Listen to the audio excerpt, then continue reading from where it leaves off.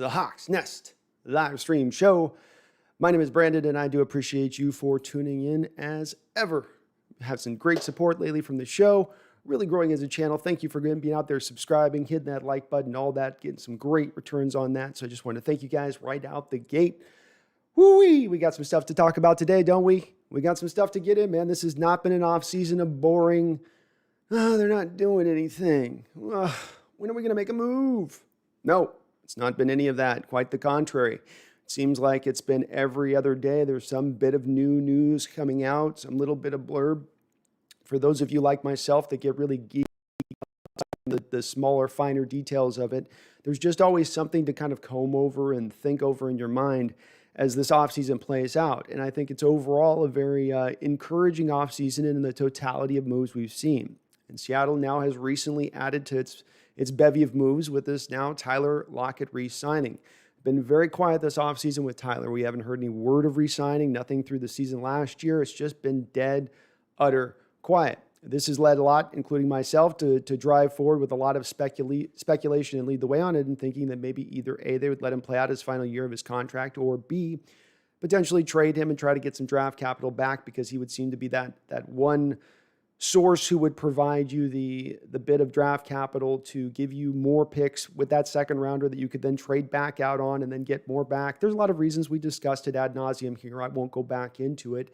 But that's not the way Seattle went with this. And instead, they went with an extension. And we'll get into the details of Tyler Lockett, his fitness scheme, those things which we have talked about a bit.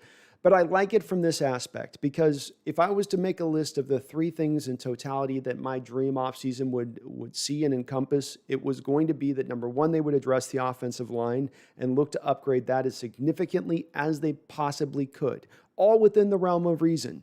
People would love to say Brandon Scherff, but what happens when Brandon Scherff isn't available? What happens when there's not a conveyor belt line of left guards available out there? They're all pros. You know, as long as they're addressing it as firmly and aggressively as you could really ask them to, fitting within the constraints that they had.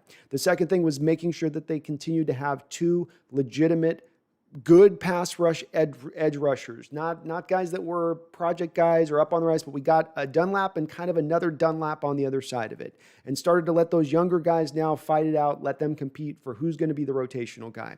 The third thing I think I would have asked for, and you could make the argument that these things were not in themselves a priority list of a 1, 2, 3, but a 1A, 1B, 1C, all needs to happen down the line. And that was, let's go for it. Let's go in now. Let's stop with this meandering 3-year plan BS. Let's stop with the, we just got to be very patient about the process and just sort of sit here and just, bup. Let's actually do what other teams are doing throughout the league, and those teams that are actually very good teams are doing throughout the league, to not only maintain a competitive balance edge, but also be able to add as many players year in and year out as they can stack into the deck. And yeah, at some point it's going to cost a little bit. At some point you're going to feel a little bit of that pain. Is it worth it is the question. And there'll be those that say yes, no. I'm one of those that says, hell yes, brother. Hell yes, brother, I'm one of those.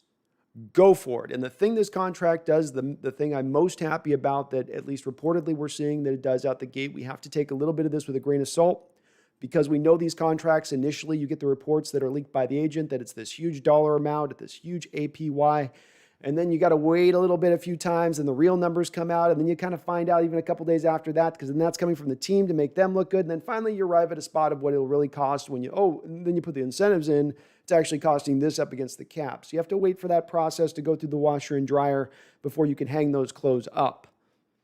But the early reports seem to be that we're going to save $7 million off of what his cap hit was this year, which was $14 million, dropping him down to $7 million this year on the new deal.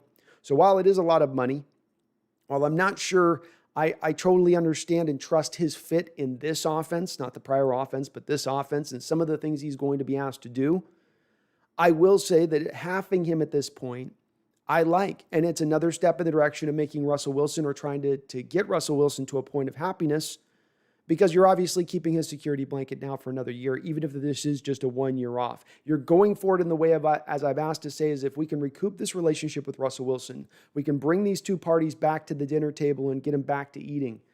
that it's going to require the front office to come in there and really try to do something. Give him some signs of, here we go, Russ.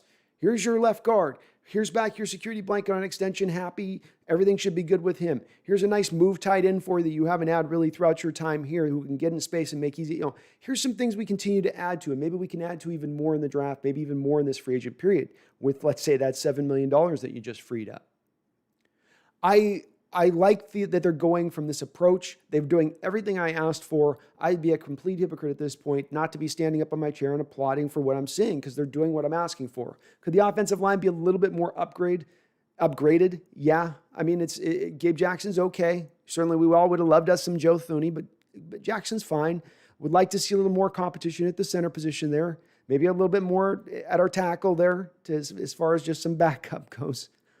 But it's on the way. We're not done yet. There's a draft left to be had. And Kerry Hyder and Carlos Dunlap are fine. We got Dunlap back. Hey, thank God there. And Hyder's better than any other pass rusher we had on our roster last year, in my opinion, outside of Dunlap. So I've got to applaud it from that standpoint of things. Is it a major move? Are we moving heaven and earth? No, but we're doing a lot of it. Avoidable years things come back into play. They tried this with Jaron Reed. They're doing everything they can to just cut, slice, dice, trim. Let's bring the gap down a little more. Here, press the garbage down on that side, then the lid will come down. Just a little more. God damn, what's going on? They're doing that. So we've got to be happy with that from a fan base from that standpoint. We can disagree with the moves. We can say we don't like it from this standpoint, but as far as them being in on it, oh, hell yes. They are in on it. They're going. There is no tomorrow as far as we're concerned as we stand right now, and we've got to love that. I love that. I think we're going to be up there competing with the best in the NFC. Is it going to be enough to get us to a Super Bowl? I need to still see a little more of the draft, and hopefully I'm still kind of just maybe I'm being a little ambitious here, but I'm just still hoping in the back of my mind you can go out there and maybe get one other just kind of nice, that's a kind of nice little piece to bring in here at this time. I don't know what receiver, then maybe another pass rusher. I just something along those lines would be a little bit interesting, I think, from our standpoint of things. Really quickly, we'll get on over here into the chat. I do want to say here there was a small little sign that Russell, for those of you out there that still have a little bit of trepidation or fear that maybe Russell Wilson is potentially going to be moved this particular offseason. I know there's a few of you out there that say, well, is the door really fully shut? We've got all these guys out there in the media nationally wise that are just keep banging that drum, right? They're like John Bonham of the Led Zeppelin, just Russell Wilson, and I think I got a little sign today to give you guys a little bit of calm reassurance now at this point, because there's a thought process at play here that, okay, we have a draft day trade coming on the day of the draft in which Seattle could pick up an extra first-round pick by the weird NFL rules that then allow them to go from 3 to 4 first-round picks in what they can get as a return. So, okay, that's always been sitting there as a potential. Why I think that's now kind of almost all but shut here is Russell is now actually reaching out to newly signed tight end Gerald Everett, DK, Tyler, to get them in on the private workouts. If you're going to have these guys it's one thing for him to have a ruse up where every time Seattle signs a new player, he puts a tweet out saying, love the signing, can't wait, stoked, let's go work, bro. And that he's doing that under the ruse of like not wanting to destroy his trade value for Seattle in order so that they can continue to get back their assets so they can facilitate the trade so he doesn't get told pound sand and you're staying here for another year. You could maybe go, okay, there I see a little of them maybe doing that but this I think closes that down, because when you get to the point of actually having guys going on flights in this pandemic and all the stuff that's going on, you're going to have to take flights to keep up a ruse at that point. To me, that's pretty far-fetched. And to me, that says to me, at least for one more year now, any little crack that door may have remained over, no matter what the national media is trying to say with this now at this point, feel free to shut that door as far as I'm concerned. And by the way, hasn't it not been nice? I'm sure all of you have been able to. What's been great about having a YouTube Seahawks channel and friends and family that know me today is that I've gotten to have the Wilson's going to be traded eminently alert coming down the phone's pike. It was funny.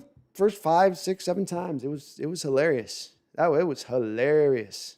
But yeah, I love April Fools, especially great days when you're doing a YouTube channel. My goodness. But we'll get over here to the chat. Also amazing. I nailed the Mac Jones call last week. I told you guys, I'm like, I could just see him locking in. He's lasering in on that Mac Jones, Shanahan. I told you, I walked you guys through the process. I'm like, just look at it. Look at what he's done and his family's done as far as quarterbacks for the last 25, 30 years. Like, he's gonna.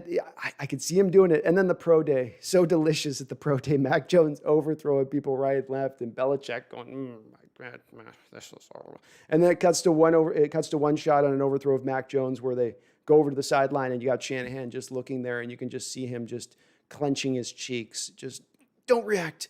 But how did you miss that wide open space? I've traded the moon for you. I went to bed for you.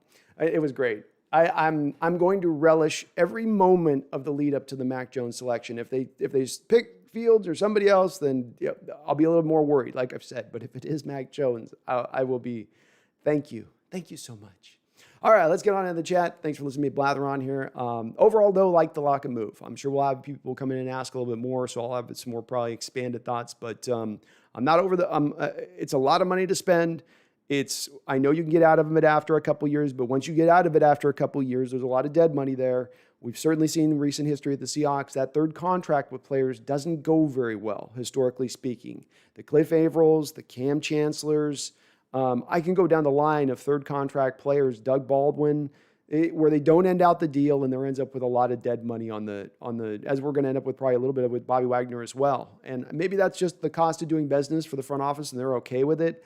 But again, you can only stack up so much of that dead money. It completely suffocated us from about 2015 to 2017, 18-ish or so, where we had no money because of all that dead money from the LOB era.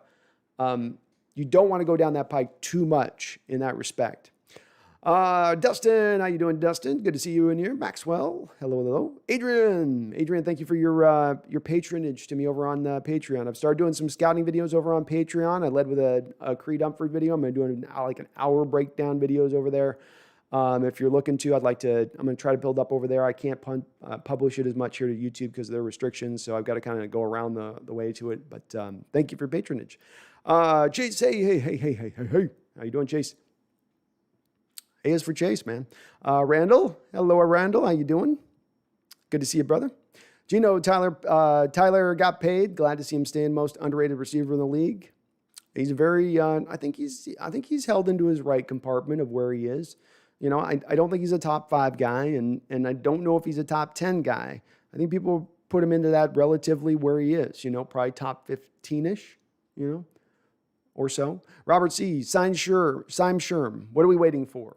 You could be where, Sherm feels like, don't forget Robert Sherm is his own agent here, so he's not going to play the cards to how a normal agent would play it, and I wouldn't be the least bit surprised to see if he can wait the process out just a little bit to see if maybe the market maybe opens up more for him than I think he probably is running into, where I think the market's a lot colder for him than he would like to see, and I think it's built on the back of the fact that there's 10 Richard Sherman types in this draft from a physical standpoint. And so you go, why spend the money on a guy who's going to be here for a year when I can draft the young version of him? Maybe not quite as tall, maybe not quite as instinctive, but still very close to him as a player. I think that's lowering down his value and making people a little hesitant to go for him. So Seattle's not offering him, I'm sure, probably a big deal, nothing more than probably $4 or $5 million a year, I would estimate. And that's going to probably be tough for him to sign the dotted line on, where he's going, I don't know on that one. But we'll see with it. Chase Stern, do I think we overpaid for Tyler Lockett? Yeah, a little bit. It's a little bit. I mean, you look at him right now, and he's basically, obviously, when any receiver first signs their new deal, they get vaulted up the charts, and they're put up with other big-time names that are guys that are way above them as far as production and talent level goes. But with that said, that's just kind of the nature of that particular beast. I anticipated that. That was one of the reasons I was hesitant to want to do the new extension, is he's on a previous deal at like 10 or 11 million a year. Now you're taking him up to like 14 and a half a year, basically deal. It's like, that's a little more expensive now. It's like, for what Tyler brings, I'm not sure there. But yeah, it is a little bit of an overpay. The nice thing is that you balance the overpay up by lowering the first year hit, which is what I'm in favor of. I think that if this season doesn't go in the right direction, and if this season doesn't bloom, we are not going to see Russell Wilson long-term here. Vis-a-vis, we are going to see a reconstruction of this roster and a rebuilding anyway. So everything's, the bills can be due at that time because it's kind of irrelevant. You don't have the team stacked up to go out there and play as it is.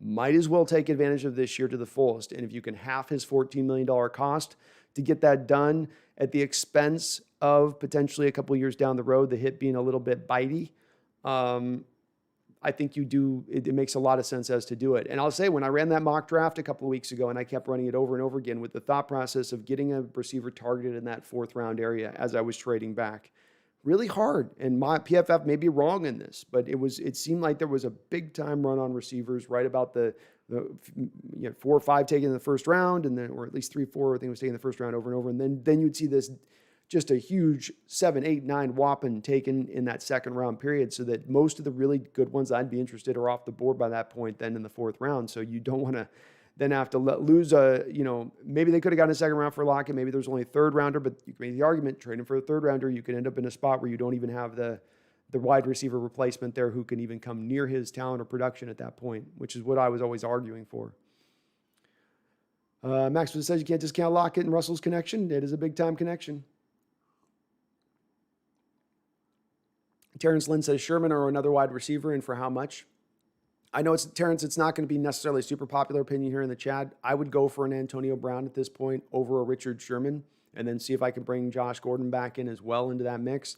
I think you can get another corner like Sherman in this draft, even late in this draft. It is a stacked draft with zone corners that are big and long, just as Seattle likes them.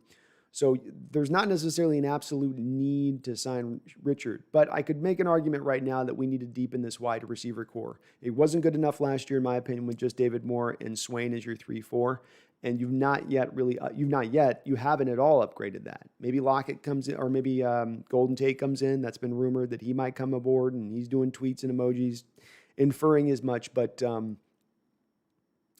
we need at this point to, I think, more address the receiver position than corner just at the moment. Dustin says Dustin with the old Soviet. Dustin, you kill me. Maxwell Everett said that him and Russ and Ty DK are practicing together in San Diego. Does this mean Russ wants to stay? Well, I don't know if it means that he wants to stay long term, Maxwell, but it means that this year I take it as a sure a sign as anything that I've read in these reports and things we've seen and his tweets and all that. This is as sure a sign as I believe that he's absolutely at least going to be here for one more year. And if he's here for one more year, there's another year chance to bring this back together again. That's what I would take from it. Smart of you to see it. Why? A year, $7 a year for Lockett starting next year ain't bad and only guaranteed for next 3 years. I like it. Overall, it's a fine deal. And why? Remember, because as I was saying, with those 3 things being the priority I put on the list of this offseason, you address those things. I can't argue for how you get it done. I can't say, well, you didn't save us future cap space as well. I speak to it as much as anybody about the fact that you can't have your cake and eat it too. Sometimes you can make the cake, sometimes you can eat the cake. You got to sometimes pick a lane on something. And if I've got to pick a lane right now, it's trying to make my franchise quarterback, just still in the middle of his prime, who's going to go in the Hall of Fame at some point, happy. And if this guy does that, if these other moves do that for this year, then great. Barry Satoro, thank you for the $5 donation, Barry. Brother, I salute you. You're always so kind. He says, 2 weeks ago, I was pessimistic. Now I can't wait for week 1. I love to hear it, Barry. I'd love to hear it. There's been many have come on, Barry, that have been fairly depressed as we started going this offseason, especially with the Russ trade talks. But I think people are starting to come around a little bit. They're starting to see these moves that are being made, and Schneider's going outside his comfort zone. They've taken on any salary they've taken on this offseason, really at this point has all been taken on the offensive side of the ball. Harold Everett, Gabe Jackson, Ethan Posick, re-signing Chris Carson, re-signing Tyler Lockett. For Coach Carroll, who loves himself his defense, he sure hasn't done a lot to spend really on his defense. He had to cut Carlos Dunlap, brought him back. Yeah, you got Carter Hyder, Mayoa, but you also still have KJ Wright leaving, and you haven't been able to add back onto that. So it's guys are going outside their comfort zone, I think, as far as the indicators here to make Russ happy. And maybe this is, I think if Russ happy, hit that offense built up, the development of the defense, some of those young edge rushers coming along, this is where you get a team that can potentially get to a point of being elite. I can see the path. Adrian D, Ayo, I see the attaché is coming back. Yeah, I can only go so long without the beard now, man. I felt naked last week without it. Dustin, Hawks Nest over under 11 and a half wins, just in keep in mind a 17-game season. Dustin, the thing that jumped out to me, we were looking at last week with this, was that go look back again at that schedule next year that we're going to play, and it sort of looks a little cupcakey right now. It's not complete last year cupcakey, but it's all but just missing a little bit of the frosting on the top. And I think that fact that that's going to be a little weaker, yeah, you lose a couple games within your division because of the nature of that particular beast. But I put us up at 12 to 13 wins at this point, so I'm going over on that, Dustin. Fish Angel, if we can get Rashad Bateman, that would be amazing. He has an amazing release with great speed, and we should get Sherman, draft Paulson, Acebo in the 4th. We get Devondre Campbell in free agency. Rashad Bateman's been one, Fish Angel. I'm sure you know that he's taken a little while for me to kind of figure out with him. I do tend to go back with him again and again a little bit, that maybe his best place is going to be in more of a precise route running type of offense where they can take advantage of his release for quick, instantaneous separation on those shorter routes, more required in, let's say, West Coast, traditional West Coast offense. A team like the Raiders, to me, is a team that makes a lot of sense with what they're going to want their wide receivers to do in the course of that kind of offense. He did as well measure in a little bit below what the Minnesota had listed at. He was listed at 6'2" in Minnesota, and they measured in, I think, today at the Pro Day, or a couple days ago at the Pro Day, at 6 feet tall. As well as he went from being 6'2" and 205 to being 6 feet tall and 190. A lot of skinny wide receivers in this particular draft. It's kind of odd. These guys can't put on any weight, I guess. But you're right. He has an amazing release, probably the best release in this draft. So you're 100% on the button there. But that's just the thing is, does our offense our offense needs guys that are going to be able to create quick separation. But just sometimes is Russ necessarily going to be able to take advantage of that as much with sometimes what he wants to do in his game. Maybe it could work. I don't hate the guy as a prospect. I think he's got a high floor, so he should at least be solid for you. Paulson, Acebo, I'm on board Paulson, a Fish. No argument there. I love me a follow. I don't know as much on Devondre Campbell, so I have to look a little on him. But yeah, I'm completely there with you on Paulson, Acebo. You probably go one or the other at this point. You probably either are drafting a corner or getting a Sherman, not both, because you only have so many draft picks right now as we stand. And it doesn't look like, with Jaron Reed gone, Tyler Lockett resigned, outside of a Bobby Wagner trade at this point or a Quandre Diggs move, there's not a lot of other ways that you have to really cut out any sort of cap to trade somebody, or somebody to trade to get yourself draft capital back, which would also be the other key aspect of that. That's kind of closed up as a door. So you're going to be stuck with the picks you basically have at this point. Tommy Eaton says top 3 offense next year. Russ might get his 28 points in the first half after all.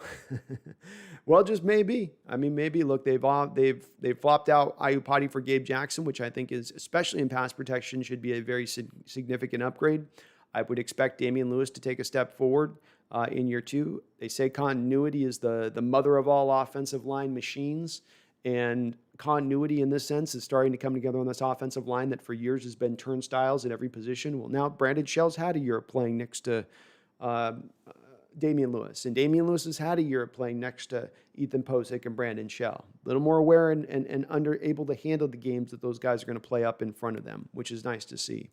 So they've done good with the offense. I've mentioned before, Everett's a tight end you could make an argument. We've never had a tight end like this the H-back tight end that can break tackles, that just such a unique talent. You've really not had a guy like this in Seahawks history. I mean, you just haven't. You've had a lot of inline guys going back from Mike Tyson. The lineage carries on to just a bunch of big, just space eater type of guys. So you're now getting something you've never had before. In that respect on offense, and it's exciting to see. And maybe I would expect them to be better overall than they were last year in totality. And if they start out that record-breaking way last year, why can't you tap back into that, especially if you're taking your offense from 1987 to 2021? Brendan, I really wonder what Jamal gets you in a trade. I love him as a player, but I want picks. I also want Ugo and Blair on the field. You get that first and pull a Frank Clark with it. Brendan, you're not alone. I know that our guy over at the Seahawks, Rob Stan over at the Seahawks draft blog, is very much in on trading Jamal Adams. I can't quite get on board with it because I do embrace the sunk cost fallacy and understand its importance in life, and that you have to get around sometimes things just aren't a fit. With that said, I think in a lot of respects there's reasons why he wasn't able to perform at his best level last year, and I think he still has some upside and level of play way to get you on the field. If he can tap into what he did in Week 1 in Atlanta and give you that kind of play on nearly a week in and week out basis. He can transform a defense, or this type of defense we have can be transformed in a lot of respects, I think, to a more dominant version of itself rather than just having a guy at free safety, okay player. But again, I get where you're coming from because Blair doesn't have a pathway to start right now. And that would give you a pathway to start. That would clear you $9 million in cap space off the top. There's a lot of reasons why the trade does make sense. So while I'm not on board with it, Brendan, I wouldn't admonish it either. I get it. It makes a ton of sense in a lot of different respects. And they certainly would be able to trade back a bunch with it and collect some more capital, which would be particularly big in this draft. So if it happened tomorrow, I wouldn't be cussing or pulling my hair out. But I just do tend to think on the thing that they're going to lean back on probably keeping him. I'd be very surprised to see that kind of trade. Clara B. Hello, Clara. How you doing? She says, I'm doing great, by the way. Doing awesome today. Facial hair back, offense rebuilding, but still can't abandon defense. No, we can't. And yeah, I'm going to see if I get my a little bit of my beard back here. You can't abandon defense, that's for sure. I would expect them in this draft to probably lean in. I'm expecting a cornerback. I would be very shocked if we don't at least have one to possibly two cornerbacks in this draft because there's so many Seahawks-like corners in this draft, and it is kind of a need a little bit. But I think they're going to do, there's still a little bit more room to do now. You got that $7 million space. Probably KJ Wright could be maybe the next target they're looking at. You save that $7 million. KJ is going to cost you probably 4 to 5 maybe. We'll see what they do with KJ on a deal, but you could maybe kind of make that work. I know the Cowboys are in on that as well. They're trying to make a deal there with KJ too. So we'll see how it plays out. But I think a little more defense is coming on the way. Dustin says 2021 losses, Rams 2, 49ers, Green Bay, and the Colts. I can see the Green Bay and the Colts one being it, but I'm not on his board with 2 losses to the Rams. I think we split that. So I could see maybe the Niners, maybe. I'm not, at this point, Dustin, I'm not putting an L on the Niner games. I'm putting those as 2 dubs right now. Because I look at their offseason and I see they've drained some talent at some positions, especially on defense. You've got Bosa coming back off an ACL. You're rarely at your best the year after just one coming off that ACL. See Rashad Penny last year. I think he's going to take another year to get his legs back. I think Dee Ford's a guy that is good for about 4 games a year, which now their defensive line. They lost Kerry Hyder. I don't think the Niners is as strong right now. They haven't addressed the quarterback position. And if they end up with Mac Jones, you're going to tell me Mac Jones is going to beat us twice this year. I don't see it. B-Russ, do I think Antonio Brown is still possible? Tampa Bay and AB do not seem to be close on a deal. Yeah, I think it's us and Tampa Bay that are really the only 2 that are really competing for his services. And I think it's the opposite of last year where I think we're actually offering a little bit more than Tampa Bay. It's not a lot more probably, not as much more as AB would like to see, but it's a little bit more, I would guess. So we'll see if it goes down, but I think, actually, I may try to do a call-in show today, so we'll see how it goes. We're scooting along pretty good. I'm going to maybe see if I can try to get one in, and I'll send you an invite if we do that. Fish Angel, I personally want to either Rashad Bateman, Tutu Atwell, or Anthony Schwartz due to speed. We need a Yak Monster in the slot. I agree, and I don't mean to be against you on this, but man, Tutu Atwell is not my cup of tea. He weighs about 165 pounds, and I just don't think he's going to be breaking many tackles at the next level in the NFL at that size. He certainly did some interesting things. He could be a fun kind of slotty guy down in there, but he's just a guy that, he would be available in second round, though. I'll say that, Fish Angel. He'll be a guy sitting there staring at you. He'll be one of those top-end guys that is looking at you. And Anthony Schwartz, I haven't looked at enough yet to get a good enough opinion on him, but can't quite get on the Tutu Atwell train. He's so slight. I mean, he's just so small. Larry Bird, Sherman Tate, let's do it. Let's do it, Larry. Sign me up. I'm on board. Let's bring back the fam. Bring back the fam. Maxwell Stern, picture this DK, Tyler, and AB, and that's the best receiving core of the league. Agreed. This is what gets me on board with it. And I don't think there's as much risk for AB as some of those naysayers think there is. There was another article that came out this last week about why even Seattle even considering AB as an indictment against God himself. It's like, people, take a pill.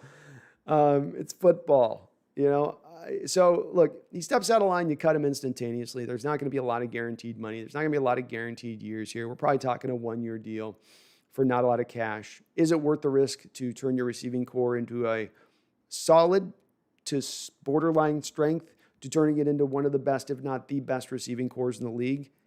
At that kind of like low end risk dollar amount, low end risk years, doesn't cost me trade capital to get him. Yeah, I'm going to go ahead and say that I think that that's a smart move to make at that point. So count me in on it.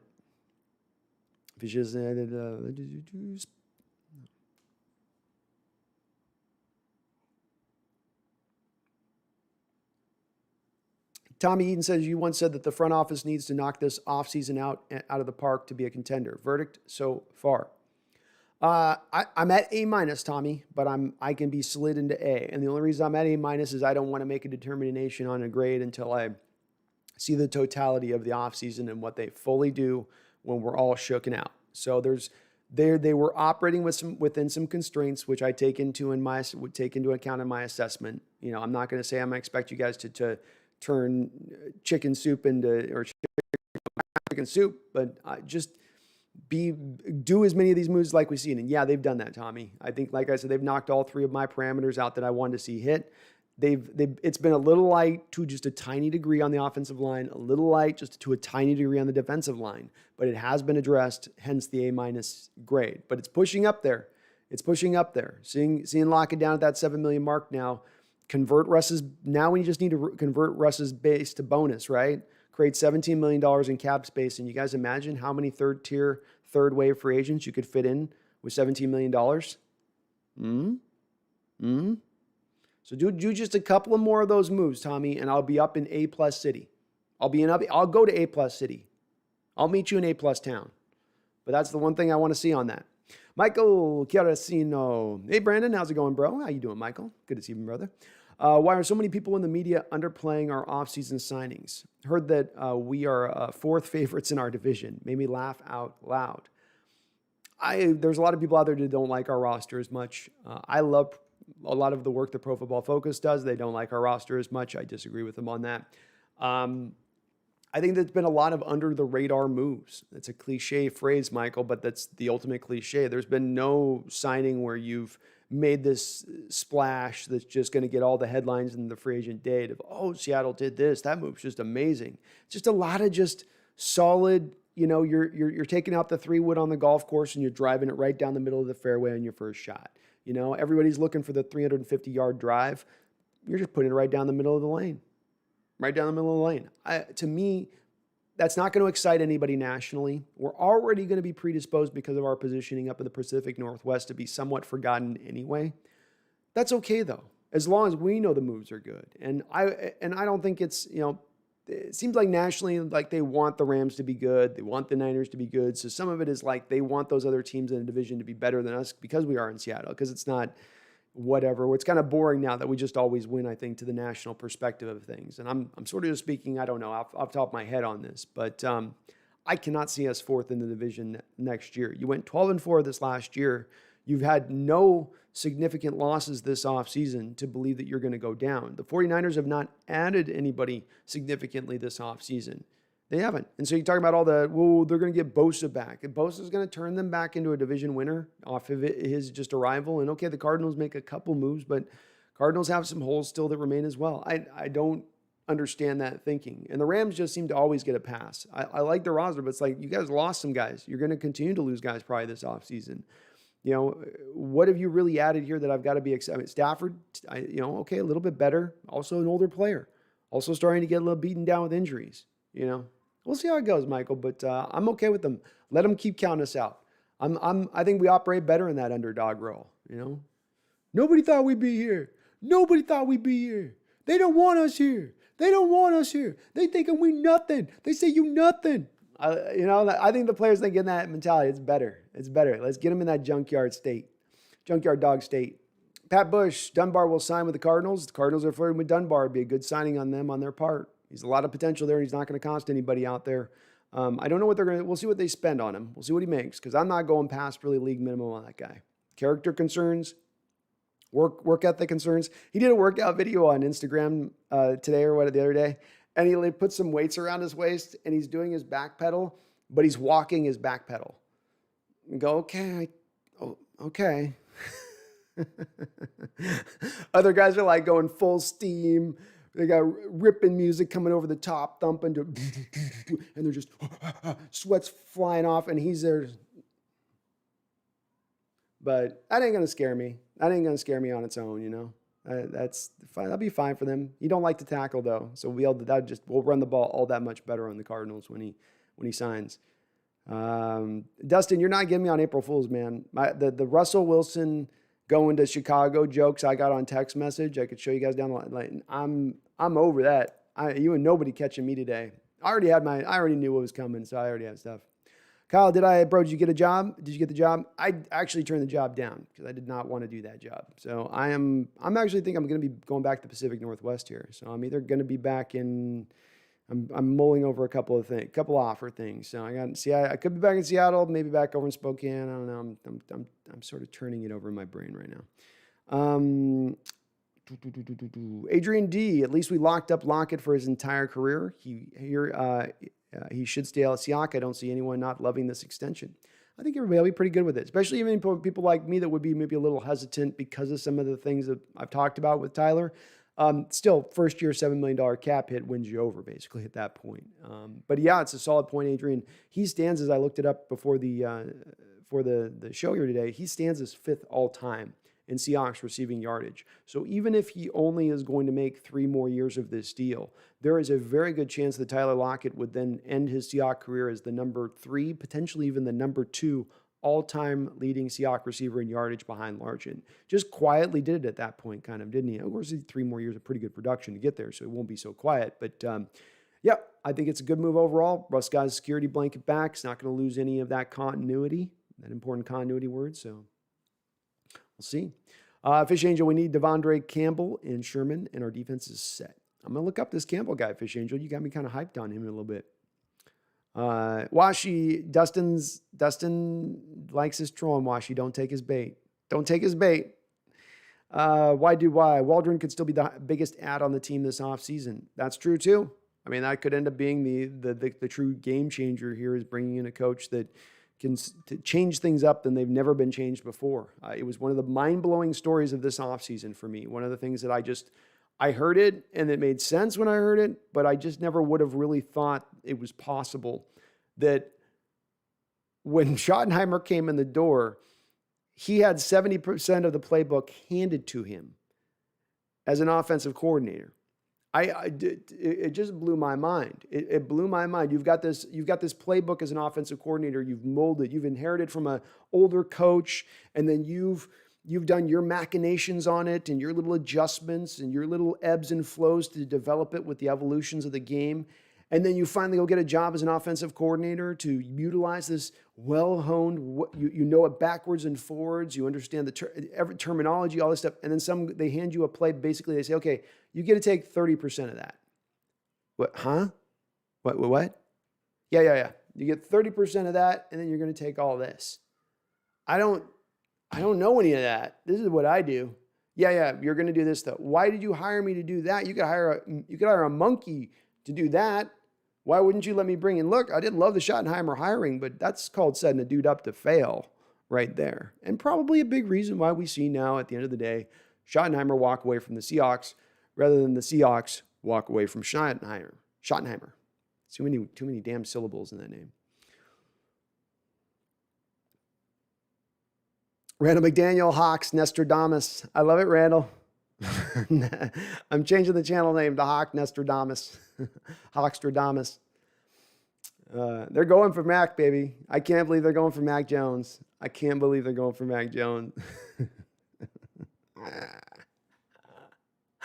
Oh, Niners. Oh, I love it. Mac Jones. Oh, dude.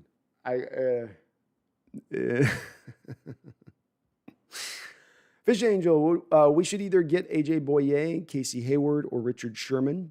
To me, Richard Sherman, if you're going between those three, Fish Angel, Hayward and Boyer, their grades PFF-wise have slowly kind of eroded as you would expect with age for corners to do. But with Sherman, it hasn't been that same erosion, and he would be able to come to a scheme that he knows back and forth, coaching staff he knows back and forth. He could hit the ground running for as fast as his slow-legged older self can hit a ground running. I expect him to be okay with that. So I'm still going back to Richard on that if I got to pick between them, even if I got to spend a little bit more on Richard than those other two cats. Michael Parker, what's up with Justin Fields talk? Bad work ethic, last one to practice, first one to leave. Is there ulterior motives from teams hurting his draft value? Sure is a huge indictment. It's probably like the worst indictment on a quarterback that you could be given as a prospect from the quarterback positioning, to be told that. I mean, that one stung me. And I'm not an Ohio State fan. I'm not even a Justin Fields fan. I was like, ooh, that one hurt. That one hurt. And of course, for those of you who didn't hear and Michael's right on point with this, the quote that leaked out was from somebody at sources or whatever. The sources are telling us about Justin Fields. He's got a bad work ethic. He's the last one to practice. He was the last one in the building and the first one to leave. And this, of course, is the inverse off of the thing that they say about every quarterback, this is the cliche thing they say about quarterbacks is first in the building, last to leave. So it's people saying essentially this guy's not going to have the work ethic. And to say you don't have the work ethic as a freakish defensive end, you can get drafted by that and people will be fine with that. To have a questionable work ethic as a quarterback, that's a black mark. That's a little bit of a stain. Is somebody doing something to potentially hurt his draft? Certainly could be that, Michael. And that's why I would give it not a lot of necessarily. Let's get some more stories of that coming from the program before we make that assessment. And some of it we'll just not know for sure until somebody drafts him. But the thing that would lead me to believe that it's probably ulterior motives is the fact that you have the first three quarterbacks slotted now. He's the fourth guy and the next one in line. He's the fourth guy and the next one in line, with seemingly the two teams right now behind those first three picking not being two teams that are going to go quarterback, i.e. two teams that would be open to trading to another team that wants to trade up to get Fields because they value him that highly. So if that's the case, you don't want to have his value rated as the teams aren't getting it with this guy. They're missing the boat on this dude. He's just as good as these other top two, other top three. There's no reason he should be going forward. This is insane. Like, we're hearing some of these stories come out about Fields. And so if Atlanta sits there and goes, yeah, it is insane. Yeah, you should give us like 3-4 more first-round picks if you want them. Then do that. So teams are going to probably try to depress that down. That makes a lot of sense to me, and I could get it.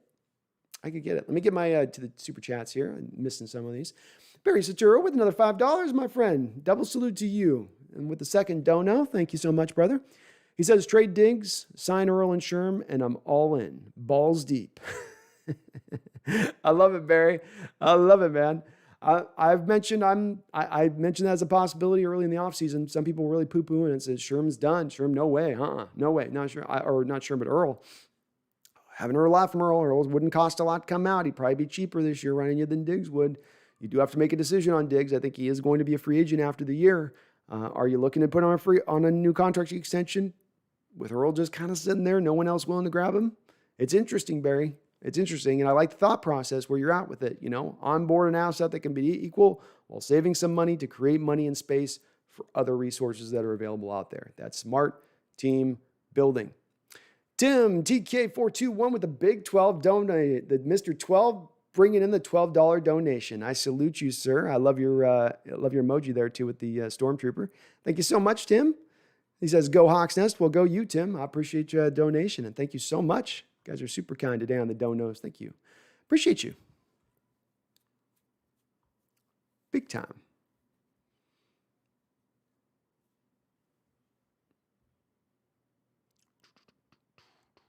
See here. Jose Rodriguez, my mod. How you doing?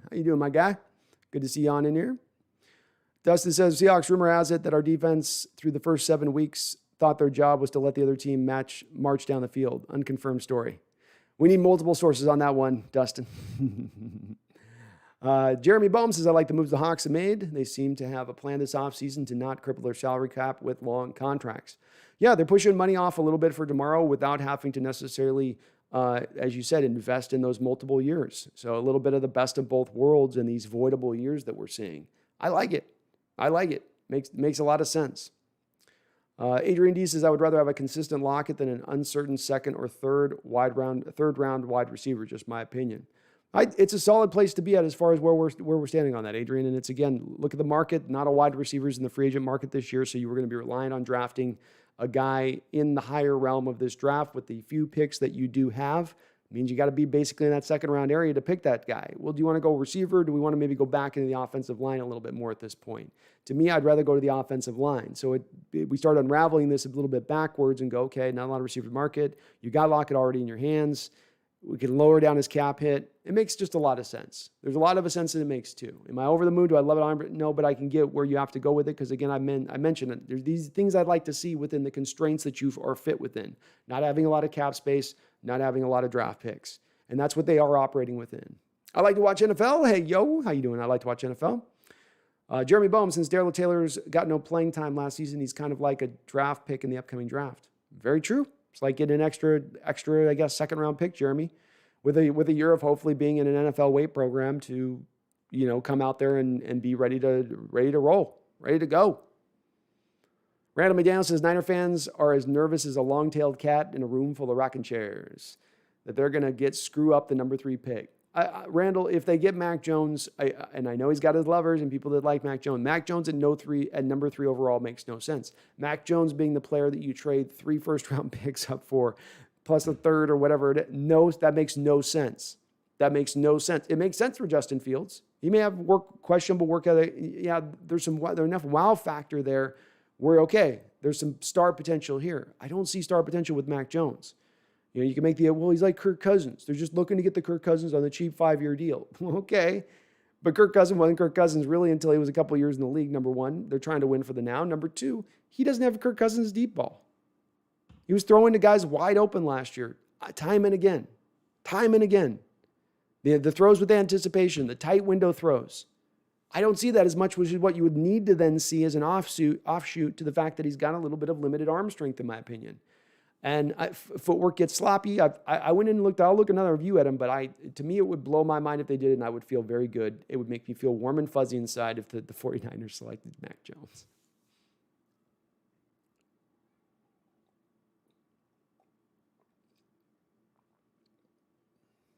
Tommy Eden says, we only overpaid now. Wait till the cap blows up with the TV deal and DK resets the market. It's looking closer to that $25 million per mark now. I think the more time we go with this, Tommy, is probably where you look at him being. So it's going to cost a ton. Dustin, heard Sean was getting back into football shape. Your thoughts? Well, maybe it could be interesting. Let's see what's his 40 time at, Dustin? What's his 40 time? Gino, I don't see us re-signing KJ. I've been pretty long pessimistic on this one, Gino. The only way to get it done is if he can go out there on the open market and see that he's not going to be paid what he really thinks he's going to be paid and then come back. The problem is you got 2 teams in like Oakland and in Dallas that are moving and transitioning to Seattle Seahawks scheme. And they're bringing in former Seahawks coaches that have worked with KJ Wright, know his value, understanding now you're getting him essentially for 2 positions for 1 by paying him.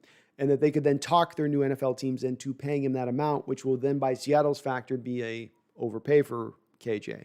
I think that probably leads them down the road of probably having to move on from him when it's all said and done. Hopeful maybe that it still kind of breaks down that way, the other side of it, but just to me, not likely. Heat Cranks, how you doing, Heat Cranks? Tried to see an invite the other night on a game. I couldn't hit you up though, but definitely hit me up on the gaming. He says John did 10 times better this year than last year when it comes to free agency. Facts, man. Facts. This offseason versus last offseason, which was just a salt and peppering of good to bad, middling to ugh. You could point to half to 3/4 of the signings and moves last offseason being ones in which you went, why? What? Huh? Why? No, don't do that. No. I think this offseason's been way more on the mark. Whether these moves work out or not, it's been way on the mark. The voidable years aspect, you've brought in as many players as you can. You haven't overspent for anybody. You haven't bought older, aging players who are injury prone and gave them way more money than you should have. A lot of reason to feel like this offseason's been a huge leap forward. I like to watch NFL. Why does your facial hair grow so fast? Well, it's the heavy amount of testosterone that I have pumping through my veins. I'm naturally it's cooking through them, man. I don't know why, runs through my family. Had one relative that it was fully immersed in hair. Used to call him Bigfoot. So I don't know. In reality, though, I think it's actually the hair grows here in Maui, I've been told, faster in general. I don't know if it's true, but that's what they say. Adrian D, I would rather have a consistent Lockett than, oh yeah, sorry, Adrian, I read that, sorry.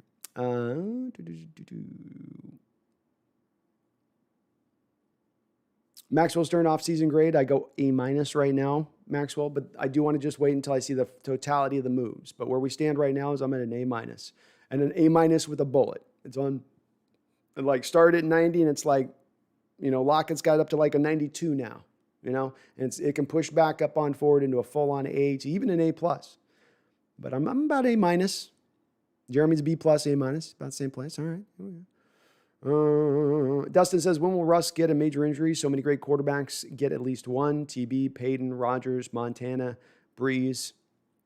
Well, he's gone longer than all of those quarterbacks that you aforementioned there before they had all run into an injury by this point in time in their career. So he's already outlasted all of them. And one thing that we've learned about a guy like Tom Brady in this league is that there are anomalies that exist in given departments.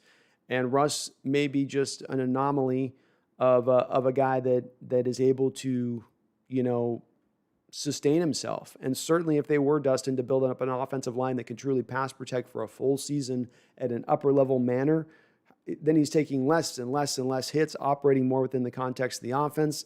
That's going to lower down those chances even more. It's going to be the thing that he needs to do as he moves forward in his career to eliminate those hits, to keep himself more upright. But he is getting older, Dustin. So more reason why they need to. I'm not going to predict an injury on a guy like that who's been able to literally play through high ankle sprains and whatnot. He's a tough SOB too. Russell's definitely that, maybe even above all else. Michael says, what is a successful year for the Seahawks? Is making the playoffs enough? I don't think so, Michael. I don't think many on this chat would say that that's enough at this point, because not only does it come down to now it's no longer a question of does it enough for you as a Seahawks fan, and this being an argument between Seahawks fans as a what's more important, getting to Super Bowls or being a consistent winner? This goes beyond that now at this point. It goes to Russell Wilson's happiness, because I think Russell Wilson lands more in the stride of those people on the side of the fence where I'm standing, those people that say it's about Super Bowls. It's not about consistent winner. It's about you want to be a consistent winner, but you really want Super Bowls. And if I've got to make a choice between the two, which that's where this really boils down to, is do you have to make a choice between the two? Well, yeah, you sometimes do. Sometimes you just got to go for it in the now. To me, a successful season to me looks like getting to at least the conference championship, if not pushing to the Super Bowl. Conference championship might still be just a little short for Russ. He still might get to the end of the season and say, that's great. Still I don't see the signs here. It's not quite enough. I think it probably would be, because at least now you're taking the step forward that we're looking for rather than the plateauing that has sustained us. And I think that would be enough at that point to get it done.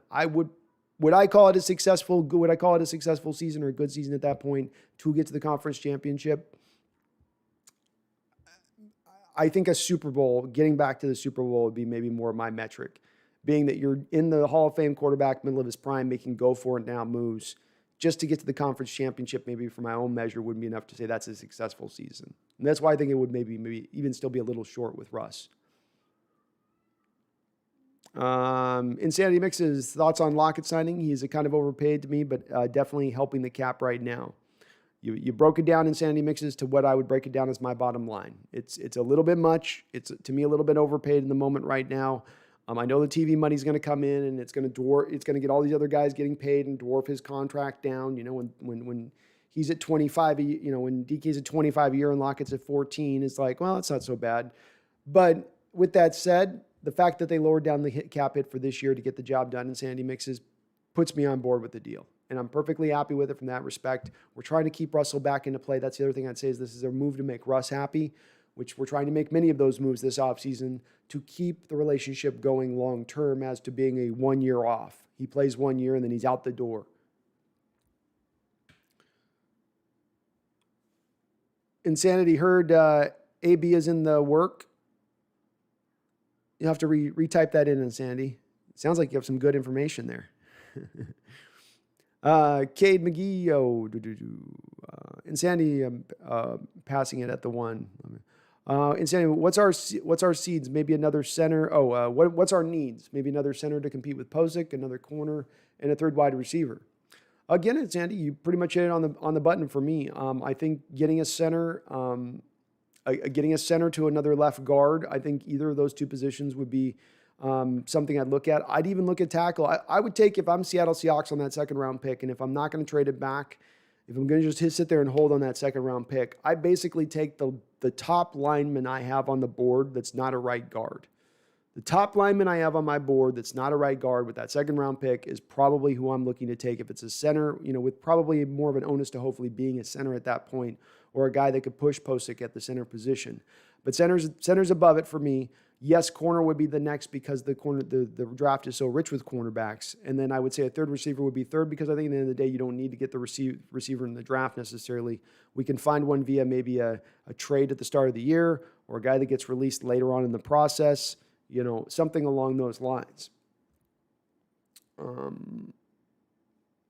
Maxwell Stern, playoff run prediction. Hard for me to make the prediction quite yet. I do think we're at about a 12-5, 13-4 type season next year if we continue to make kind of the moves we're making and where we're going. Does that get us to the conference championship? I think so.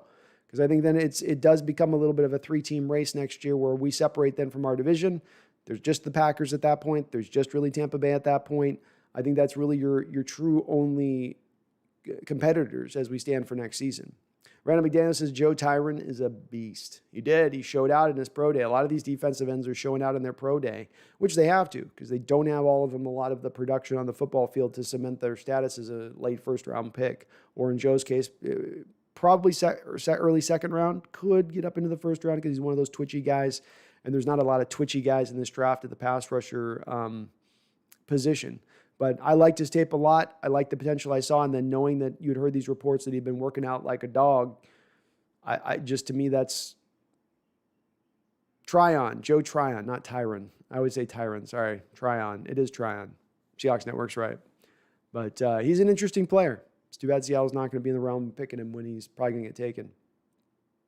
And Sandy Mixon says, if we aren't re-signing Diggs, then trade him and get Blair, but that is risky.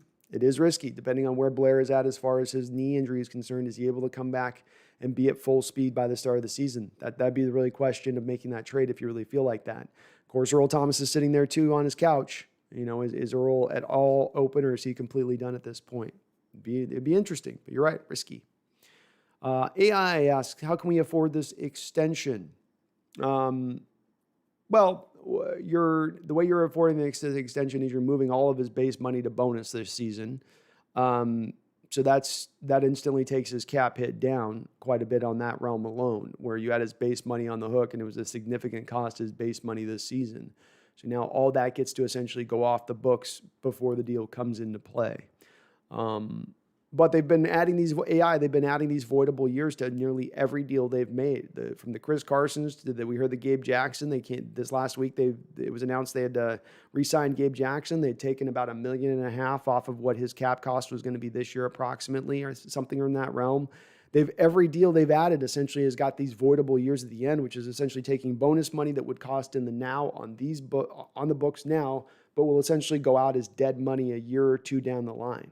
So they're sacrificing the future for the now, and not hard not to love it as far as a move. I've yet to hear anybody that isn't happy with them doing it this way. Dustin says, is Earl Thomas a Hall of Famer, yes or no? Has his late antics cost him a gold jacket? Yeah. Probably been just enough to cost him a jacket. I thought he was probably one more true elite season away. He did have an elite season with the Ravens in the last year he was there. It was an elite year he played. He needed one more, in my opinion, to just get him cemented in. And unfortunately, I think he's sitting 1 year short of that right now.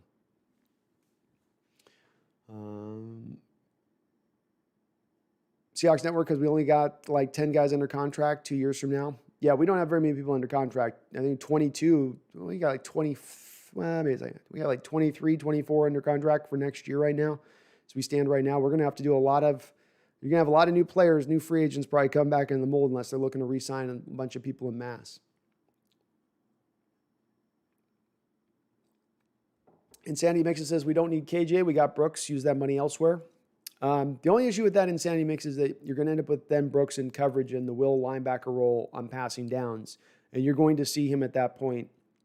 Get a little bit exposed at the will linebacker role, in my opinion. So that's the only downside of that, is that KJ is far superior in coverage. than where Brooks is, and you lose that if you take KJ out of that element. You're going to probably have to find another will linebacker out there that can do something in coverage at that point. Maybe they could look at it like Ben Burke-Irvin as just your passing down will guy. I've always wondered why they couldn't necessarily find a role for him, a guy that's a sure tackler, albeit a little undersized, but he ran like, I think, a 4.5 40 or something. He's got some speed. There's some juice in those legs.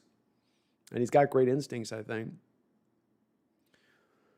Tommy Eaton says, if they don't trade Jamal and it looks like we're not trading Russ, I just can't think of how else they would generate draft picks this year. So it looks like we're trading back to back for the draft. It's going to be hard at that point, Tommy. There's not a lot of other ways to make it work at that point. You're absolutely right there. So you're kind of stuck and locked in at that point to turn that a bit around. They had to make the move in other places if they were. I think they are probably going to just stand pat. Dustin says, why does our division have to be so good? Oh, my God. I know, Dustin. I just like this division, as I've said, it's got no chill.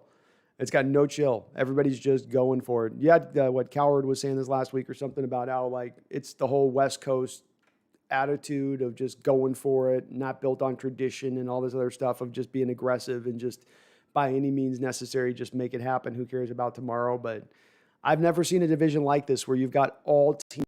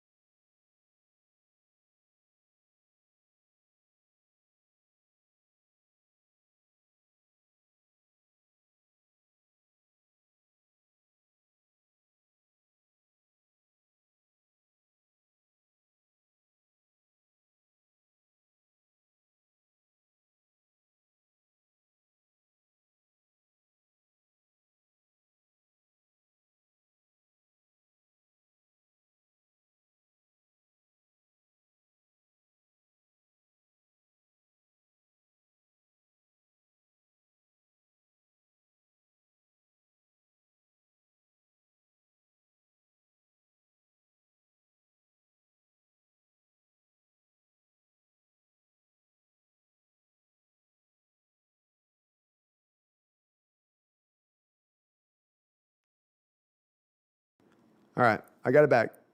Got it back. My mic was muting up for a second there.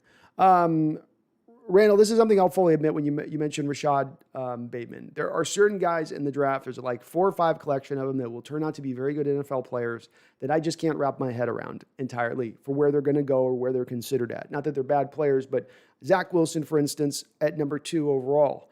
I still can't quite get it. I saw his super magical throw rolling to the left and throwing back across his body 50 yards down the field at his pro day. I understood. I got it. And some of this is me, again, giving some ground to say, look, I can admit to the fact that this is sort of my own failings on this of not seeing it on the tape. I'm watching the tape. I'm just not seeing it on the tape. I've watched a ton of Rashad Bateman's tape. Part of the problem, I think, is that I've got to look at just his 2019 tape and really lock in on that, Randall, rather than looking over at his 2020 tape, which is god-awful, but god-awful for a good reason. He got COVID, lost 10 pounds, etc. So maybe I should be giving more weight to the 2019 tape, which, as you know, I liked a lot more last year when we were looking at the other cat that was coming out of Minnesota at the time, who I didn't like at all. I liked Bateman at that time a lot more, and maybe I need to just lock in on that 2019 tape and really there. He's got probably the best release in the draft. He's solid down the line. There's not a lot of spectacular to his game, in my opinion, just solid, very good route runner, all that stuff. So maybe in that respect, you could make a little bit of comparison to Stephon, but I feel like Stephon's a little more sudden and a little more explosive overall, just in his overall game. Dustin says, Mr. HawkNest, by the time Wilson retires, will he have beaten all 32 teams in your opinion? Yeah, if only, Dustin, for the fact that he's going to play for freaking 20 years. You know, you get 20 years, and especially if you change teams at one point or another, you're going to be routed through then a whole different traffic of normal teams you play. April Jones Radio. How you doing, April Jones? What's happening? We re-signed Tyler Lockett. So another big time signing with we re-signed Tyler Lockett. He's coming back for looks like, as somebody said before, majority of his career / maybe the rest of his career. Mac Jones is going to the 49ers, it sounds like, 3rd overall. And it seems like for certain now, I think we can say Russell Wilson is absolutely going to be back next year, 100%. Welcome aboard, April. Please do slam on that like button, too, if you happen to be watching right now or in recording. It helps me out on the algorithm. It makes me show up on all those searches that Seahawks fans do, so the channel can continue to grow. We've been kicking butt and taking names lately. Jeremy Bone. Rams have lost quite a few players, and Stafford is an upgrade over Goff, but how much of an upgrade is that? Well, that's the thing that I've questioned with it, Jeremy. I've pointed to 10%. There's been a lot of people in this league this offseason that have said, man, finally now he's going to get to show y'all what's up. Finally now he's been up there, buried in Detroit, just up under the lip of Canada. And, you never gotten to get to see this guy at his best. He's a warrior. He's a this, he's a that. We've heard all of this acclaim for a guy that I don't think has won one single playoff game in his entire career. And as you know, I love his nickname, Jeremy. I go back to it again and again, which he got a few years ago, called Stat Padford. He was sort of the original Dak Prescott in this realm, where he would put a lot of stats up once a game was out of hand, far beyond. After he had underperformed through the first part, he started to overperform through the back part when it was already truly decided as a football game. I think he's about a 10% point at this point in time of his career, being that you look at his age, you look at some of the injury stuff coming on with him. I think he'll be an improvement off Goff. Is he going to be a far superior improvement? I'm not so sure at this point. He could be. The potential's there. Former number 1 overall pick. He can spin it as well as anyone in this league, and that's gonna help. But I'm not as much on, and I agree with you, Jeremy. I think they've lost some other assets. That safety they lost was one of the more important players on their defense outside of Darnold and Ramsey. You could say he was maybe number 3 on that list, and he's gone. They've lost a couple other guys here and there. I think that they still may end up losing a couple more guys before this is all said and done. I think there's no guarantee that they're just good where they are now, and that I don't think they're still yet under the cap technically. I've been waiting on a little bit of an answer for that, but I'm not sure. Corey Johnson, Lockett's a top 10 receiver. Go Hawks if you agree. Well, I'll give you a go Hawks even if I'm not sure if I agree, but let's run through it. We got Hopkins, Mike Evans, DK Metcalf. Where's my list going here? Devontae Adams.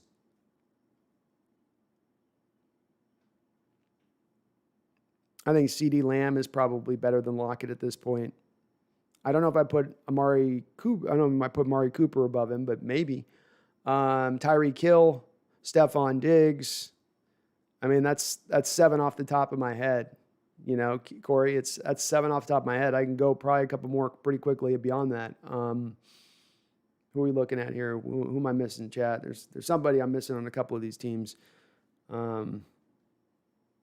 But he's on the crest of it. I think he's more top 15. So he's just on the crest of it, Corey, but I don't think he quite cracks the top 10. But again, I'm going to give you a go Hawks anyway because I appreciate Jim jumping in.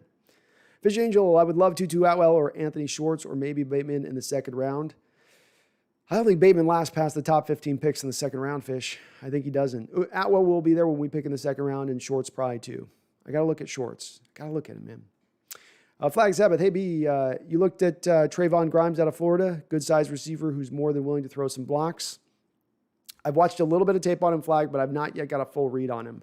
I was looking at other receivers while I was watching him a little bit at the same time because you got Kadarius Toney and Pitts coming out of the same. They got they're stacked with just receivers at that team. But I will be taking a look at him. He's one of my guys on my list to take a look at. I liked his game okay so far. Not a lot of flash necessarily to it, but looks like a solid guy. And as you said, I think I do remember doing some pretty good little blocks. Dustin says, I promise to never troll again and always be a good boy. April Fools. Tim, TK421, trade Bobby for the Raiders, move Brooks to middle, Adams to Will, Blair and Diggs to free and strong, Amadi or Coleman at slot corner. I love your idea, number one, Tim, from a personnel, moving this personnel in the right places and directions. I like all that. Nothing wrong with any of it there.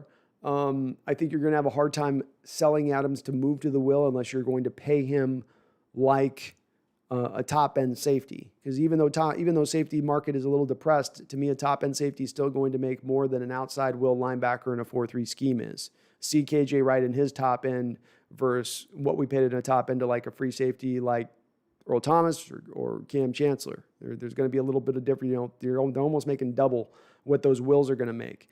So you're going to have to be paying you're going to have to be paying essentially, you have to essentially then pay Adams at that point to play Will, and that's going to be where the rubber meets the road on that. But trading Bobby, totally get it, understood. Doing that, moving to Brooks. Brooks is going to eventually be that middle, so makes a lot of sense to do it that way. I'm not anti any of the moves. You're going to have to sell Jamal on it a little bit. Gino, have I ever been to a game in Seattle? I've been to many games in Seattle. I went to a ton back in the day in the old Kingdome days. So saw a good amount of games in there. I've probably been to about a half a dozen games in CenturyLink, Lumen Field, whatever we're calling it now, including I was at the Fail Mary game. So I'm trying to think, what was the last game I went to? I think I went to the Chicago game a couple years ago was the last one I went to. And frankly, it was what bummed me out is that there was such a key difference when I look at between different experiences of like the Fail Mary game versus going to the Bears game and just the fans around me. And like, look, I go to get hyped at the games. I'm gonna have a few beers. I'm going to be loud. I'm going to be, going. And when you sit around and you look around the other fans and they're just not cheering at times and being quiet, it gets frustrating. And I don't want to get frustrated watching football, but some of those fans in that stadium, when that thing does need to open up, we need to hold them accountable and tell the suckers, look, you can come here, come and watch the game. You can watch it home quietly. You want to be here in person, let's get loud. That's what we do. 12th man, let's go. April Jones Radio, hot. Fiji Mark, how are you? How have you been doing? I've been able to get on for a while. Yeah, it's been a bit since we've seen you there, Fiji. I've been doing good, man. Doing good. I'm about ready to do another move here in another month, so I'm heading back to the mainland. I've got things figured out over here, family-wise, so heading over.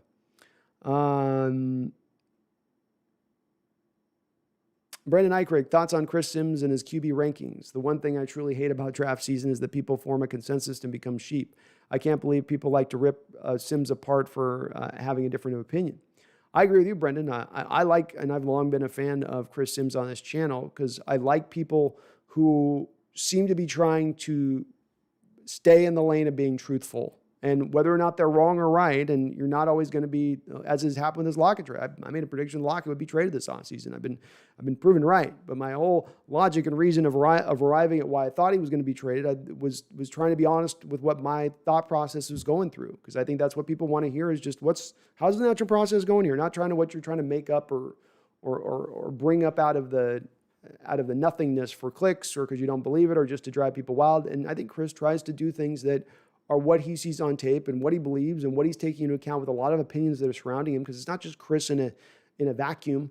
He's got his father. He's got a lot of former players. He's played in the sport. He knows coaches. He's talking to people throughout the league. There's reason to weight his opinion a little bit more than you would. And again, it doesn't hurt as well when we learn this week that Chris Sims has matching tattoos with Shanahan. So when he says, oh yeah, the Niners are picking Mac Jones, oh, the guy with matching tattoos with the head coach of the 49ers is telling us that they're going to probably pick this wild guy at number 3 that nobody's seeing coming. I think that we can say he's not probably clickbaiting at that point. Chris is on board with him. I'm sure a little bit of what Chris is doing with Mac Jones is selling it for Shanahan, selling this pick, doing what a good tattoo buddy would do. What do you call that? You got Eskimo buddies means something, but what would tattoo buddies mean? What's the term for matching tats on dudes? I didn't even know that was a thing, by the way. Orlando, Roca, if he doesn't live in the Pacific Northwest, where does he live? I have been living in Maui for a while, Orlando. So I've been over here. We got some family over here, and we're wrapping some things up, and we're heading back over to the mainland. So just getting that handled. Now it's just a matter of Seattle or Eastern Washington. I don't know. I'm on the fence. Daniel W., I really like Terrence Marshall in the second round. Great wide receiver. Might go top of the second or late first, though. He is Jamar Chase's running mate at LSU. Terrence is a real fun player to watch as well. Great body control on Terrence. And when the ball is in the air, he's a guy, we talk about football speed, he literally gets faster as the football's in the air. So he'll be even with a player, and then that ball's in the air, and it's just like he's getting a yard of separation, just like from a hunger of wanting to go catch it, which is a great thing to see in a wide receiver. That's just natural, God-given sort of instincts with it. Another really good releaser. He's right there with Bateman as being one of the better guys at getting off the line of scrimmage in this particular draft. He's got good size to go with it. He's another one of the guys just kind of solid down the line, but there's not any one, truly one thing about him that truly that truly stands out as like one skill or patented move or thing that he has in his arsenal that is the one, and maybe that's why I'm not as excited on those guys, where they're just, it's boring, but it works. I think he's going to be an absolute slant monster, by the way, in the next level. You watch that guy's game film, and he's almost like Michael Thomas of the Saints at will, at getting off the line of scrimmage, getting off press, getting inside, and making himself quickly and easily available for his quarterback on the slant routes. Fun to watch from that aspect of things. But you're right, he's probably going early second, and he's going to go ahead of Daniel, where we're actually going to be probably picking, unfortunately. TK421, Cordell Patterson. I've long liked his game going back to college, Tim. I have. If you just embrace how you got to use him, Coach Carroll loves himself, the special teams unit. We haven't had a good kick returner here since Lockett kind of fell off after his first couple of years. He gives you a good kick returner right out the gate, and he gives you a guy that you could utilize in on that end-around game. Get him on those end arounds and whatnot. And he could actually be pretty decent for you as it. The one thing I like with him too, and this goes back to college with him, is that you could bring him into our offense and the limited route tree that he runs and his limitations in catching the football and his limited Yeah, what if we just ask him to, you start off the line of scrimmage in bubble outlet territory for Russ, and then you just run the secondary route when Russell starts scrambling around. Just go do your thing to get open. He's a 4.37 guy at the combine. He ran a 4.37 at the combine coming out. He's legitimately that fast. He's got running back skills at the position. I understand he's not ever going to hit the top end of what people thought when he was being drafted, but still a useful player and a guy I think could be pretty good for us in that respect. April Jones, it's his. Maxwell Stern, the Hawks Nest, returning to the Pacific Northwest. Yeah, I'm making my epic return. I'm going to do like a video with me on a boat, riding up on the mast.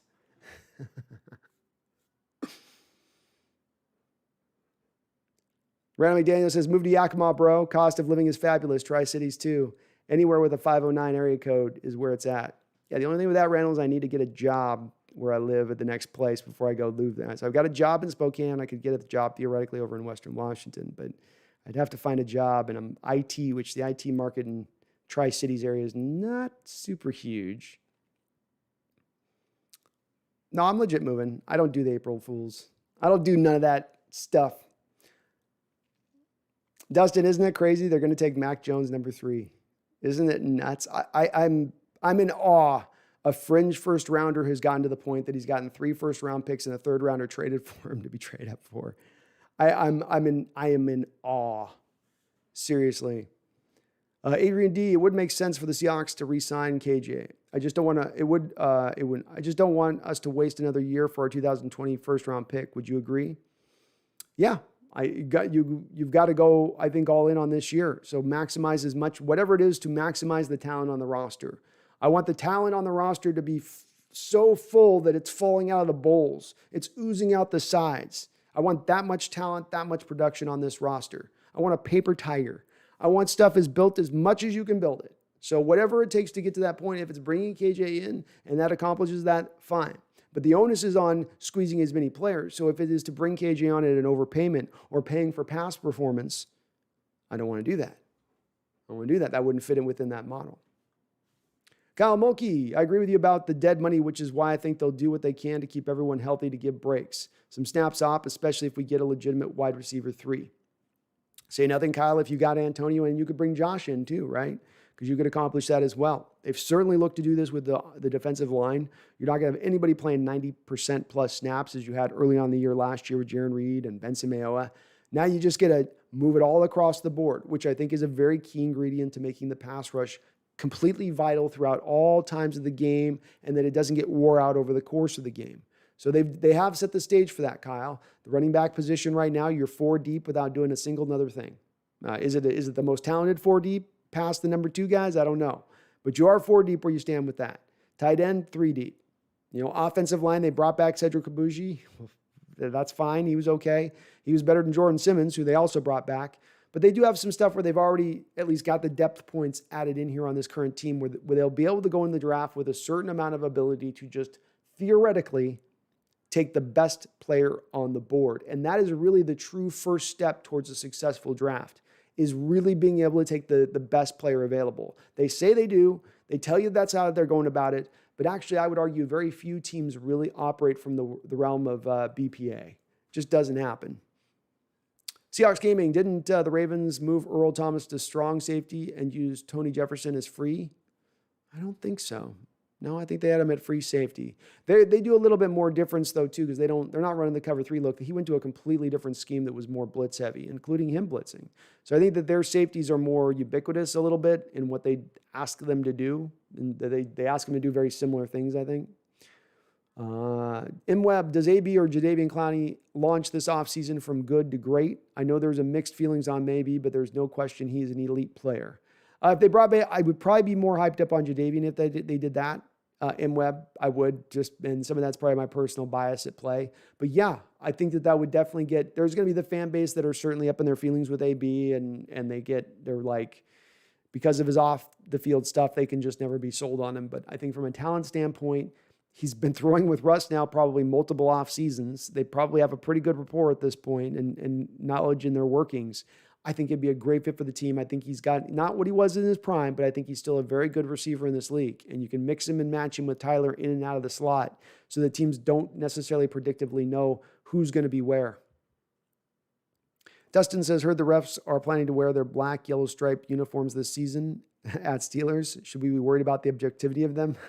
Whenever we're playing the Steelers, Dustin, henceforth, we should always worry about the objectivity of the referees. 2005 created that on that day, and that will never die.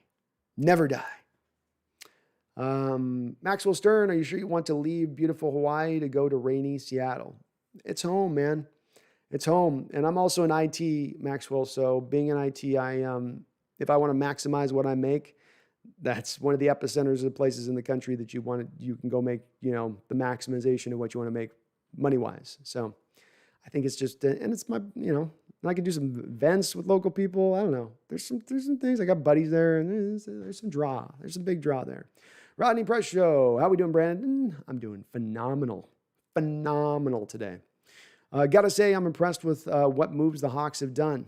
I think we all are, Rodney. I haven't seen a lot of dissension in the chat. I think it's pretty hard to knock these moves.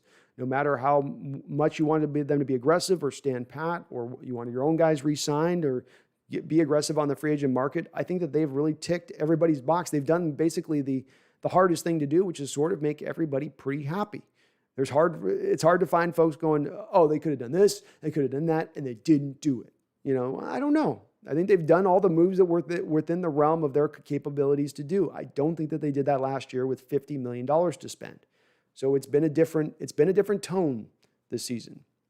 UE2K, I'm more convinced than ever the 49ers are sandbagging. They're definitely taking Fields and just don't want the Jets or anyone else to pick him. Maybe UE2K. Maybe. I maintain this. This is kind of what I was thinking about last week. There's really not a lot of reason for them to hide their hand here. And the thought process to me that the Jets organization has had all their scouts looking at Wilson, and they've looked at all that film and tape, and they've gone through that full process that's taken months to get there. And they arrive at the place of saying, this is our guy. This is who we want. And he goes out and has a pretty good pro day. And this is our guy. This is who we want. And then because the San Francisco 49ers have locked in on their particular quarterback and they like Fields, that overturns and overrides all of the scouting that they've done up until that point, and then suddenly makes them go grab Fields simply for the fact that Shanahan wants Fields. Where's the proof that Shanahan is so marvelous at picking quarterbacks? You know, was Robert Griffin, when he was offensive coordinator there scouting, did that turn out to be a great quarterback? You know, Kirk Cousins has been a little bit above league average. How's that second rounder for Jimmy Garoppolo looking at right now? I don't know that their ability to assess a quarterback is necessarily held in that same acclaim. As well, wouldn't it with them, you know, I don't know. I just don't know if I buy the sandbagging, because I just don't get the upshot necessarily of doing it as much. You know, if they were to be saying, for instance, right now, think of it on the other end of this 2K. If they were saying, rather than Mac Jones, they were saying, we moved up here for Fields. Well, any team then that was on Fields, any team that was hot to trot for Fields now is going to try to maybe move up at that point. I don't know. I can't see it, man. The more I think of that, I've thought about it a lot. I just don't. I think they're locked in on Mac Jones. Absolutely do.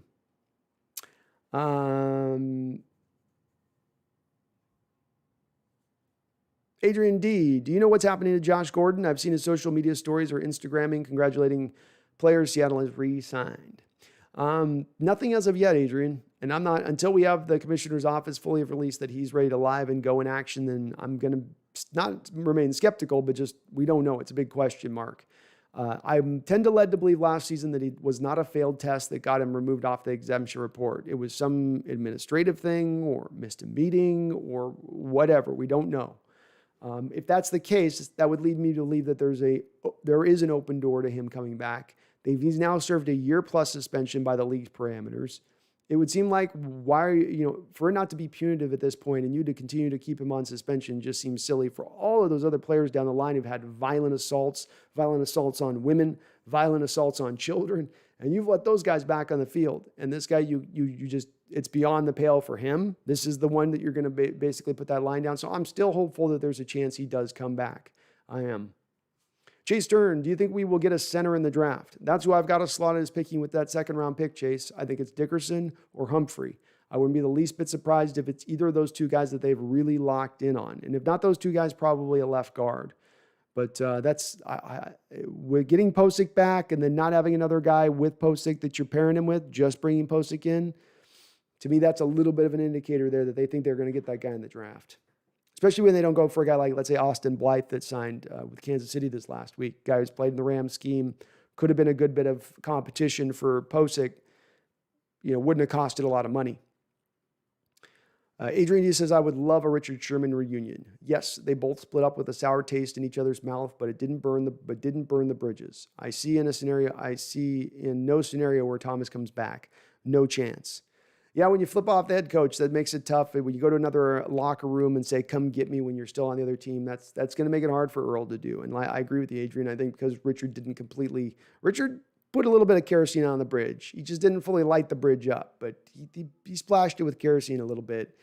I do think the door is open for Richard. We've heard the reports that the front office is amendable to Richard coming back.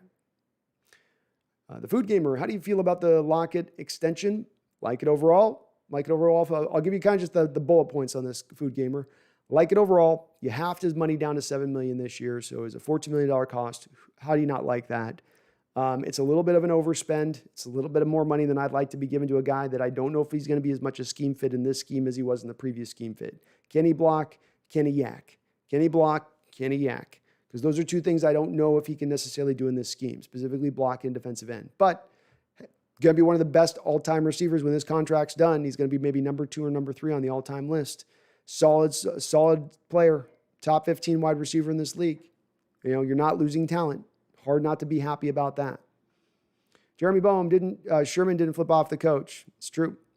U2K, as a Coug, I have a deep love for the Palouse, but are you really advising someone to move from Hawaii to Eastern Washington? Yeah, I get where you're coming from on that, U2K, and so I know.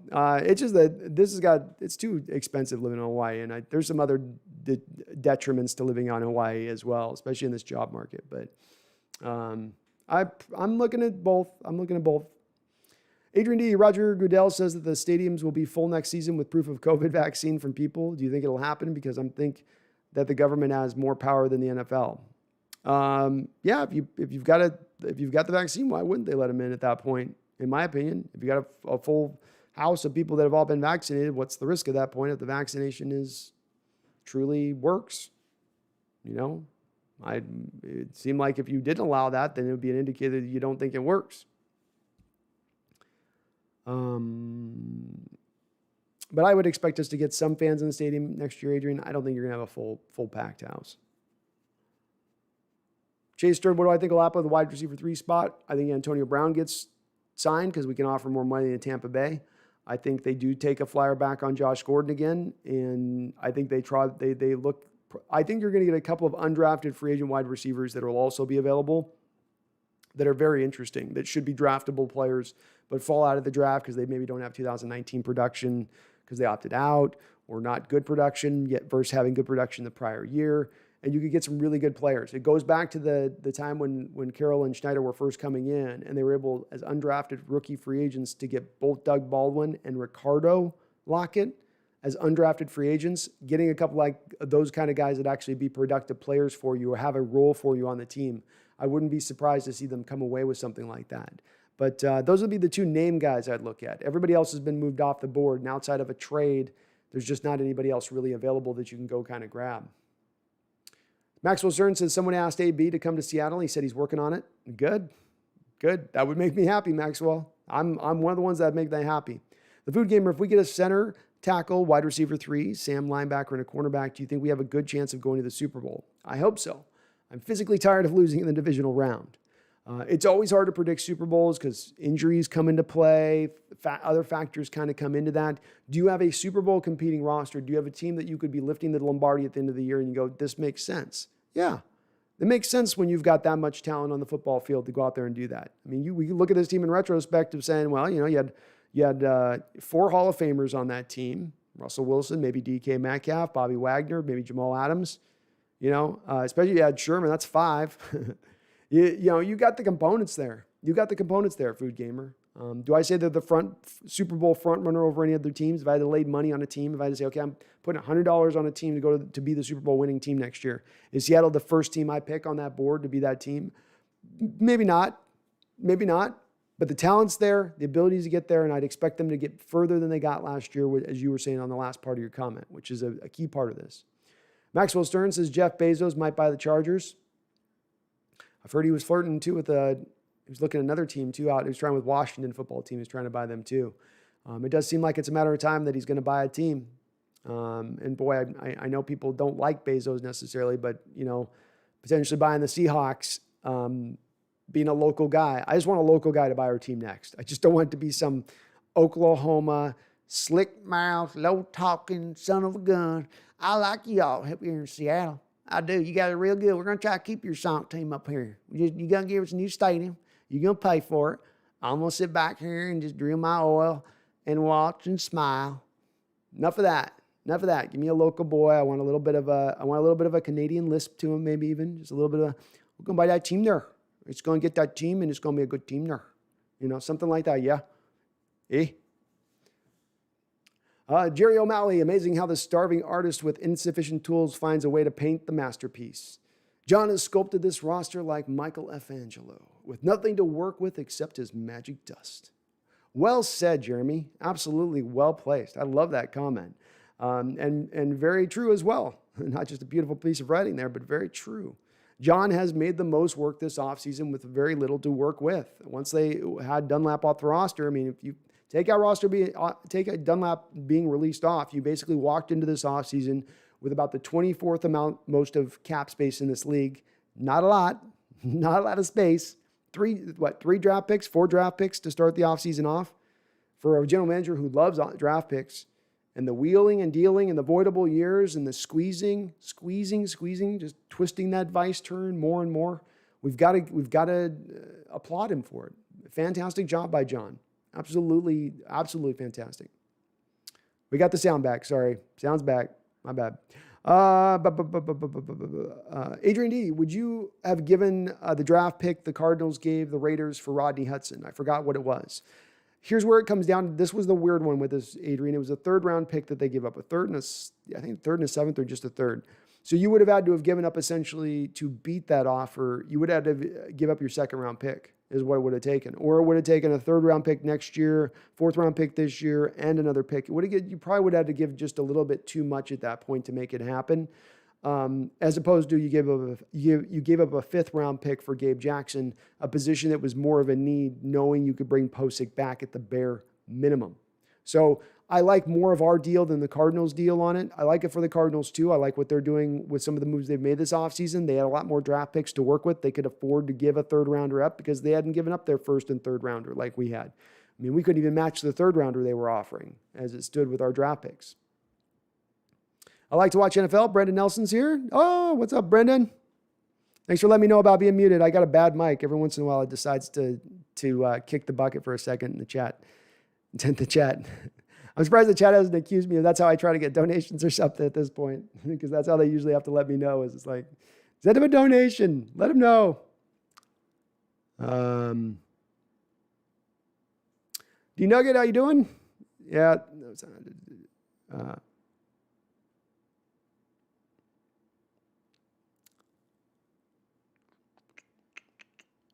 U2K, 49ers think they're a quarterback away from the Super Bowl run, so it's a smart move given that. I give them credit for going for rather than playing it safe. I would too, but they are trying to play it safe with the quarterback pick that they're making. If we can just get enough quarterback, if we can get just full enough quarterback to get it done. I don't know on that one. That to me is more of a, you're trying to play it safe a little bit. You're attempting at that point to sort of, hedge your bet a little bit. And I do think that they have a roster that could make a Super Bowl run, but you should have learned from the Garoppolo Super Bowl run that you had. You need more from the quarterback position, not a bare minimum from the quarterback position. And while I'm in favor of doing the thought process of build up the rest of your roster, go more game manager mode, be a run-centric team and all that, I usually make that for a defensive-minded coach like Coach Carroll. If I've got an offensive-minded coach, I want to build up a big, nice, good, beautiful offense. And I don't think you accomplish that with a rookie quarterback on a rookie deal necessarily. That's where I'm a little different on how I would move that versus the type of coach that you have, going there with it. So I think they're kind of, that's why I laugh at this deal a little bit. I think it hurts them.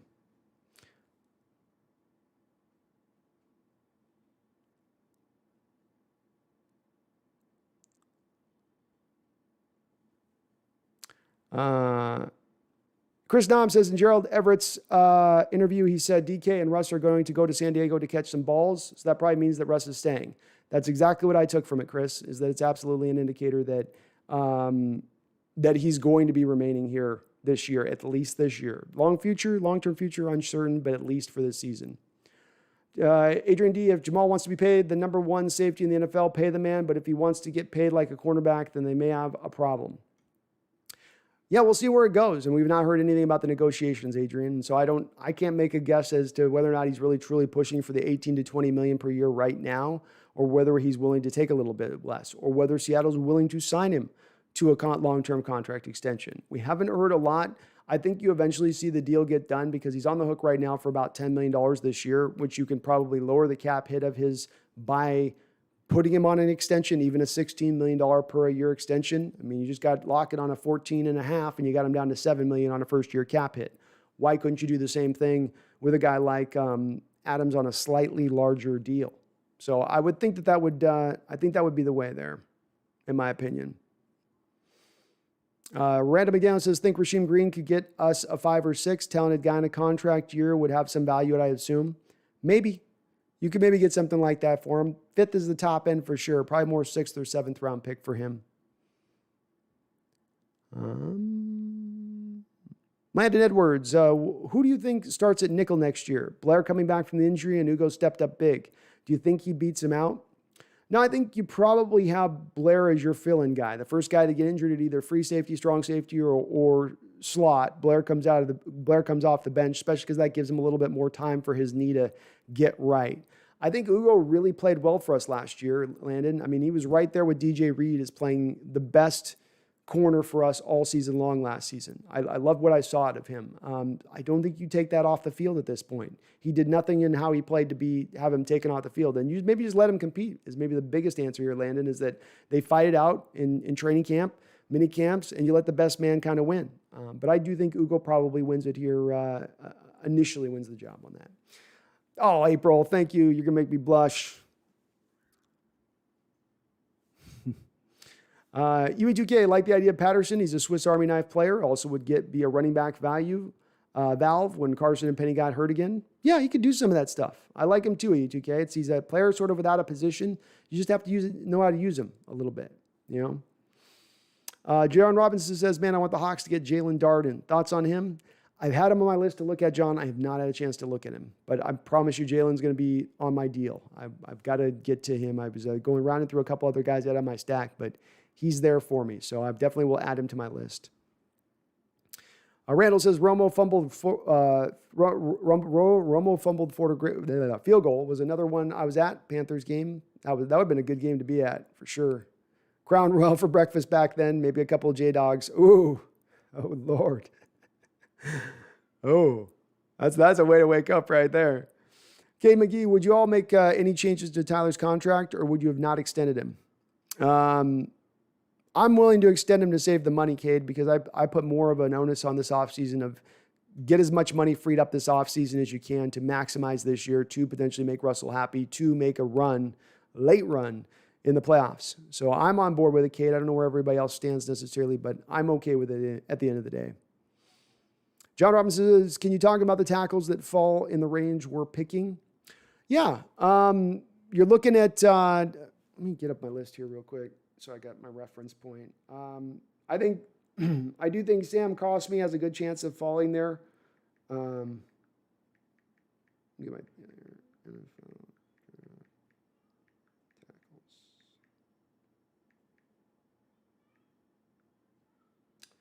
let me look at my rankings here. So I think Sam's one that I pointed to. I think Leatherwood's going to fall as well. I don't think he's going to get up as high as some people because his film just isn't great. So I do think that even though he's slotted it right now to be I think he's going to be a mid-second round kind of guy. Jalen Mayfield is a guy that I think is very interesting out of Michigan, who absolutely will be, he will be there. He's a real good athletic move tackle out there. Could probably play left or right. He'd give you a little bit of that hedge for the future. I think he's going to be there. What else do we got? Jackson Carman from Clemson's another guy. He's kind of a little bit probably more of a right tackle-ish guy to me on the next level. Liam Eichenberg, another guy who maybe has a little bit of potential to even play a little bit of center, but a right tackle probably as he's slotted right now. Kind of, again, just solid down the line kind of player, not spectacular with him. Guy like it cost me, you got a real road grader as a run blocker, as a tackle, which would be nice for Carroll. You know, he'd like that aspect of it, especially if you could play him a little bit at right tackle early on. Beyond that, Tevin Jenkins, I think, gets taken in the first round. I'm not buying him. James Hudson would be a fantastic selection. He's a little bit of a project. He needs a little bit of time to develop, but you're talking about your left tackle of the future 100%. Has the strength, has the athletic traits to do that at that point. He'd be another guy in the second round I'd take a look at. Dylan Radins, I think, is probably going in the high second round myself. He'd be a guy, though, I would look at, though, too. Any of those guys, Walker Little will go in the top first. I don't think he's there. Deontay Smith's another guy that'd be interesting. But those would be the collection of probably tackles in that second round who I think that we would look and target. Dennis, sorry if I'm late. What do you think is more valuable, Tyler Lockett or $17 million in cap space? Well, Dennis, we created $7 million in cap space with this new contract this year. So when you look at the cap hit for this season, you have $7 million in space that you cleared out. He was going to cost 14. He now costs 7 for this season. Down the line, you're spending more money on future years, But I would argue that you have the money to spend for those future years because you don't have a lot of guys under contract moving into next year, and you really don't have a lot of guys under contract moving into the year after that. So there's space there to go and do that from. There's some worry on this deal. It's not a knock it out of the park thing. You can get out of it after a couple of years with a little bit of dead money, which is probably what I'd expect them at the end of the day to do with it. But again, it's going for the now, Dennis, which I think we as fans collectively in Seattle have been asking for this season, is truly go for it this offseason. Don't talk to me about a 2 or 3 year plan. Don't talk to me about your worry about the cap 2-3 years from now. Get the most out of this cap today, right now. And that's what they're doing with these moves. Daniel W., in hindsight, how bad were the Cardinals giving J.J. Watt $16 million? They could have signed Chris Carson, Gerald Everett, Carlos Dunlap, and probably Antonio Brown for the same price, and I'd be worried. There's an argument to be made with that, Daniel, and it certainly looks like a little bit of an overpayment. I think they took the first-year cap hit down pretty darn low on that, Daniel. I mean, like super low, like $5 million low, something like that on the first-year cap hit of the deal. And to do that, they were offering him a little bit more money in totality. Will be interesting with him to see where it comes out, is what he really gets paid in the next 2 years to play for there and how that all boils down to it with it. But they're looking at having a devastating combination of J.J. Watt and Chandler Jones. Two guys who, if they're able to get single blocked over the course of the game for a majority of the time, are probably going to be game wreckers. And I think with a guy like Watt, people are really selling him on him being now at a downtrodden point of his career, that he's all cooked, he's done. I think the thing that people overlook with that is a little bit of the fact that he's not had a lot of talent played around him to pressure around him. He hasn't had a Chandler Jones with Houston. He's been the only cat, been double and triple teamed as much as anybody. I think getting the opportunity to get singled up again now as he moves later on in his career, I think he can be good again. Is he going to be dominant? I don't know. And maybe that's at the true point of your deal there. Is he at the dominant point, which would necessitate $16 million a year? Probably not, which does make it an overpayment. I wouldn't have gone probably over like 12 a year for him. And even at that, I'm like, damn, that's still a pretty high cost to be paying for JJ at this time of his career. John Robinson has the contract, came out what the first year cap hit is going to be for Lockett. $7 million, John. First year cap hit for him. Randall says Spo Compton isn't bad. Pretty cool up there. Yes. It's not the worst. D-Nugget, I love both Earl and Sherm, but yeah, Earl did burn bridges too hard. Just a little bit too much. The flamethrower was a little bit much, Earl. The flamethrower was a little bit much.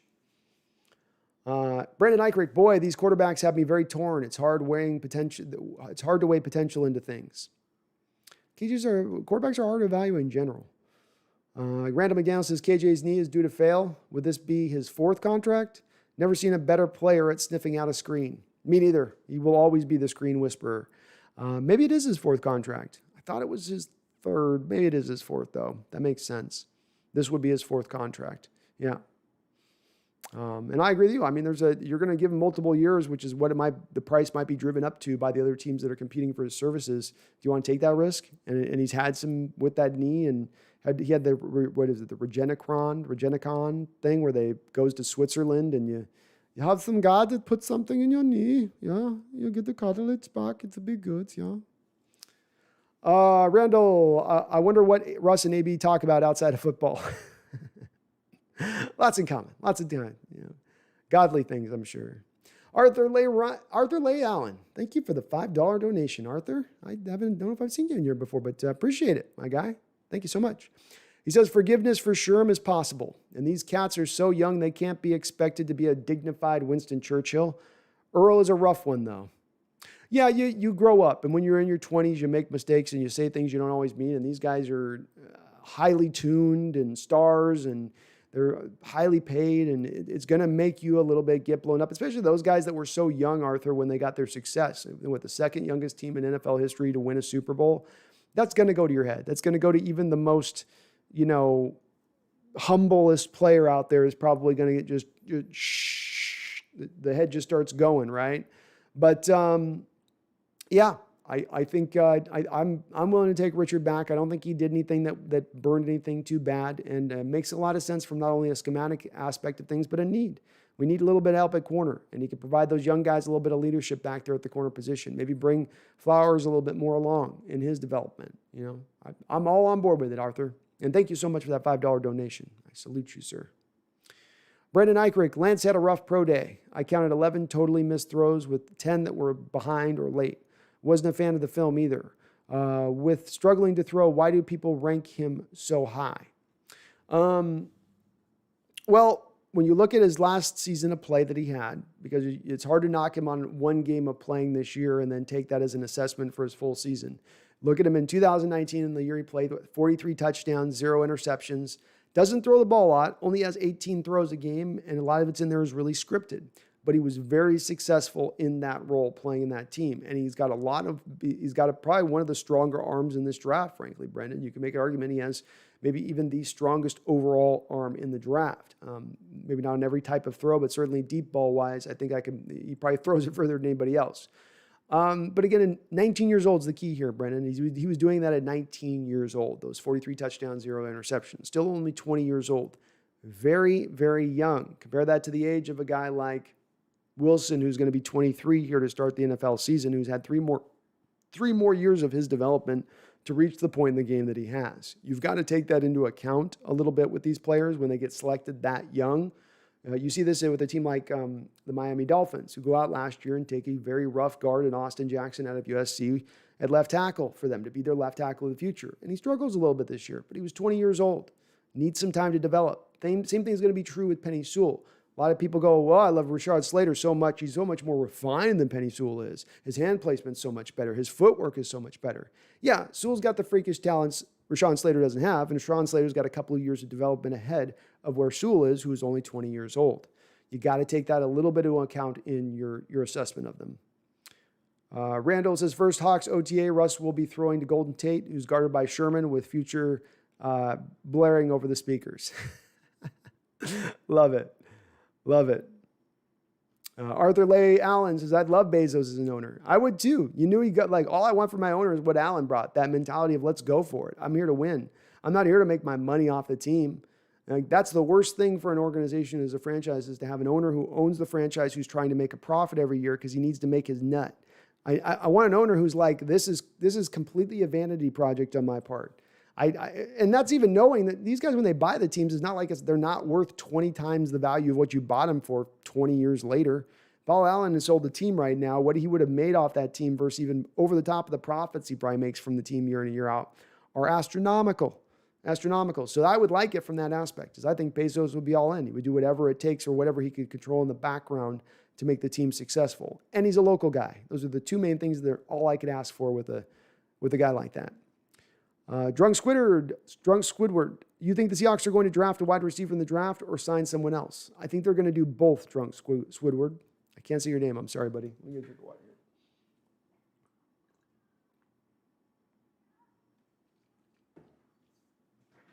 I think they're going to do both, but maybe a late wide receiver, 6th, 7th round, undrafted free agent, and then they'll probably sign somebody out that's still out in free agency as well. Adrian D says, hey, losing the division is bad, but at least we aren't getting blue balled like the Packers fans every year with the NFC conference. What is happening to Green Bay every year? I don't know. I don't know. You know, well, I do know a little bit, Adrian. I have an opinion on this. This goes back to again and again where I say, and I don't mean to put it all on the quarterback, but I just go, look, when you want to take all those resources up, you get to these places and positions, and especially at the end of the year where you're like, man, if we just had like 1 or 2 more players, it really feels like that'd put us over the top here. You know, we had a better corner who could lock things down over there. If I had 1 more lineman that could block legitimately, our top end would be so much more raised. And I think that this is where you run into with a team like Green Bay. I think it's what you ran into with a team like New Orleans, who are suffering similar top outs, being that you're paying the quarterback top of the market. He's making top 3 money year in, year out, and he's asking for a new contract every 4 years. And this is challenging the rest of your roster in order to facilitate the assets that you need to facilitate in order to bring that team to its full bear, to get it to Super Bowls, to get it to winning the Super Bowls. And this is what I maintain with Seattle as well, Adrian. And it's one of the things that bothers me a little bit, where it's like it hamstrings your salary cap and your ability to build rosters, paying quarterbacks $35, $40, $45 million a year. It is. And I've got a lot of proof to back this up. But I think that's the place you find yourself. If you're going to keep paying a quarterback in that realm, you'll always be a player or two short. Packers were probably a player or two short on defense. I think they got enough out of offense this year, but didn't have enough out of defense. And the Niners the previous year kind of shut them down. I I think they also messed this up with the draft last year too. The Packers were in a weird situation where they could still get by doing it the way they were doing it, paying the quarterback, still having an elite roster. They needed those first 2 picks, actually the first 3 picks. If they would have hit those picks, that would have been the 3 players that they would have needed to get them over the top. Instead, they went Jordan Love, who they had to trade their 3rd-round pick to go up and get. And then in the 2nd round, you went and got A.J. Dillon, who's now kind of irrelevant as a number 2 back now that they've Jones or whatever Jones. So I don't, that's where it's like they then really hit themselves with that one. But I think it's what you top out at a point when you get to that spot. Arthur with another $5 donation, sir. I salute you. Thank you, man. Appreciate you. It says, nice Canadian inflection, Brando. You might have been channeling Marlon. I'm all in on Bezos. He seems like a cool guy, and his new gal policy is spicy. Thank you, Arthur. I appreciate it. I go up in there at north sometimes. You got to talk to them people up there. They tell you what's going on, yeah? Yeah. Huh? But I appreciate it, man. Every once in a while I can come with an accent. It's not going to be a good one, but I try really hard with it. And Marlon, I like the Seattle off season. It's a good off season. We went to Tyler and we said, Tyler, I'm going to make you an offer you can't refuse. And Tyler said to me, no, I don't know why he did that, but he did. You guys got to watch Godfather for all of you not knowing what I'm trying to do there as an accent. It's your boy Michael. Yo, how you doing? It's your boy Michael. Dark Right says, what does this extension mean for the future of the Seahawks? Not a lot. It's more of a future for the now, Dark RH. The future of the Seahawks over the next 2 to 3 years is going to be that because of this offseason, you have created some dead hit. It has not been a major monster amount of dead money hit. It's not been wide swaths of tens and 20s of millions of dollars, but there's going to be probably a good $10 to $13 million of dead money hit next year due to what they're doing this season. How impactful is that going to be? Well, I would argue not super impactful because when you began this process out at the start of this offseason, you had $90 million in cap space moving into next year, and that was with Bobby Wagner still on the books. That was with Rashad Penny's 5th-year option still on the books. A lot of room there then to still come back up underneath that cap. So while the $13 million hurts a little bit, it doesn't hurt in the thought process of if this is what it took to keep Russell Wilson aboard in the now and going ahead, moving into the future, $13 million well spent. UE2K, RG3, but he was Rookie of the Year with Shanahan. Talking up Fields could make someone trade up or even make the Jets pick him. Experts always say Tua. Experts also said take Tua over Herbert and Trubisky over Watson. I don't know if the experts were saying as much Trubisky over Watson thing. There was a lot of head scratching with that particular choice. I don't know that there was ever a consensus with Tua over Herbert. Tua had a lot of questions, especially with the injury stuff and coming off the Bo Jackson hip injury that he was coming off of. Again, though, too, you're going to have to mention in regards to this. I just kind of walked that whole scenario out of you scout a quarterback, you fall in love with said quarterback, you have multiple scouts go out there and see him in person, you have coach go out there and see him in person, you watch all of his game footage and determine he's your guy. And you've done the same with this Justin Fields type guy, right? You've done that as well. And you said, this is our guy, right? If you're the New York Jets. And then because the 49ers get hot to trot on Fields, who's going to run probably, you suddenly that's enough for you at that point to throw out all of your whole process to go grab this guy? I don't think teams operate that way. Do you really think teams run their front offices in that direction? I think there's competition wars for players and two teams that will get out to trot and both of them are trying to trade up in a draft, but that's much different than what we're talking about here. I think teams are way more reliant on their scouts and what their own personal opinion is of a player versus what another team might be at.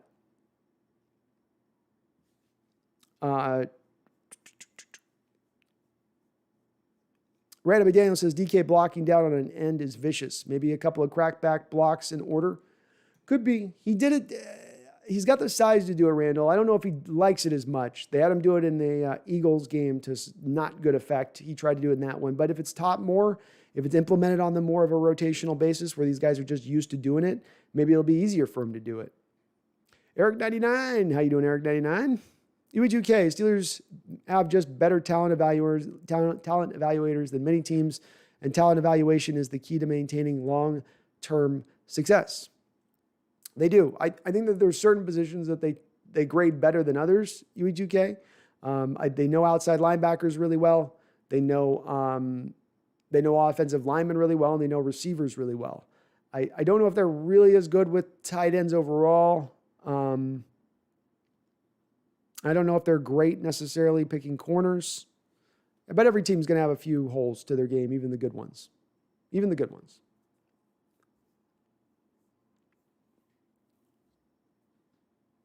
Arthur says, Bama's people love Tua. They literally had no problem with him usurping Hurts. I never got the hype with him. I didn't either. And I think with Jalen got overdrafted last year too. And I think it's kind of going from one guy that's kind of limited as a prospect to another guy's maybe a little marginally above him of another limited prospect to now you go to Tua, to Mac Jones, who's a refined limited prospect. So it's like, yeah, he's been up above these other two guys. But the other two guys, you didn't start out from a high arcing level here. You were kind of ground level where we began at. I don't know why to make the jump that far with them, where some people are really thinking they're going to be, there's a lot of star power involved there maybe. I don't see it with any three of those guys though. Nathan Coordinate. I'll call you Nathan. Do you think the Hawks will go heavy nickel dime so they can get Blair on the field as often as possible and just let Brooks and Wags play every play down, assuming KJ is gone? I would hope that if they don't have KJ, that they're looking at outside the box thought process, Nathan, which I think is at the core of your question, is are they willing to maybe open and go outside the box to fix the solution of the will problems that would exist there and the Sam problems that exist there? And I hope that they would, because with both Marquise and Jamal, you know, two guys who could theoretically play some of that will, and then it's just about finding the Sam, which is the easiest of the three linebackers to kind of figure out. But yeah, I would hope that they would do as much as they could dime nickel wise at that point and find ways to interwoven those guys into maybe positions you wouldn't normally see them. Just get them on the field. Marquise Blair's a good football player. Just get him on the football field. You know, just let him go. And I hope they do, Nathan. They didn't show a lot of it last year. They didn't have a lot of opportunities because Blair got injured so early on in the year. But I would expect them to find a way to get him on. It's hard to see him just sitting on the bench looking at the guy playing slot and looking at the guy playing free safety, looking at the guy playing strong, just sitting there waiting for somebody to get injured all year. I figured that they're going to want to get more out of that second round pick at that point, as long as he's healthy, of course, because he's got that ACL he's still coming back from. Videomaker, we still need a proven cornerback and bring back KJ Wright. I'm okay with both those moves, Videomaker. I do think we need another cornerback. I don't know if it has to be a proven one. We do need some more cornerback talent. We need to round out the depth of the position, though. John Robinson says, can the Antonio Brown civil suit hurt the team he signs with? Well, it could if the NFL is going to implement some more stuff. But I think at this point, teams are just going to kind of operate outside of that at this point and think that he's going to be on the team. I don't know that that's going to hesitate Seattle or Tampa Bay, let's say, from signing him. But theoretically, it could, John. Anything can trigger the commissioner's office putting a guy on a commissioner's exemption list. He can say, okay, we've got some new data now. This is for new stuff. And they don't have, they're sort of given dictatorial powers there to do whatever they want to do at that point with a given player. The Players Association has given up that power. Cade McGee, how long do you think Russell is going to play? Lockett, Bobby, Sherm?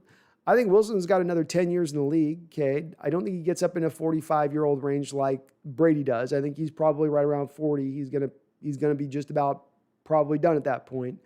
With Lockett, I would expect that he probably plays another 4 years. We'll go 4 years with Lockett. Bobby, I think Bobby's done after this year. I think Sherman has said he wants to play 2 more years. But I would probably guess that Sherman's got 1 more year at this point when really it's all said and done. EOE2K, a project anything in the second round would be malfeasance. We need 2 starters from this draft at a minimum. We do need a better OT plan, but can't get behind using a second rounder for non-starter again. I agree there. When it comes to if it's looking at like a tackle 2K, I don't look at it as a non-starter because when I look at a guy like Dwayne Brown, who's going to be 36 years old, who's got a rich injury history, I know that I need to have something better at left tackle than him or Cedric Abuja. I need to find something better there, as well as a guy that could back up Brandon Shell, who also was injured last year. The need of a swing tackle has a pretty high importance on this team when you bear in the fact that you've had an injury history recently with the tackle position, or poor play with the tackle position, as was the case with Jermaine Ifedi before Brandon Shell. So it's less to do about depth as much as to do about upgrading the offensive line, giving you more talent on the line, which I think is desperately needed. Oh, April, you're going to try to make me blush all over the place here, huh? Thank you. Brendan, I definitely think Lance will need to be protected by a scheme, or at least he needs time to develop. With time, he'll likely need to develop. I struggle to take him as high as he's projected. Not a top 5. Not top 5. Yeah, he might take a year. I don't think he's going to take past really a year to be ready to be on the football field, Brendan. And, I get your assessment. I understand where you're coming from on it. There's a little bit of a project there. He also is a really nice fit with Seattle and what they want out of a quarterback. And if they were to go for the cheap quarterback, a game manager quarterback, and what they want from that game manager quarterback position, they don't want Mac Jones game manager style. That's not what Seattle would be looking for. They would be looking for a Trey Lance type, as evidenced by the fact that you had John Schneider there at Trey Lance's pro day. Why? Because he's got the movement skills that they're going to be able to evaluate. They don't need the passing offense to be perfect for him to be able to be productive with the offense. He's one of the better quarterbacks in this draft with the ball in his hands in open space. He's got a great deep ball. This offense is always going to want to run, and hit you deep a little bit in its base methodology and how Carroll wants to attack. He throws the best deep ball of all the quarterbacks in this draft. Most accurate deep ball, I would argue, of the quarterbacks in this draft, too. Those things are going to draw him to Seattle from a skill set standpoint if they look through the lens of wanting a rookie quarterback to guide the team for the next 4 to 5 years. Fields would too. Fields would hit that mark in what Seattle wants as well in doing that. So he'd hit that point. I don't know if Wilson would be exactly that. I think Trevor Lawrence would. But I think they have a certain set idea of a kind of quarterback they would bring in if that was going to be the case. Brendan Eichrick, do you think we draft a tackle? Who and would it be a 1 or 3 tech? A defensive tackle. Sorry, Brendan. We could draft a defensive tackle. The one thing is with that, Brendan, is that they were hesitant to have 4 defensive tackles active at any one given point all last season. This is one of the reasons we ended up at the Snacks Harrison debacle, where we were releasing Snacks Harrison because he was being made inactive on game day because they were going with the live wire, Jaron Reed, Poona Ford, Ryan Monet. They seem pretty locked in on wanting to have only 3 defensive tackles essentially rolling at any one given time. They just spent $3 million on Al Woods. So do we then go draft a 3 tech at that point who essentially is sitting on the bench, inactive every single week? I don't know if they look at their roster as being in a position to be able to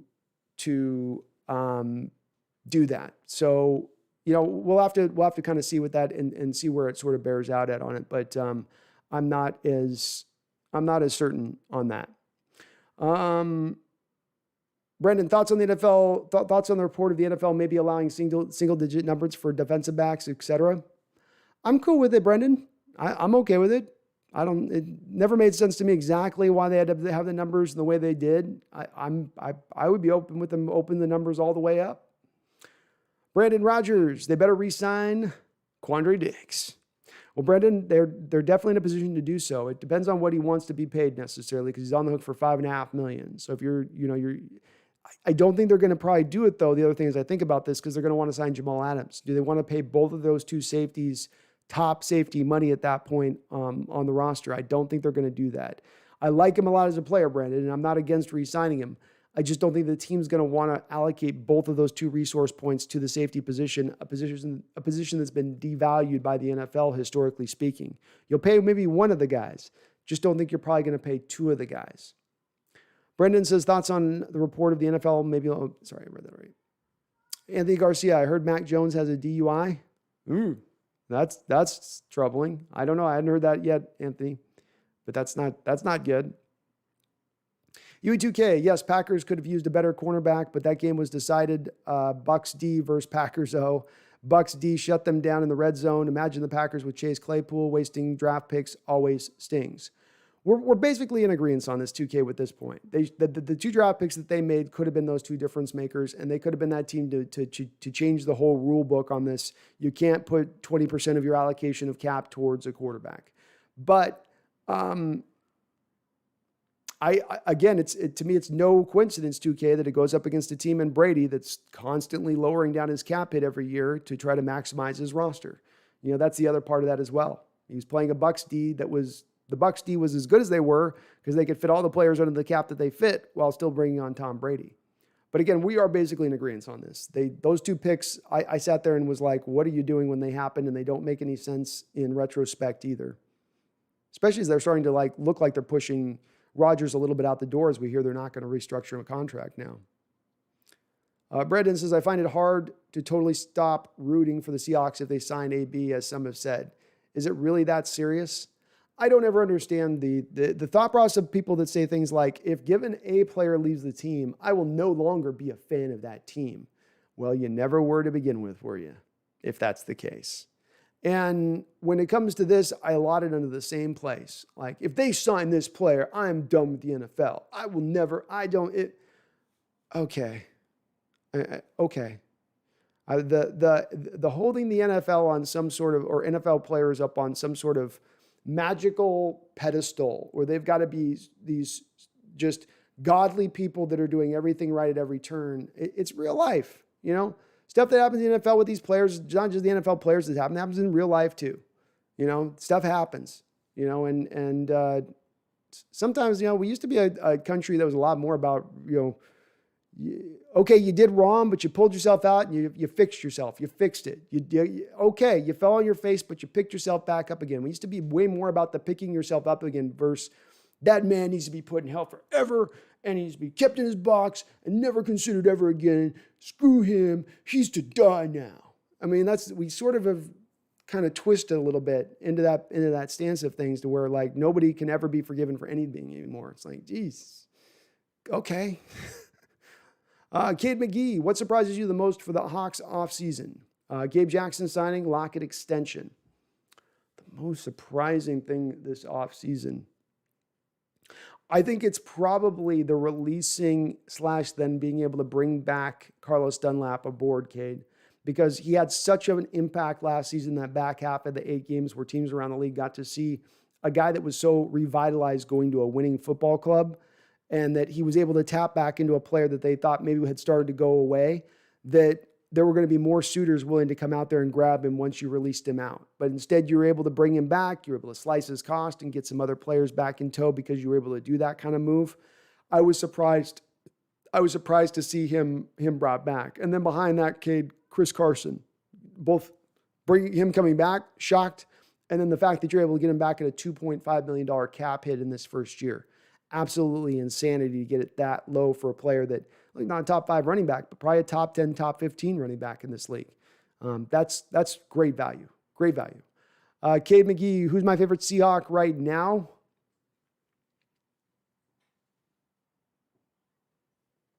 That's a good question. It's probably Russ still. DK is coming up, though, man. DK is coming for the title right now, Cade. I really like DK's game quite a bit. So probably him or Russ is probably where we're at right now. Brendan Eichrick, where do you think Mon goes? Ahead of 56? I do, Brendan, because I think the indicators here on this draft are, we know top 3 are going quarterback right now. Insanity. Which this is going to lower down the market for how many available quarterbacks there are at that point, because you have Trey Lance and Fields then probably going in the top 8 minimum. Well, now Mon becomes the next guy on the board. Certainly, there's a lot less teams looking for quarterbacks at that point, but this would lead me to believe that he's probably going in the very end of the first round somewhere. So some team, Brendan, can take advantage of his 5th-year option. That's what I think will end up happening. He'll go 31, 32, where a team trades back up into it to take advantage of the 5th-year option that you only get with first-round picks.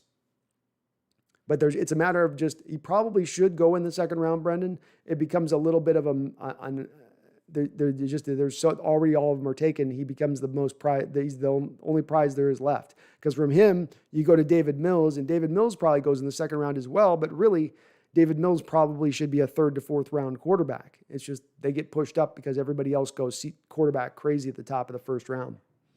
Not for sale. Man, the O-line is way more solid than most teams. The problem is Russ can barely see over the line, and Russ tends to hold to the ball looking for the big play, which is why he gets sacked a lot.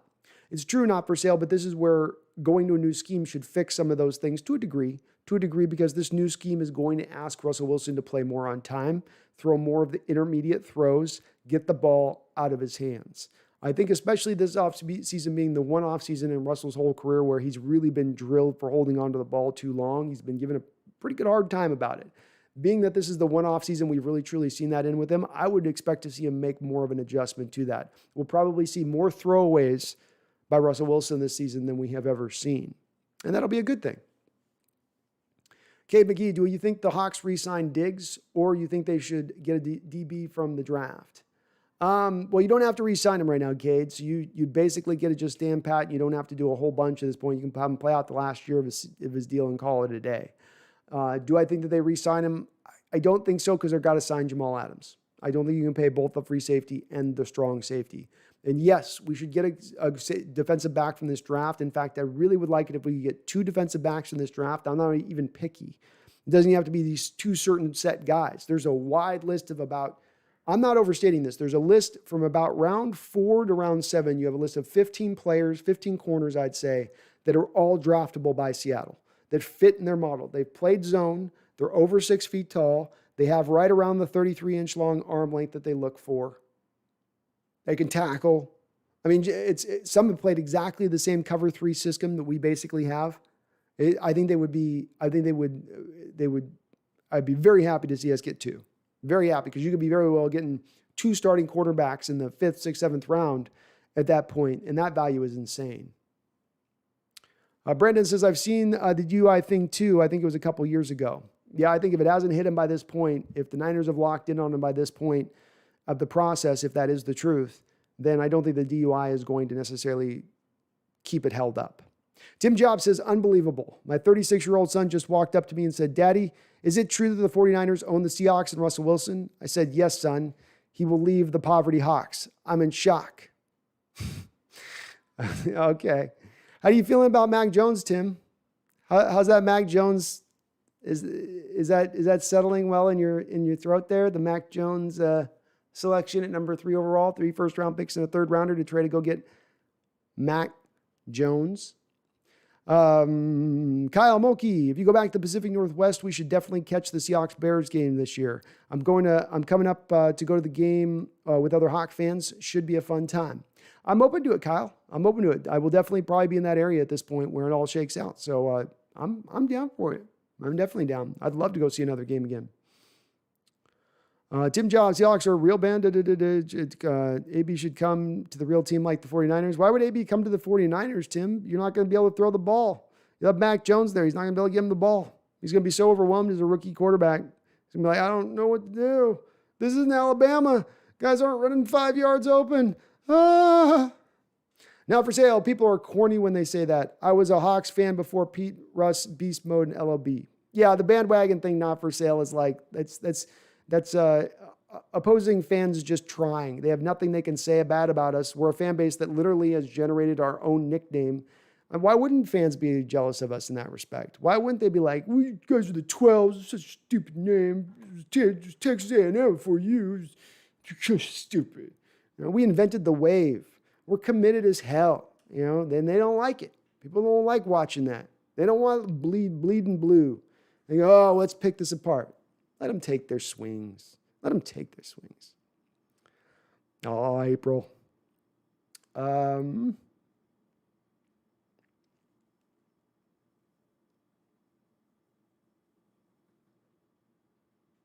EW2K, I've had an argument with you on this with the quarterback thing for a long period of time. This is one where I just go, dude, we agree to disagree on this one. You know, your standpoint on is it that you can pay a quarterback a ton of money? My standpoint isn't.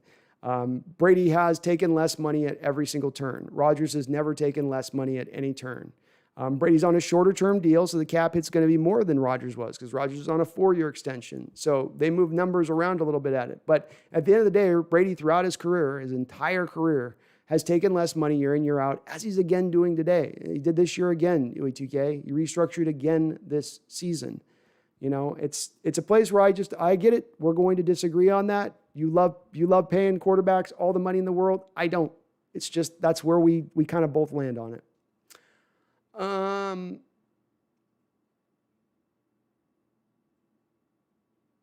DK Metcalf is overrated. I would lock him up, and this is coming from a huge Seahawks fan. That doesn't make sense, Tim. If you think he's overrated, you wouldn't want to lock him up, would you? James Watson, Adams is my favorite. Cool. He's a good one to have a favorite. I think he'll play a lot better next year. Adrian D, I don't know if this is relevant, but I just ate a chunk light tuna packet with 10 saltine crackers, and it was so good. D-Bag, how you doing, D? What's up, D-Bag? Chase, do you think the Niners will really take Mac Jones? Yes, I do. And Chase, I walked through it last week where I was like trying to crawl in the brain of Shanahan as to how he thought this and got to this point and arrived at this juncture. And I can just see how it plays out. It's the ultimate smart guy overthinking it. Smart guy just getting too into the weeds of his thought process and overthinking what should be way more straightforward in this decision. Maybe there are questions with Justin Fields' game as far as his work ethic. And Trey Lance is maybe just that raw not to be able to win over the next couple years. That still doesn't mean Mac Jones is a good bet to be the quarterback to lead you to the Super Bowl over the next couple of years. So, Brandon Eichrick, Bleacher Report says Seattle's worst signing was Carson. Wow, I'll take it. Well, it's probably, Brandon, what they ran into is they didn't have a lot of they're like Gerald Everett, $4 million cap hit, 1-year deal. I mean, we can't ding that. Posick, 1 year, $2 million. Oh, Kyler Hyder, 3-year, $2.5 million first year cap hit. They didn't have anything they could point at. Everything was like, man, those are all solid moves. They had to take the best, the worst of all good moves. It gets tough at that point. Liking the facial hair? Oh, thank you. It's coming back, Clara. I'm going to grow it back until I have another job interview. I probably have to do it again.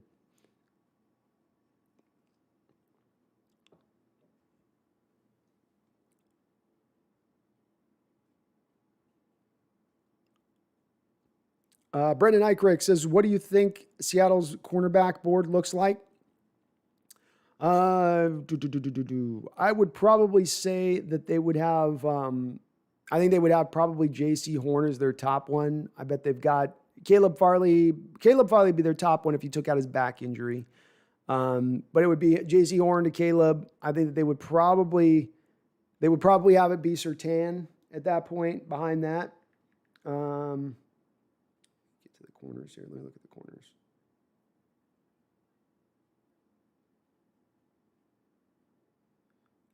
I don't think that because he doesn't quite fit the measurables they look for, I don't think they'd be as much on Asante Samuel Jr., though I do love Asante Samuel Jr. It's just for how Seattle looks at the position. Surtain might be the third guy at that point, I guess. I'm looking at the list real quick here. Yeah, Surtain would probably be number 3. And then they would probably go Campbell, Newsome, Joseph, Stokes, Rondarius Williams. So I think, and not the way Walter Football has that part set up, I think that that's there. They would skip, I do think they would skip over the guy that's still going to be picked probably pretty high at that point because he just doesn't, Aaron Robinson in Central Florida at 5'11", 4.53 speed, probably not going to fit real well for what they're wanting there. But those would be they're probably top of their list for corner, I would say. All those guys, 6 foot plus, zone scheme. Seahawks corners, tried and true. Jay says, I haven't been watching for the live stream today because I'm at dinner at 6:45 PST, but I might catch the end of the stream at 9:10 PST. Sounds good, man. Tim Jobs, Tom Brady's the most overrated athlete in history. Dude's the definition of what an extremely good system can get you. Tim, these hot takes, buddy. How do you arrive at that when he went to a whole new team, in a whole new scheme, in a whole new system, with no offseason to work through, with no training camp? They didn't modify the system to his scheme or what he wanted to run. It's Bruce Arians' scheme. He went out there and run it, and he won a Super Bowl doing it. I don't know how you can ding. I'm as guy who does not want to give Tom the crown. I'm as much a guy that wants to be like, I'd love to be a Tom Brady hater, but you can't deny what the guy's done, and it's been beyond just Belichick, which that team got pretty talent bereft once Brady left. Tim is in on Mac Jones. I love it. I'm going to love seeing the Niner fans be all in on this signing, making them, you're talking yourself into it, Tim. He says, Mac is an elite quarterback. He has the potential to be a top 5 quarterback of all time. It would be excellent. So in one respect, you're saying, Tom, you're trolling Tim. Tim's trolling. Tim is absolutely trolling. There's no way. Rainy Tacos, I know backup quarterbacks are boring, but do you think the Hawks bring back Geno or maybe Magoo or Falk come back for a try? Could be. I wouldn't be surprised to see them take a flyer on that kid out of Texas. He might be a guy they look at in the 6th round too, or 5th round too, 6th, 7th round. He doesn't have a lot of top end, but he's mobile. Maybe they look at him and they go, okay, he can come in here, maybe get something done, or is undrafted free agent. Then you can go really cheap at the position. So I don't think you're going to get a huge drop off in play from Geno to somebody else. You're paying Geno $1 million. If you could find a guy you're paying a couple $100,000 to and save that money, why not do so at that point? Brendan says, imagine the irony of all these Niner fans make fun of Seattle for trading 2 firsts for Jamal Adams, a proven young future Hall of Famer, and then they really trade 3 firsts for Michael McCorkle Jones. Yes, really. I'm going to be laughing on draft day. I won't believe it until it happens, but once it happens, I'll probably be on stream just bent over laughing for about 5 to 10 minutes minimum. Just, I'm astonished at this move. Astonished. Tommy Eaton, plenty of system quarterbacks, but only one has all the rings. True, Tommy. Very true. Tim Jobs says, I'm willing to bet my house that the 49ers will win the Super Bowl in 2022. Mark my words. I don't think you're willing to bet your house. I think that's wolf talk. That's wolf talk right there. You ain't willing to put that up. No way.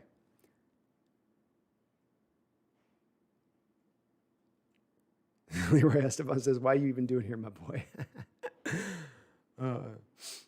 It's all good. I'll ignore him here. He's just having fun. I like Turtles. Love the show, but this is Turtles checking in. How you doing, Turtles? Good to see you on in. Why? Brady has a billionaire wife. People need to stop comparing how to do anything to Brady. He's a unicorn. Well, I'll go beyond Brady then, with that. I'll go Mahomes. How about that? Why? And the thing is with having the billionaire wife with Brady was taking discounts with the Patriots before he married Giselle. Before. Not after, and then he started taking discounts. He was taking discounts with the Patriots before Giselle. And again, I go to why with this point. You had 2 quarterbacks last year in the NFL who took discounts in the entire league. 2 quarterbacks who said, we'll take a little bit less than we ultimately could go and take. Less than we could go out there and take in order for you to build up the rest of the team around us, which those teams commiserately did.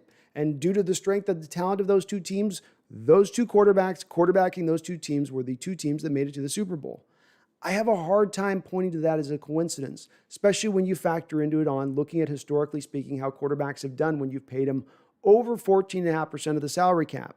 It just doesn't end out very well. So it's a little bit of a sticking point for me. Why? It has nothing to do with, I agree Brady is an outlier and you shouldn't take Brady as a rule of thumb for anything, but you certainly should take it as a rule of thumb and taking a discount. And that it's not hard math to say, Russell, take $10 million less this year and then look at what we do with that $10 million.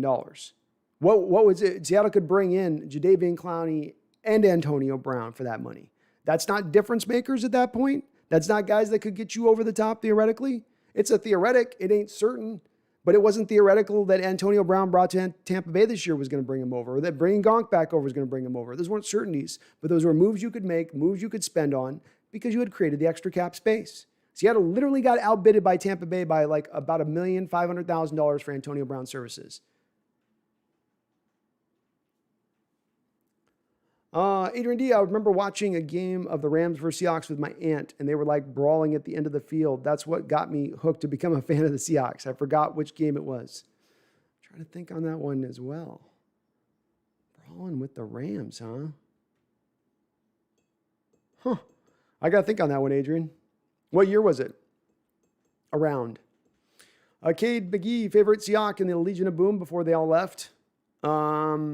My favorite one's going to be Cam, because I think in retrospect, just he was the glue that held it all kind of together in there with those guys. He had a lot of wild childs in that secondary, and I think he was sort of the grown man of the group that sort of brought everything together. I like Turtles. Would you think it would be a bad idea to trade Diggs and move Blair back at safety? I wouldn't think it's a bad idea. I think it's a good idea when you when you pick a guy in the first or second round, you should have a route to them getting to a starting position so that you're using your draft capital appropriately. You don't want to be selecting first and second rounders and having them sit on the bench for multiple years. So you would like to find a pathway to get them on the field. I think right now Ugo's one of our better corners. It's not going to look like it's at slot. That would provide him that path. I like Turtles. You would free up some space, which would allow you to then go get other players. The key on it would be where is his health? If he's healthy and he's ready to go at the start of the season, I'm okay with doing that move. If he's going to take another couple months to get his legs back really fully under speed under him and really train like he wants to train, well, probably at that best to just let him get through another year here where we can sprinkle him in a bit. Tim Jobs says Brady has the most help of any quarterback in the history of the NFL. He's also extremely lucky. He's not the GOAT. It's hard to get lucky when you win this many championships over 2 decades, Tim. It really is. I mean, luck is a thing that happens, that comes and goes as a wild thing here and there. It's not something that stays out throughout, But again, I think you're on an island unto yourself on that one. So not a lot sharing that opinion. April coming in with the kisses. Thank you, April. You can make me blush yet. Brendan says, I still haven't met a Niner fan I actually respect. I know you're trolling, buddy.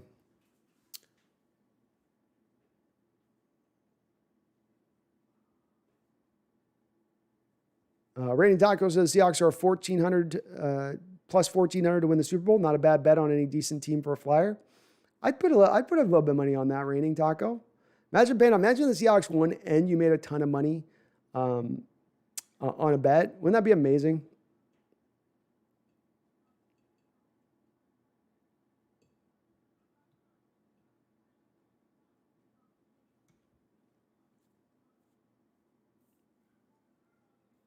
We're behind the Patriots in our Super Bowl chances for next year. That's crazy, Brendan. That is crazy if that's the case. Our roster is way better where the Patriots are at right now. Vegas must love their offseason and think they're going to be able to tap into that 2 tight end set a lot more quicker than what I had thought with them. That's nuts. 2012 Ram game, was that the one they got in the fight in? God, I'm blanking on that game too for some reason. I usually can bring it up. I vaguely remember something about that. It sounds vaguely familiar. All right, so if we got anybody listening right now, since I caught up on the chat here, if you guys want to we could do a little bit of a call-in aspect on the show here. It's been a couple weeks since I have had a chance to do that. So if you'd like to, hit me up in the chat or hit me up over on Twitter. DM me up on Twitter here. I'm getting it up on my side. And I'll bring you guys aboard if you guys are feeling it.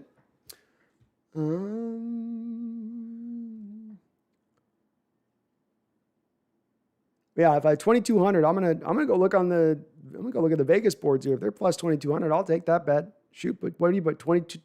You put $20 down, and it's like, isn't it 2,200 plus $20 if they win it to that point or something? You make a couple $1,000. Tim Jobs, you are not calling in. We're there's not a troll call-in show. That is absolutely not going to happen. Okay, Rating Tiger. So New England's plus 3,000 to win. Okay. Kid McGee, thank goodness for this podcast. Legend for podcasting, hawk stuff, and answering questions we ask. I love doing it, Kid. I have a lot of fun with this channel, man. This is my favorite thing to do. So it's good times over here for me. I was told that Vegas is trying to suck people into the Pats. Vegas playing mind games. Oh, okay. Could be just trying to get them to lay the money down. They know they got a lot of homers that they're trying to get what. So could be. It's still a good bet for Seattle. If you want a good bet for somebody to take, that's not a bad one. That one is pretty good.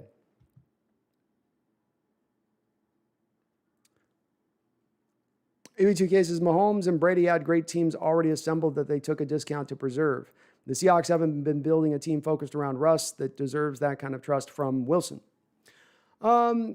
Maybe not, but we also don't know if they had even done that if Wilson was willing to take a discount. So he's not yet showed any indication to Uwe that he's even willing to do any sort of discount or take any less red cent than he absolutely can get. In actuality, he's shown the complete opposite of that.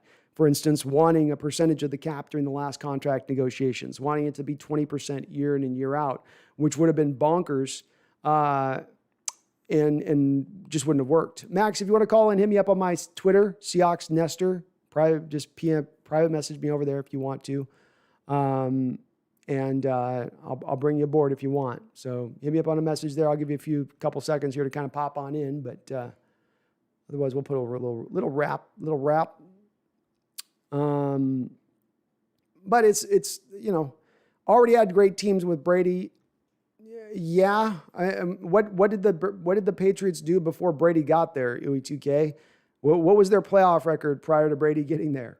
Like, weren't they 5-11 the year before he was put into the starters? So I don't know the whole, like, he had a great team already.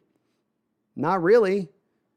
Not really. I mean, they came together and they got better with his arrival there, but they developed along through there. Yeah, with Mahomes, certainly did. But again, they were willing to take that discount. Russell hasn't. And it would be, I'll say this, UE2K, if Russell had taken $5 million less at one point in time in his career over a season, he'd have a lot more leg to stand on with this versus never taking any less money and then wanting every last cent. But again, dude, we disagree on this. You know what I mean? Like, I accept your manner on it. It's where you think, I don't think there's going to be an argument I can bring up to you that's going to change your mind. And I know there's not really probably an argument that you're going to bring up to me that's going to change my mind. I think we kind of both stand on our sides on this. So.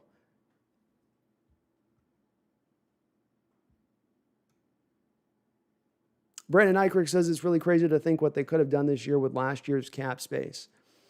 Could have been you could have done some stuff, that's for sure. It definitely would have been a little bit more exciting, I think, than this year and what we've seen and where they could have gone with it. Disappointing that it came in a weird year. Came in a weird year last year where there wasn't as many good free agents last year. I think you were probably scraping a little bit more of the bottom of the barrel because of that, in my opinion.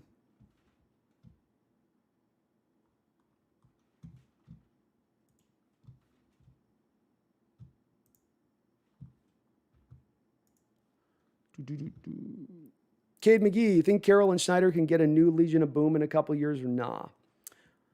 I don't think that you're ever really going to be able to replicate the Legion of Boom. Special positional units that come along in NFL history they come along once every generation, and they don't tend to come along in twos. You're going to get another one back to back. You can make the argument some of it is how they build their secondary up to build it that way from what they look at in a player profile standpoint, an athletic standpoint, size standpoint, all that.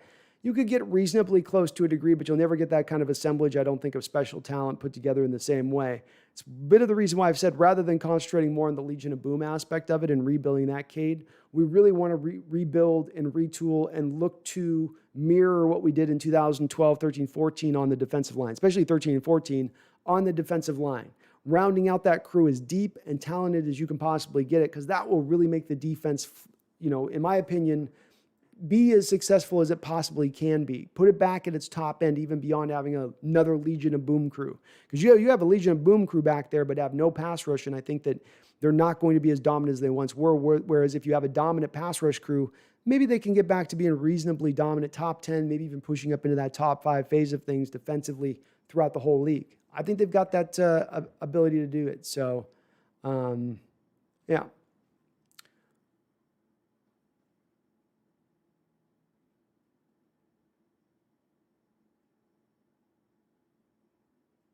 Yeah, Tim, I'm not bringing 49er fans in on the Collins show. It's right now, the Collins show is so new, we're only doing Hawk fans. That's all I'm bringing in on that one.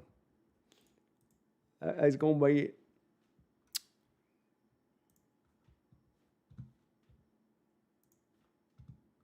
All right. Well, I'm not getting hit up on Twitter, so we don't got anybody in right now. That sounds like live. Let's keep it going and not have Tim call in.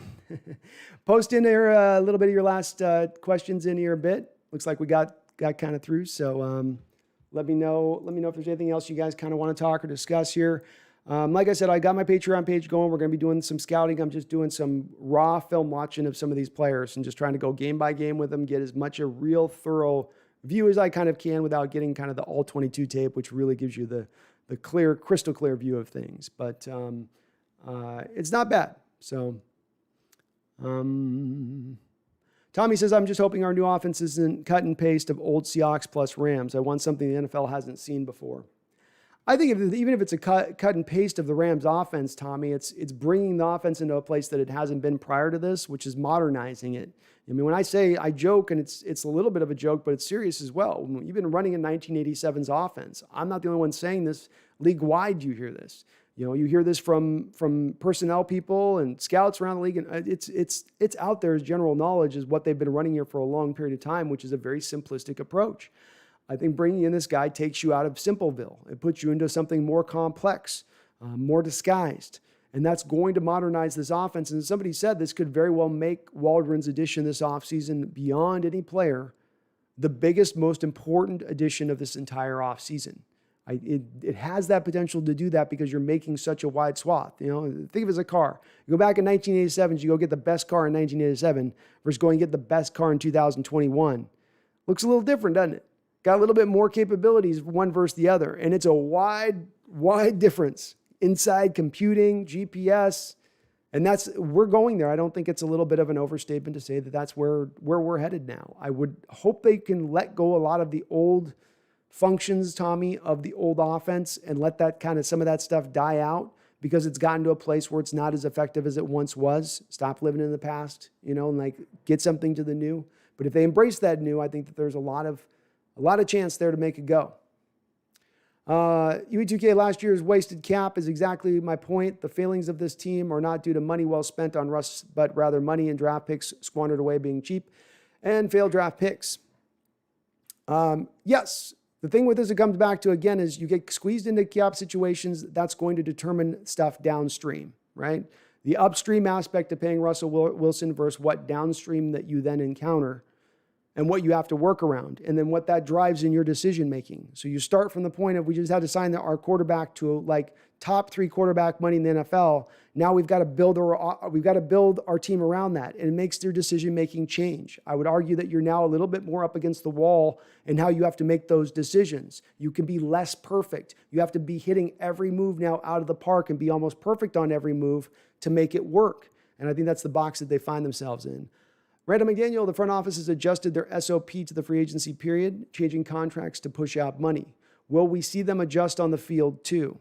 I hope. I speak to the 2 places I would do it in is the offense, which I just spoke to, Randall, being modernize this sucker, take on Waldron's offense, do everything that you need to do within that. Stop holding on to, don't give him 60% of the playbook and say, yeah, we like your stuff, Waldron, but you're still going to do all this. Don't do that. I don't care if it's what Russell's comfortable with at this point. It's time for a new offense. So that's the first place. Defensively, you just can't blitz as much, which the blitzing went down the second we got Dunlap here anyway, and I think that problem already kind of corrected itself. But you can't blitz up at the highest amount in the league. You can't be a top 3 blitzing team in this league. That's not how your scheme is set up or designed to be. You don't run exotic enough blitzes to do that. You haven't scouted players who are blitz heavy in their mentality in order to do that. So going back to more of a zone-based scheme, this is why I think you've seen them go after more defensive linemen and down linemen to make it work this year, is because they understand that. They're recognizing the fact we can't blitz as much. We got to get pressure with the front 4, and they're going to accomplish that because they've concentrated on it this way to make that happen like that.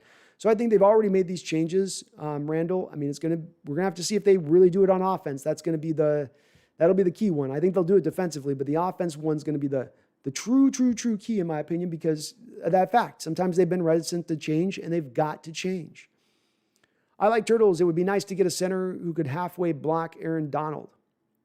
I like Turtles. It's more going to be your left guard that you need better on. And the one thing with Mike Iupati, and this was true throughout his career, is that when he was healthy, when he had 2 workable ankles, he was a guy who was a run blocker first and a pass blocker second. There was always a little bit of limitation to his game as a pass blocker. As he's gotten older, as those ankles got more frayed, his skills eroded even more in pass blocking, and certainly reached a point in that playoff game where he was fighting through multiple injuries sustained throughout the year, trying to fight through it. He was the best option for you at left guard, but he has basically kind of fallen off by that point. He's not a shell, but kind of a shell of himself as far as pass protection is concerned. Now you get a guy in Gabe Jackson whose number one point as a skill set is pass protection first, run blocking second. He should, on that basis alone, younger player, less injury concerns, more of his strength, that will help that a good amount. Is he going to completely stop Donald? I don't know at that point, but it will be better. You just don't tend to have the center for whatever reason. It's some of it's playing to the strong side of the quarterback. You're playing to his right side more often than not. You're playing to the strong side of the formation more often than not. But for whatever reason in NFL schemes, they will tend to have that center coming down on the one tech first and foremost, even in pass blocking situations, as opposed to the left guard. Just the way that they tend to run it that way. No one can block Aaron Donald. I agree, Raining Tacos. Tim Jobs has got the Niners winning 17-0 next year. Okay. Realistic. Raining Tacos, the way to neutralize Donald is to run right up the middle and keep Russ fast. Yeah, I think it's just to change things up, move the pocket around a little bit at times, get the easy completions into the game, do a little more of the screen game. But running the ball is going to do it too, because it's going to keep them from pinning their ears back and just feeling like they don't have to worry about the run, which is a little bit of what I think they did in that playoff game. They gave up 4.8 yards per carry, the Rams did in that playoff game with Carson, but Seattle just wasn't as committed to it, partly because they got the turnovers and got down by some points. But you've got to run at him. That is the way. That is the prerequisite to kind of taking him out. UE2K, we agree to disagree on this, but I'm just in the camp that while Russ is not perfect, he's far from the problem. If everyone did their jobs as good as Russ, we'd be in the Super Bowl every year. Well, I agree. I don't think he's necessarily just the problem. Remember with this 2K, part of this has been a little bit about doling out blame in the appropriate portions.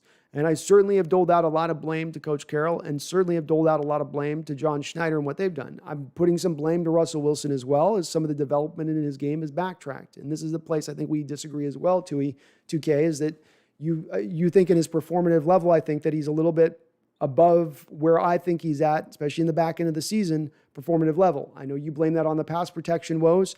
I blame that a little bit on thinking he went up into his head a bit. He had that storm out meeting against the Cardinals, and he sort of, cashed it in at that point through last year. Back in the schedule, he kind of went, I'm done. He sort of checked out a little bit emotionally, in my opinion.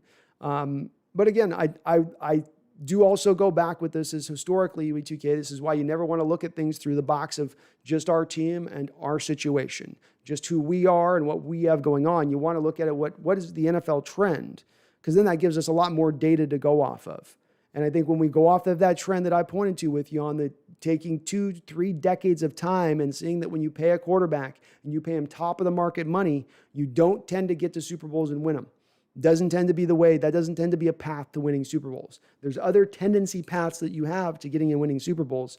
That just doesn't tend to be one of them. Does it mean that someone's never going to come along and break that record and show that rule can be changed? Sure, that can come along. But when it comes along at that point in time, that's going to be the first one that's done it essentially and not named Tom Brady in 30 years.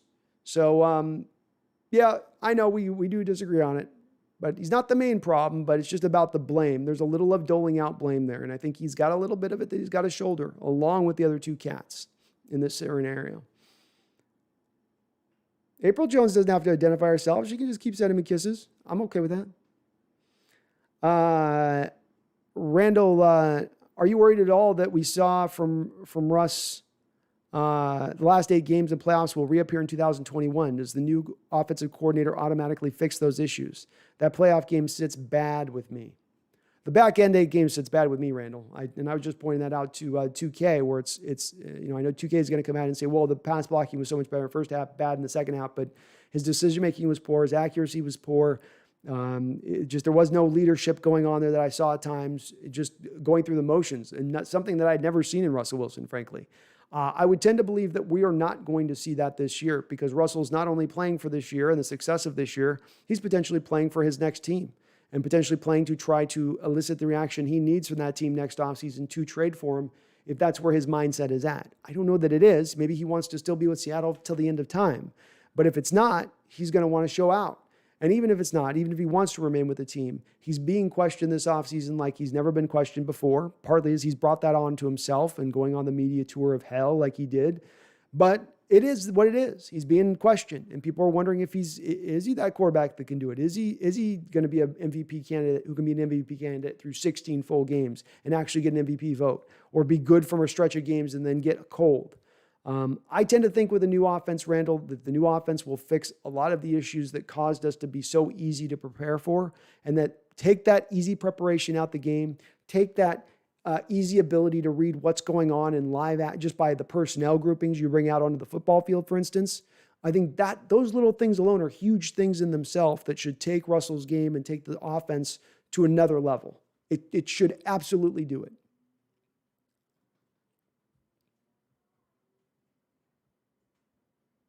Tommy Eaton says, was Earl the last good first-round pick we've had? I can't remember if he was a first round, but I want to say he was. If so, that is not very good. Yeah, it's not a great pick. It's not been good in the first rounds. Yes, you've had other first-round picks after that were good. Namely, the next year you had Bruce Irvin that you took at 15, who was a pretty good player. I think everybody was pretty happy for picking 15, what you got with him as a player and his production-wise. Had a pretty good career. Was he a star? No, but it was solid for a first-round pick. Not a bust, that's for sure. They've had some first rounds that keep in mind as well. Throughout that time, you've traded your first rounder away for a guy like Percy Harvin. You've traded a first rounder away for a guy like Jimmy Graham. You traded first rounders away. Now you're Jamal Adams. So there's been years that you haven't had a first round pick as well. You traded out of a whole first round one year to just get into the second round where you weren't even picking in the first round. So it's hard to knock them for the first round selections when they haven't had a whole lot of them over the last 7 to 8 years. The other thing that I point to with this that I think is a very key point of information here is that the draft's talent level goes like this. 0 to 15 are the upper tier cats. These are stars. There's a couple Hall of Fame potential guys in here. These are the guys you're going to have a couple all pros from. Absolutely good top end talent, okay? Phenomenal top end talent. But then when you go from 15 to about 45 to 50, you have a very similar marker of players as far as their talent's concerned. They're all about in the same bucket. It's very hard to delineate one for the other, to say, I'm going to pick this guy at 20 because he's so much better than this guy I'm getting at 44. This turns that part of the draft into a lot more of a crapshoot aspect of things. But from the fan standpoint, it's not that, because the fans get very rudimentary and they say, top 32, you picking him, but he wasn't a top 32 like guy in his talent. And I think it's where you've got to look a little bit beyond that and understanding that talent discrepancy. I'm not letting them off the hook because I can see 2K already banging on his keyboard going, see, you're just saying you're excusing him. They had some poor drafts. They've not done as well in the drafts over the last 4 or 5 years. Last year was a little bit of an exception, but the previous drafts were really bad. Really bad. And they need to do better going forward. But they don't value those first round picks in the same way I think we as fans do, given their recent history with it.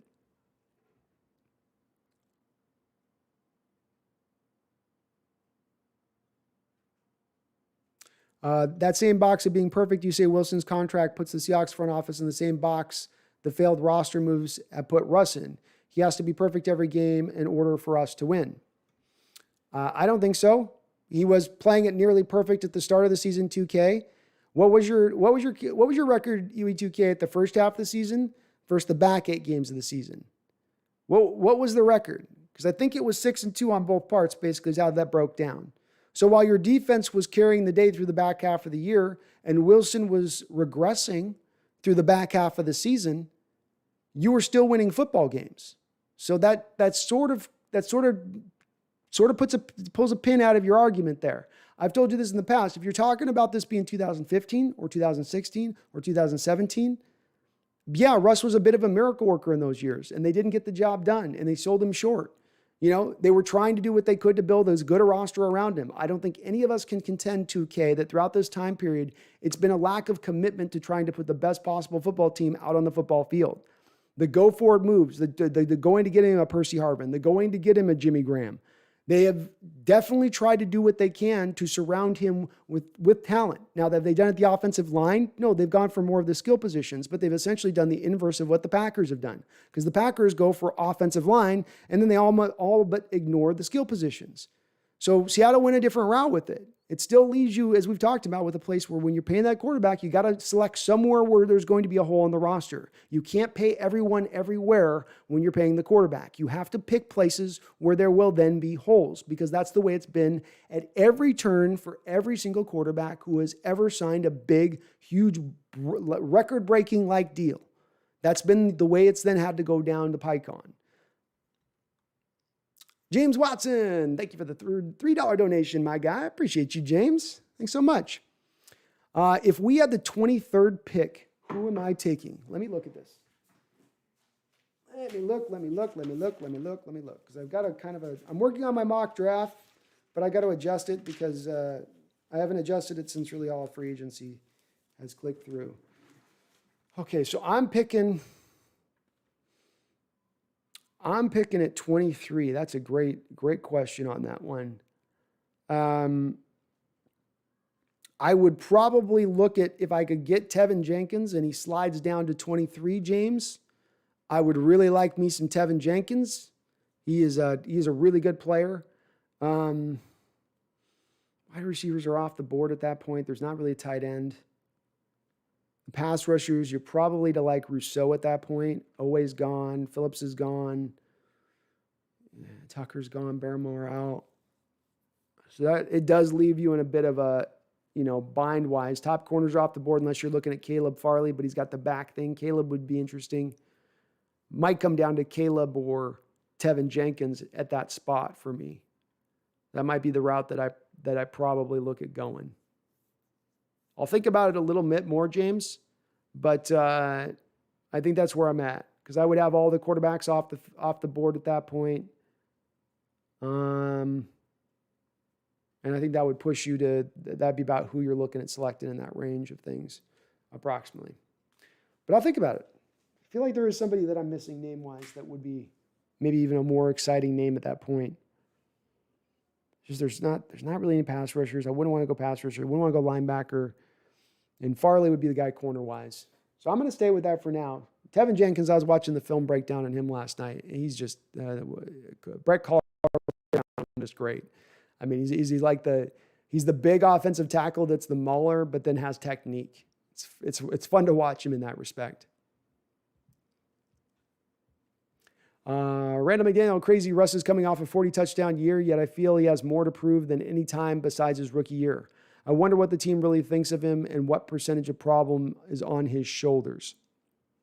It would be interesting to see Randall. I mean, it's the thing that has been missing, still continues to be missing from this offseason, being that we've been waiting for either Schneider or Carroll or both to release it in the press conference to say at some point somewhere, Russ is our guy now, Russ is our guy in the future. When are we going to get that public, basically, declaration that everybody's kind of looking in all of this tumultuousness? And we have not gotten it yet, and I hope we do get it. But it's something that they've been hesitant to do, which points to your point a little bit of maybe they feel like this has burned them a little bit. They're going to make it a try of this, but that there's a part of this where they do think a lot of it's on his shoulders to a degree here. I don't know. It's sheer conjecture on my part, but I agree with you. It is a little crazy that a guy throws for 40 touchdowns and you're like, man, it feels like we left a lot of meat on the bone, or just he's going to have to do some proving here now as we go into this next season. There's some questions here with him. But I think he has a chance to turn it around. I don't think he's locked in on this being, I think it's fully still fixable at this point, Randall. I think we've heard over and over again the word fluid to this situation. Fluid in that the trade could happen, but fluid also in that he could remain and they could find a place of happiness to keeping him and that there's a satisfaction that could be reached. And all the steps that they've taken this offseason, whether they've done the declaration or not, every step seems to be in the direction of making Russ happy, putting so much money in offense, bring back the same dogs on there so you don't lose anybody. It does point to that. And boy, if you brought an AB on top of it, that certainly would be the final, swat of the nail by the hammer going, yeah, they still want Russ here. They still want to keep him.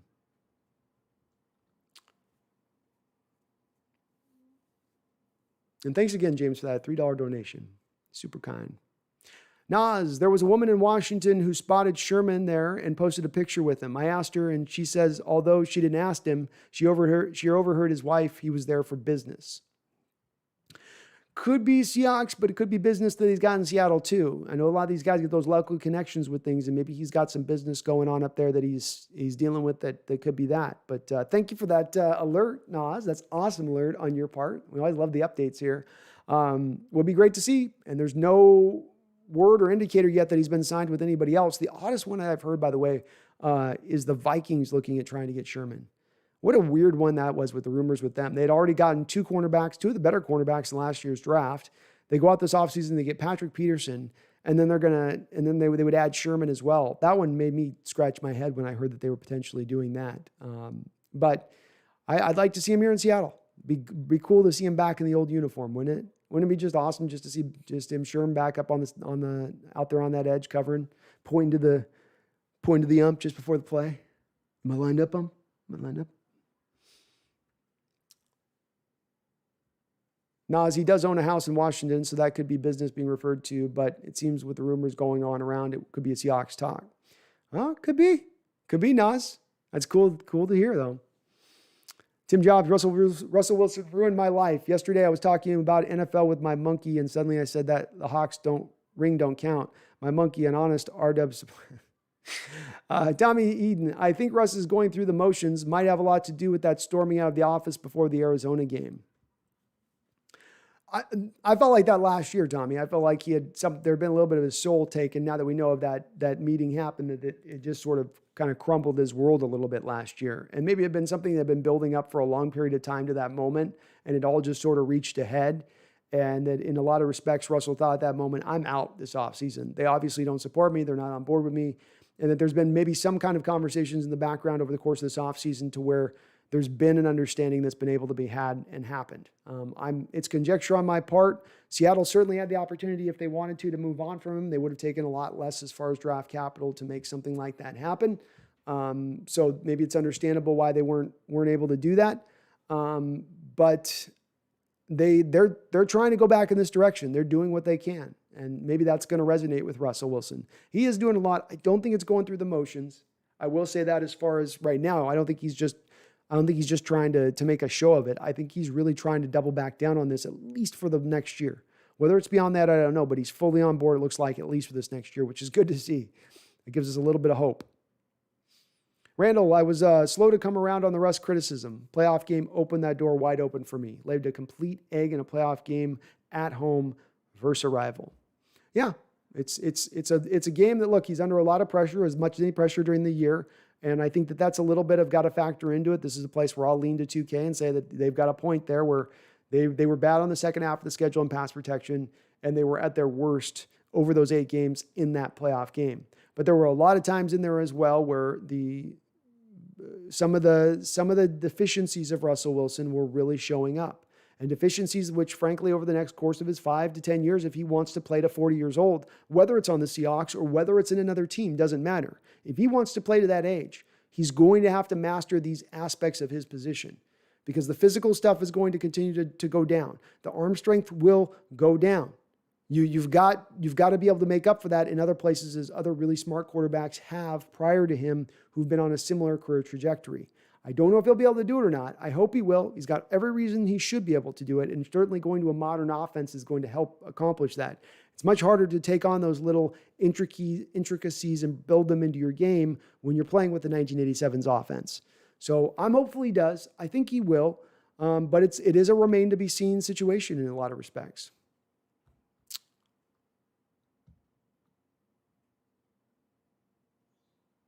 Yeah, Jim Jobs, you're only homeless right now because you bet your house last year the Niners were going to win it. We've learned this on you.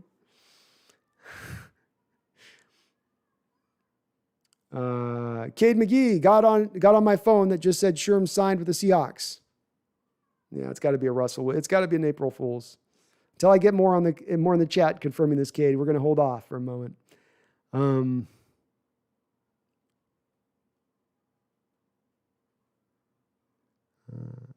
Jace, how do I feel about Lockett? It's a little bit of lukewarm cold on it, Jace. You know, I'm happy they lowered the first year cap hit. $14.5 million is a lot to spend for a guy who doesn't give you a lot of yaks, going to struggle to block the new scheme. Seems to maybe have played, you can make the argument has played his best football up until this point. It's kind of, you're sort of paying for past performance a little bit as opposed to paying for future performance and what he's going to be in the future. With that said, I love lowering the first year cap hit, and that wins me over on the deal on almost just that basis alone. You took his $14 million cap hit and you took it down to $7 million. I'm very happy with that. That makes me very satisfied to knowing that you're going to be able to maximize the roster out as they have done, Jace, this whole offseason. They've done it the whole offseason with almost every move they've made, and that was what I was asking them to do. So I absolutely applaud it now, even though I wasn't completely on bringing him back for some of the other reasons we've talked about with DK and stuff. UE2K, picking in the top 15 is easy. You earn your very large general manager salary by the picks they make in the 2nd through the 4th round. That's also where the majority of players come from. Yeah, it is.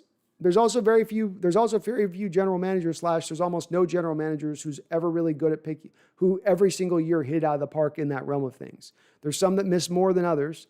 But I would argue if we look at the recent history of most those teams that even are the good picking teams out there in that 2nd to 4th round range, 2K, you'll find a lot of years in there where they're doing jack diddly squat in that picking range. The real aspect of it is that after you pick in 15 on down through the rest of the draft, a lot of it is basically into the crapshoot range of things. There's been the narrative out there that you're picking in the first or second round, so therefore you're picking this player that's different from third to fourth to fifth range. But the difference between the difference between those top 15 guys to the second to the 14 ranges, there's a substantial difference. It's star-making quality versus league average to a little bit better than league average quality. And that's a big difference in play to me. A lot harder to hit. I'm more of the realm of, and the analytics back this up, the Pro Football Focus guys will back this up. It's better to have more swings at draft picks because at the end of the day, the draft is a crapshoot. That is what looking and studying the draft has taught them. They say it over and over and over again. What our data says to us, what we look at, and we're looking at this, is it's not some magical general managers out there who's just killing it above someone else. It's a crapshoot for literally everyone. And there are teams that are worse at it. There are teams that are better at it. I think that we're overall right around probably in the middle of the pack, but that doesn't make us horrific at it either.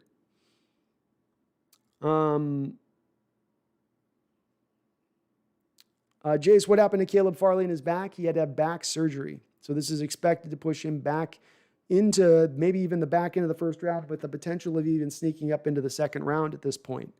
So it's going to make people a little bit touchy with him. I think he opted out last year too. I don't think he's going to drop all the way to us at 23. That'd be a dream scenario. But he will probably get picked right at the end of the first round. Some really good team's going to get him at the end of the first round. They're going to get a hell of a player. Kansas City gets Caleb Farley. Like they knock that pick out of the park if they pick him up.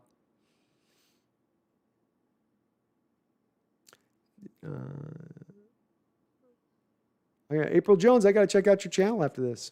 Sounds like it's cool. Rain Tacos, I live near there and my daughter loves the tulips. Tulip farmer. April Jones Radio, I'm a real estate broker who entertains with a YouTube channel. Thanks for asking. Nice. Well, please sub to April, folks. Tim Jobs, Russ is leaving. I will laugh endlessly when I see the trade announced. You'll laugh endlessly when you see the trade announced, but you'll watch me on live stream laughing when you guys pick Mac Jones and put your team in purgatory for the next 5 years as you continually try to validate that selection as it continues to bring back the diminishing returns that it will. And I live for that day to arrive. I'm so glad that I get a live stream for 3 straight days of it too, Tim. So I get to just spend 3 straight days of just celebrating, just the sheer, it's beautiful. Beautiful. I can't wait. Raining Tacos, Sherm isn't coming back here. He owns a salon here. Yeah, I heard he had a couple businesses. Random McDaniel, it is fixable. Look at the Packers. Drafted a quarterback in round 1, but does anyone expect Rodgers to move on anytime soon? No. I wouldn't think so. But maybe, Randall, there's a thought process. This year might be his last year with the Packers. They might move on from him at that point and go with Jordan Love. I think it'd be kind of nuts being as good as Aaron's played. And I'm not an Aaron Rodgers lover, but I'm not an Aaron Rodgers backer, but it's like Jordan Love, is he really ready? Randall, what would you offer Sherm around $6 million? Man, I'd like to get him more into the $5 million or below, Randall. I'd really like to get him more into that realm of things, but you could probably talk me into $6 million. I could probably talk into $6 million, but boy, I'm pushing at the top of the market at that point. I'm right at the top. Giovanni Bito, if you had to pick one to sign, who would you pick? KJ, Sherm, Tate, or AB? AB, probably at the end of the day, because I don't know that there's a place to upgrade the receiver position anywhere else on the open market to the degree AB will be able to do. He's kind of the top guy on the board as a receiver right now. There isn't going to be a guy there for us in the draft, really, and I don't know if there's a guy there you could go trade for, Giovanni. It's kind of a weak market in that respect. I like KJ Sherm. Tate's okay, but just the bigger need to me would be going with AB. Tate's, at this point, only a slot guy. AB can play still both on the outside and inside, so he provides you with some positional flexibility at that point, and still probably right around the same cost. If even he might even be cheaper than what KJ and Sherm are going to run. He also plays Olaf in the Frozen Traveling Pizza Show, so he's busy. I am. It's a good part, though. Pays the bills. It was UK. My point is, when we win, Russell plays error-free and lose when he isn't. Our run game ain't winning any games either. Neither is our defense. It's all on Russ's shoulders. Who else is carrying this team to wins? Our defense carried us to wins last year. There's games exactly to your point, 2K. There were games on the back half of that 8-game schedule that the defense overcame Russell's poor play, where he wasn't playing error-free. He was playing bad football through the back half. All 8 games of the back half, with the exception of the Jets game, were basically below league average level of play from Russell Wilson at the quarterback position. Below league average, statistically speaking. Below average rated by Pro Football Focus. Below average rated by people who have eyeballs to watch and see with no bias point in. And this isn't just me saying this. This is pretty well accounted for at this point. You could blame some of it on the offensive line if you want, and that's a little valid, but it's not the complete parse of it. He's got to shoulder some of that, 2K. That's got to be a little bit on him at that point to a degree. And that back half of the 8 games, you won games where he didn't play very well. He had a couple moments in the game he might have played well, but he certainly didn't play error-free. And certainly didn't play error-free over the course of the majority of the football game, frankly. Too many of those games in the back half of the schedule. Splash and Skills, the Hawks Nest just passing by. Wanted to tell you I've been dealing with true depression lately for the first time in my life, and it's the worst pain I've ever felt. Love your work. Keep it up. Oh, thank you, Splash and Skills. And you hang in there, man. I get in those places myself from time to time where things get a little bit dark and hard, especially in this economy and these things going on and all the stuff that's happening. It's a real tough time. We're over a year into us being trapped inside basically and with no end in sight necessarily. So, we're all kind of feeling it. If that gives you any kind of, feeling of decentness that you're not alone on it, I think we're all kind of struggling, and I've been there right with you, man. So hang in there, keep fighting through it. Eventually things hopefully will get better. Sherman's not been signed? Okay. We got April fooled. AI, we got April fooled. Mahomes has deficiencies. Brady has deficiencies, but you build a team around them that minimizes their weaknesses. Our problem is we haven't done that, but still expect Russ to be Superman. Yeah, so UE2K, you feel like Russell Wilson's the perfect quarterback then, that he doesn't have any deficiencies at all? You see no things in his game that he struggles with naturally? I've pointed to a lot of different things. I haven't ever heard you necessarily contend them.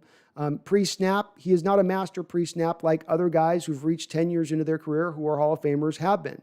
He's not reached that kind of mastery. He struggles with stacked box blitzes. You put 7 guys up on the line of scrimmage. He doesn't know who's coming or where they're coming from. He's not able to adjust the line on enough of a normative basis to put that line in a position to block it up correctly. He relies on his center to be able to do that for him. He doesn't throw with enough anticipation on a normative basis. He wants to see the players wide open at times.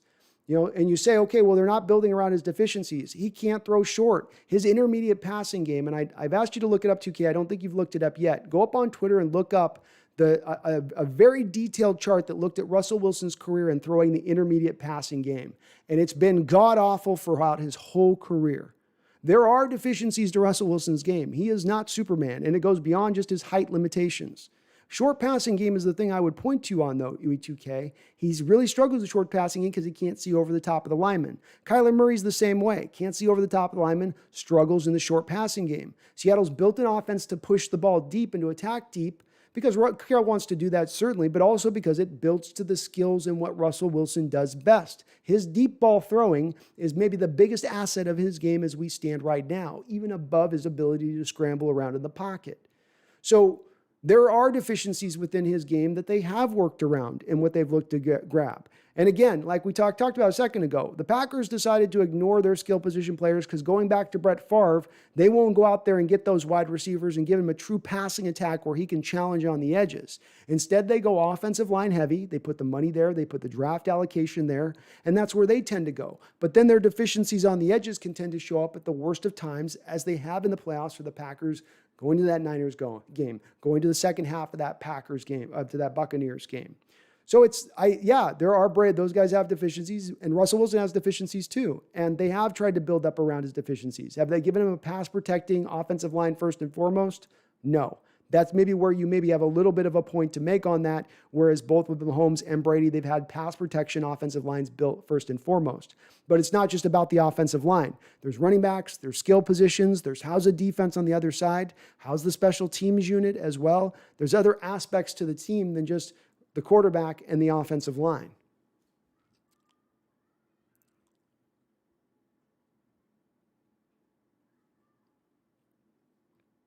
Randall, I feel like the 2013 to 2016 roster was so stacked that we changed how we approached the draft. They looked for the next home run instead of the base hit. Christian Michael. I think so too. I think they were definitely feeling like they were dealing with house money a little bit, Randall, which is always it's a good and a bad place to operate from at times, and that it'll allow you to sometimes pick the best player available on the board. But if your best player available on the board is misscouted and you're sort of overlooking the problems with the player that you should be actually looking at very closely, being a guy like Michael, work ethic things, which had to have shown up going back to college, you got to look beyond the explosiveness that they have and how fast they are. Hopefully it's a lesson that they have learned, Randall. I tend to think it is. This last draft was a little bit more of that. I mean, I didn't like the Jordan Brooks book, but Jordan Brooks should be a safe middle linebacker in this sport. Darrell Taylor may not be a star in this league, but he should get you 8 to 10 sacks a year as even just a rotational guy once he gets on the football field. And in Damian Lewis, I knew right from the outset that this is going to be a solid guard in this league. So they certainly seem to have reversed a little pivot on that and gone a little bit more into more of the safe zone, which is probably a better place for them to operate. Does anyone know what makes Russ better than Dwayne Haskins? Arm talent Haskins. Tim is in full troll mode today. Tim, are you Dustin secretly? Did you log out as Dustin's account, sign in as Tim's account? Magic Vlogs, how you doing, Magic? I'm doing awesome over here. Randall McDaniel, when will Shanahan be on the hot seat? Hasn't been great, especially on offense. I don't think he's anywhere close to being on the hot seat right now, Randall. I mean, he's a year off of being to the Super Bowl. He had his team got decimated with injuries this season more than any team in the NFL. Hard for a general manager and owner to hold him accountable for that. And they were still competitive throughout this year. Losing their quarterback, being hit with injury like they were still competitive where he still did really good work. I think that I think he's still 2 seasons like this year away from really being on his, then he'd be on the hot seat, but he's still a little bit away.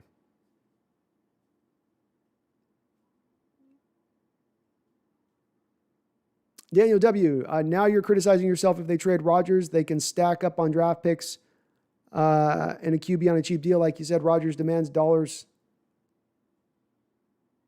Oh,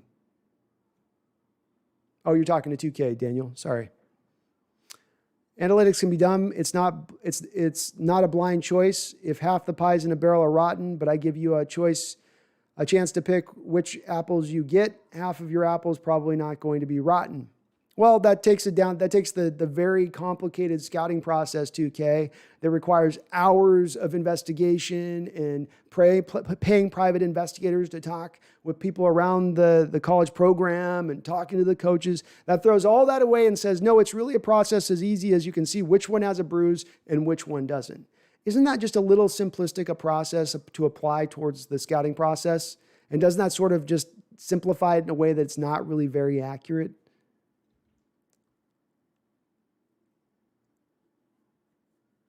Daniel W. says the Packers can add 2 first-round picks for Rodgers, probably, or a number 1 and some mid-tier picks because of his age, and then have $40 million in cap space. That's a route they could go with this, Daniel, and it could prove smart. Some of the key on that goes to where's Jordan Love at and the player he is. I have questions with him as a player to a degree. But you're right. I think that even though he will be 40 years old, it'd be funny if some team would actually be willing to trade 2 first-round picks for a 40-year-old quarterback. But if he continues to play at the MVP level he played this year, you absolutely would expect a team to be willing to do that at that point. And the Packers could get a lot done with that $40 million cap space that they then created, Daniel. That is for sure. It seemed like they did a year or 2 ahead of time to me with the Love pick. To me, it seemed like you guys wait another year on this one. If they did it this offseason, I maybe could have understood it a little more than last year where they had finally gotten the new coach in, Mark McCarthy out, new ideas, and it had taken 2 with Aaron. Gino Bonavito, is Gino still the backup for Russ next year? I don't think he currently sits on the roster under contract. I think you'd have to sign another 1-year deal at the league minimum level, but he's probably the guy that they're going to look to bring back if they don't go out and pick one in the draft.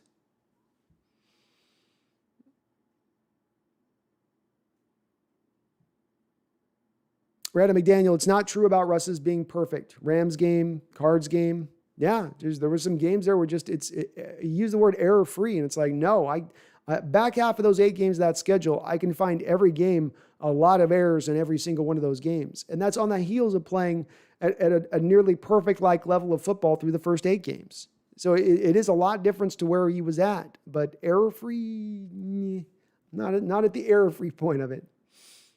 Mindy V, it's been a while since I've seen you in live, Mindy. Good to see you. How you doing? So good to have you in here from Virginia. Hope you're doing good over there. Nas, in my opinion, if not this year, then next year we need to let go of B-Wags. Yes, he's a top 5 linebacker, but that money could go elsewhere, and Brooks has showed me he could easily evolve to above league average. Solid point, Nas, and I agree 100%. I long contested that when Jordan was picked last year, I said this is an indicator that you're probably looking at the last 2 years of Bobby Wagner's career. We got through last year, played at a great level again. Still, I think this season is going to probably be the last year. This year, you could release him out and save a little bit of money on the cap. Next year, you could release him out and save a ton of money off of the cap by moving on from him next year. I think that's probably what we're going to look at seeing happen, and I'm going to be okay with it at that time. So, yep, you're probably right on that one. Mindy V is not a fraud. Mindy V is legit, Tim. Mindy V comes in all the time. Mindy, Tim's on some weird stuff today, Mindy. He's on some weird trip stuff. I don't know what it is. I don't know if he's been drinking before the thing or what's going on. He's a Niner fan, but no, then he's a Steeler fan, but no, then he's a Niner fan. It's hard to pin him down. Jay Hornsby, division champs now and at the beginning of the season, and until someone takes that from us, go Hawks. That's right, Jay Hornsby. The champs are here. The champs are here. We're the title holders right now, division. You can tell us all about what you're going to do, but you ain't done nothing, and you got to ride out the next 132 days with us as division champs. UE2K, I just said he's got deficiencies, but with his deficiencies, he's still a top 5 quarterback. The problem with this team is not Russell Wilson. What other quarterbacks on this team are top 5 on this team? Again, 2K, you sometimes gloss over that back 8 games of that schedule, and you sometimes don't respond to the specifics of what I'll talk to you and ask you to respond to. You'll kind of just answer it around to what you want the point to be or what we're debating back and forth on this. You may have pointed out deficiencies. I've yet to hear you point out exactly what you think those deficiencies of Russell Wilson are. I'd be very interested to hear what your thoughts are on those deficiencies. Again, too, when we look at the back half of the 8 games, and you say, okay, even with his deficiencies, he's a top 5 quarterback. He didn't play like a top 5 quarterback for the back 8 games of the season last year, nor the playoff game. That's 9 games where he was not a top 5 quarterback in the sport. In fact, he wasn't a league average quarterback through those back 8 games. Take him statistically, take him analytically, take him eye test wise, take whatever methodology you want to utilize, 2K. And by any methodology you utilize, if you're trying to attain an unbiased eye and look at this as an observationally as clear and coherent as you can, you would say he played below league average through the back half of the 8 games, with the exception of the Jets game, where he did play good, playing against the Jets. But every other game on that back half of that schedule was not good, was not him playing at a B+, A- level. I've told you, 2K, with me, I don't expect him to play at MVP level every week. But if you're going to be the top paid quarterback, you need to play at a Pro Bowl level every week. Is it your estimation, 2K, that he played at a Pro Bowl level through all back 9 of those games? That he was at a Pro Bowl level at all back 9 of those games? That the problem was all on the other rest of the team? Because I was watching a team that had a defense that was holding it down, holding it together, keeping that ship afloat, while their quarterback was in the process of completely just about falling apart.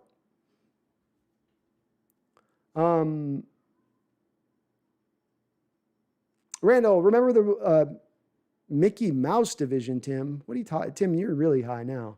Randall, remember the wide receiver from Oregon State we drafted who we converted to defensive end? There was no middle ground with him, either a home run or a swing and a miss. Totally. Yep. Very thin guy. Kind of shades of that kid that we took out of LSU this last year a little bit. I don't know why they like to move wide receivers to defensive ends. It's kind of a thing for Carroll. He kind of likes to do that a little bit. Giovanni Vito, what do I think of the 17th game being added? I don't really like it overall, Giovanni, because I do like the hallowed nature of statistics and records and stats. It's one of the things I love about baseball is that those numbers are ingrained. I can pretty much take Babe Ruth's numbers and I can match it up against somebody in the modern era overall. I kind of like that part of it. But it's another game of football, another week of me to do some content, another, I can't hate it from that aspect of it. So more football is never a bad thing for me, but I would like to see them put 2 bye weeks in. I'd like to see them implement wider rosters so that it's easier for these players to get through a full season, and management isn't under the gun as much to make that happen. I hope they do.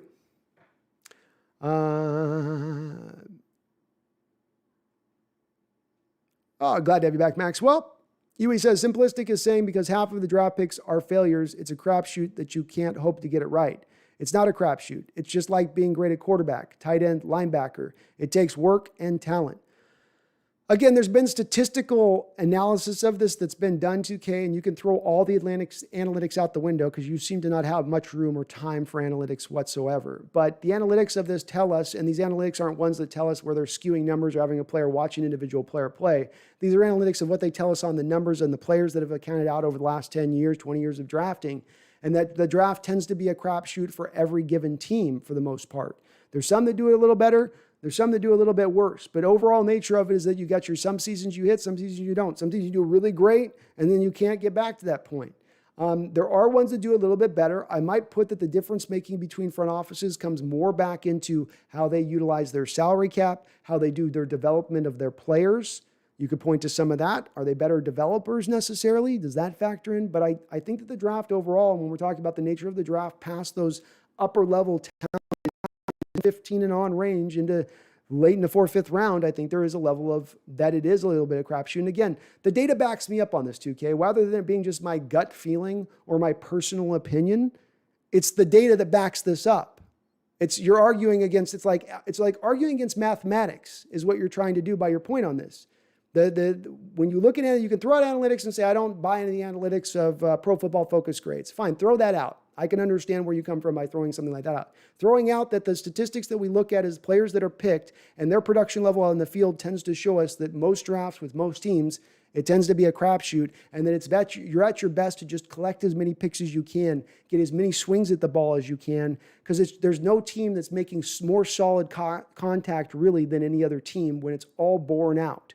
That's what they tell us, man. I mean, you could throw it away and you could say that I don't provide any value on that. But I think you are throwing away a very key point of data if that is what you're doing.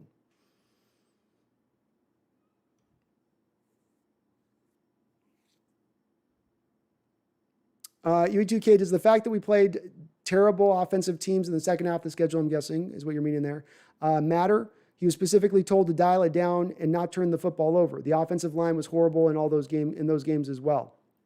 I don't think the offensive line was as horrible as been oversold in those games. They had some bad games, worse than others. The Rams game was god-awful as far as pass protection goes.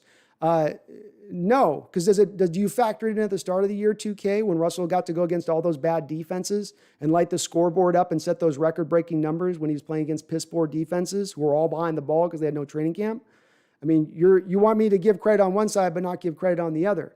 And I do give credit. I do say, he was able to ball out in a lot of respects on that because of the play of the offensive line. And he did go down to a degree when the offensive line wasn't playing good. It impacted his play. But your point is that he somehow still plays at a top 5 level when things aren't going right. And that's not the case. That's where we originally started on this particular given point, 2K, was that he doesn't play at that top 5 level. And he's not error. You also mentioned the words error-free that he played error-free. So these are the key things I'm going to gravitate towards, where it's like you excuse the play, and you'll twist yourself in knots to excuse his play at every junction without ever looking or ever assessing any of the data. Again, tell me where his deficiencies are, 2K. Point out in the chat, specifically, I want you to itemize what Russell Wilson's deficiencies are. What is it he doesn't do good as a quarterback in your estimation? Because if you're at a standpoint of he just does everything amazing and you can't point to specifics or point, then we're completely just on both pages. It's kind of where I start the thing out, man. It's an agree to disagree situation. You don't fall in line with where I fall in line with it. I don't fall in line with you fall in line with it. But again, I think sometimes you skew things a little ways to make it work for you. Like the time you tried to take the Mahomes thing and then apply it, it's a little bit of the cherry picking aspect onto it. It's where you'll say, well, you just look at all of analytics. We had one argument where you said, well, you just look at all analytics. That's all you look at it. And I say, no, it's a balance. You want to balance all of those things. You want to utilize all the data that you have at your hand to make your judgment. Don't just look at one little point of data. Oh, offensive line, bad protection. Russell had to go up against the Lions. That means that that's what we can explain it for. That's simplistic thinking. When it requires nuance, when it requires more detail, when it requires you to really look this thing out from the top to the bottom to really understand the assessment. It's why I say you got to dole out blame appropriately, 2K, where it's not just on Russ, it's not just on Carroll, it's not just on Schneider. It's taking a pie and slicing up the divided of the pie appropriately.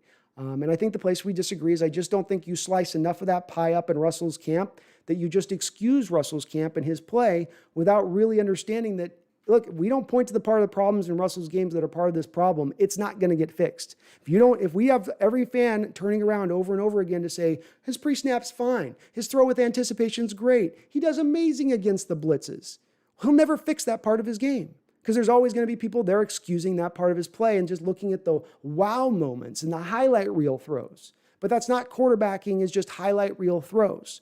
Quarterbacking is play in and play out, being a master of your craft, especially once you're 10 years in the league and a Hall of Fame quarterback.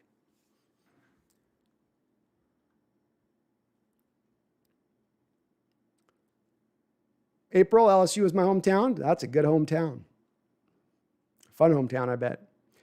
Randall, we have big holes at wide receiver. We need to not only replace Moore, also need to improve from where Moore was. I think it's 2 wide receivers you need to add, Randall, and hopefully you can get a better one in the draft, but it's part of why I'm on board so much with the need for Antonio Brown and putting so much onus on going and getting him, and why I think it's so important. Because I agree. I think when teams were able to just kind of get stuck in on Lockett and DK and kind of just hold them down and knew that there was nobody else that was really going to challenge them on this team. Brendan Eichrick, I still think it's funny. It's so funny how much hype Patrick Queen gets, even though he struggled to tackle and cover. Had one of the highest missed tackle rates in the league and was worse than Brooks in coverage. Yeah, he's not looking like a good pick for the Ravens at all in that respect. The thing that he was supposed to do good, he didn't do good at all. The coverage grade thing, which stood out mostly with that, Brendan. You expected him to maybe not being good as far as a tackler goes, and that Brooks was going to beat him there, but he probably had, outside of Isaiah Wilson, you maybe could point to Queen having the worst performance of any of the first rounders out of last year's draft. Pretty bad. Jace, do we still have Ivan the Terrible? We do still have Ivan the Terrible as our trainer. Yep. Doesn't look like he's going anywhere.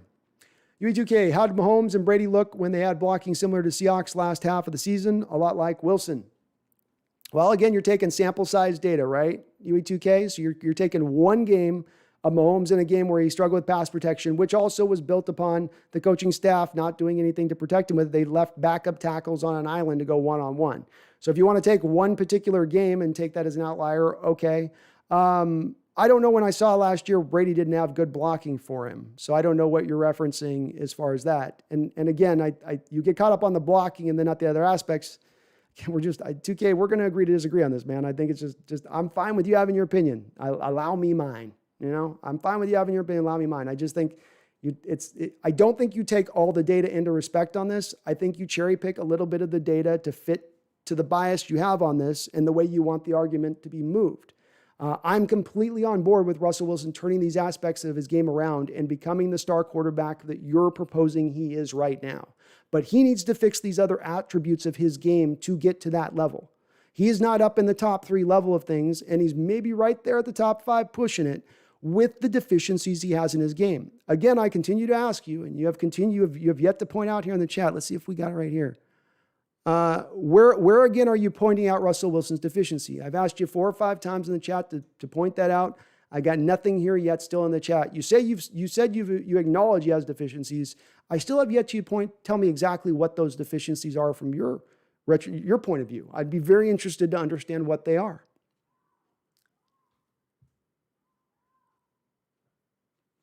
Giovanni Bito says, why can't people just admit that Russ was really bad in the last 8 games of the year? Well, this is the heart of why I keep harping on 2K and staying with his argument with him, because there are folks like him who will just, they're clutching, white knuckle grip, clutching to the fact that Russell was not a problem at all last year. There's nothing he did wrong. He was an angel. He had a halo aspired above his head in the way that they speak about him. And 2K, you can tell me that you've acknowledged that he has deficiencies, but you don't speak to him. I've asked for him. You don't point him out. So every post that I read from you is just again and again apologizing for Russell and pointing it to everybody else being the problem, I start to go, well, wait, where is the nuance of your thinking? You're saying it's there, and I'm willing to believe it's there with you, but you got to point out to me where in your process is it that I get to see that nuance? Because so much of what I see is in the camp of you going, no, Russell's not the problem, never the problem, not the problem. If they just fix this other stuff, then Russell will be amazing, and that's it. End of story. Done. Isn't that sort of simplistic way of looking at it? And it seems like this is a lot more of a complicated situation than it is a simplistic situation. It seems like a situation that is built up and borne out over 10 years and evolved and gotten weird and then gotten okay and gotten weird. It seems like it's a little bit more complicated than just a simplistic get better blocking and then Russell's amazing. John Robinson, you've seen Jared, Dennis, Tim, Magic Vlogs, what are your thoughts on Tyler Lockett getting signed? Haven't been here, so I don't know your take on it. Solid signing, Magic Vlogs. We saved $7 million off of our cap by getting it done. Very good. Very happy to do that. Not going to cost $14 million.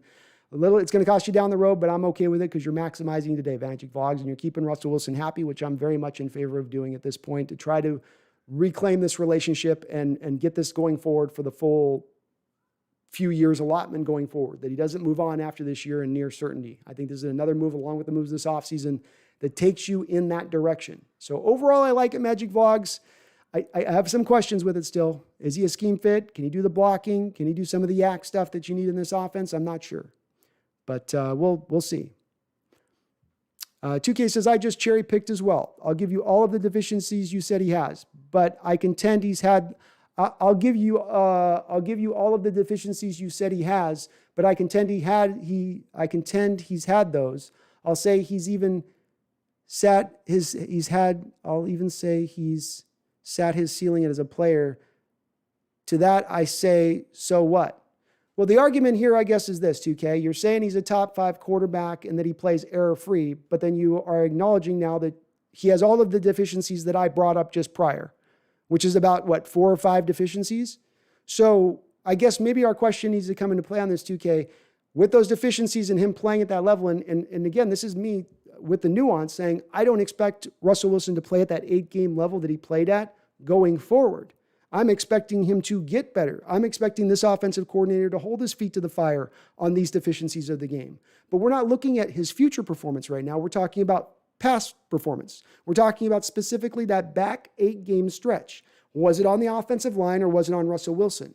Does it have to be all on one or the other? Can we, like I've talked about in doling out the blame between Carroll, Schneider, and Wilson, as likewise dole out the blame with this offensive line? Because, yeah, the offensive line didn't pass protect great. He also held on to the ball a long period of time, right, 2K? He held on to the ball top 5 in the sport for holding on to the ball in the pocket. That's Wilson doing that. That's not the offensive line doing that. It's not the receivers doing it. Well, then you'll go, okay, the receivers weren't getting open. Well, it's like, okay, so I give you data points, and it's like just they get excused over and over again. I can provide any data point, and it's not cherry picking to do that because I'm trying to take massive games of data to go off of. You'll go off of a Mahomes game or this one game that happened here, and I try to go off of a subset of 9-game data to go off of. Here's a subset of 9-game data. It's not the Jets game. It's not just the Rams game at the end. It's 9 actual good long games of data. And the last thing I'll say on this, 2K, and I think we got to just move on from it, is that if he has those deficiencies in his game, pre-snap, not very strong, not able to recognize the blitz game very well and gets very confused by the blitz. And since, by the way, his ability to scramble has gone down, he's not able to get away from pass rushers like ever before. His inability to recognize those blitzes coming has now raised the visibility of those deficiencies in his game. Because he used to be able to get away from it, so it wasn't really a problem. Now, more often than not, they get their hands on him and drag him to the ground or cause a fumble or make him throw a stupid interception. And then you've got the lack of control at the line of scrimmage, changing out of a play, his ability to throw with anticipation. You're telling me he's a top 5 quarterback right now with those deficiencies. I don't know that I can put him in that same realm at that point if we're going to say that he has those deficiencies now and he's going to have them going forward. I think those are deficiencies that have to get fixed if we are going to get ourselves back to winning a Super Bowl. But again, I mentioned I respect your opinion on 2K, and we may just disagree on it, but I think that's about as fleshed out as I can possibly make that. John Robinson says, it seems Russ doesn't have the cerebral propensity at quarterback like Brady or Manning. They were so good at game planning and diagnosing the game, they forced their coaches to make them have input. That's it. It's been a little bit of the 800-pound gorilla that sits in the room with Russell Wilson for me, frankly, in that I hope he can fix it. He should be able to fix it. It's all shoulders up. I have been consistent about this over and over again, saying the problems are not down here. It's not physical. He can make every throw. His footwork is great. None of that. That's not the problem. The issue comes up here. An ability after 10 years in the league, I can go through a variety of names from Phillip Rivers to Drew Brees to Tom Brady to Peyton Manning and down the list to Tony Romo, for God's sake. I can go down the list of all these guys, and those guys will have deficiencies in the game, some good, some bad. Hall of Famers, all of them, basically, with the exception of probably Romo. But what you saw 10 years into the sport, 10 years into playing this game, what you saw was a master at the position, an absolute master of the position, and not a master at every throw, and doesn't make all these eye-popping throws that make you stand out of your seat and go, oh my God, look at that throw. But boring stuff, absolutely geeky, lame stuff. Oh, this guy's got inside leverage here. My guy's got outside leverage there. Change this play to that play on the outside. Get him out. Hit him on an out route on a 5-yard route. Easy money. Stealing. That's the part that needs to come along in Russell's game because of the fact that he is losing that dynamic athleticism. He is not as fast as he once was. He's not able to get around in the pocket as much. So it makes him more reliant on being better in the mental part of his game. He can get there.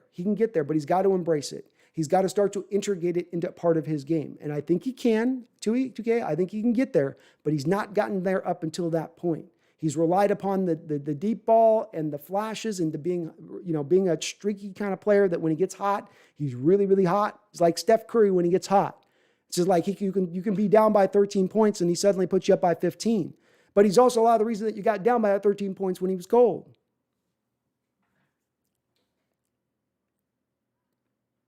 John Robinson says, also we hear from his coaches how good Brady is at teaching the offense and defense. He's definitely a teacher offensively. I know about defense.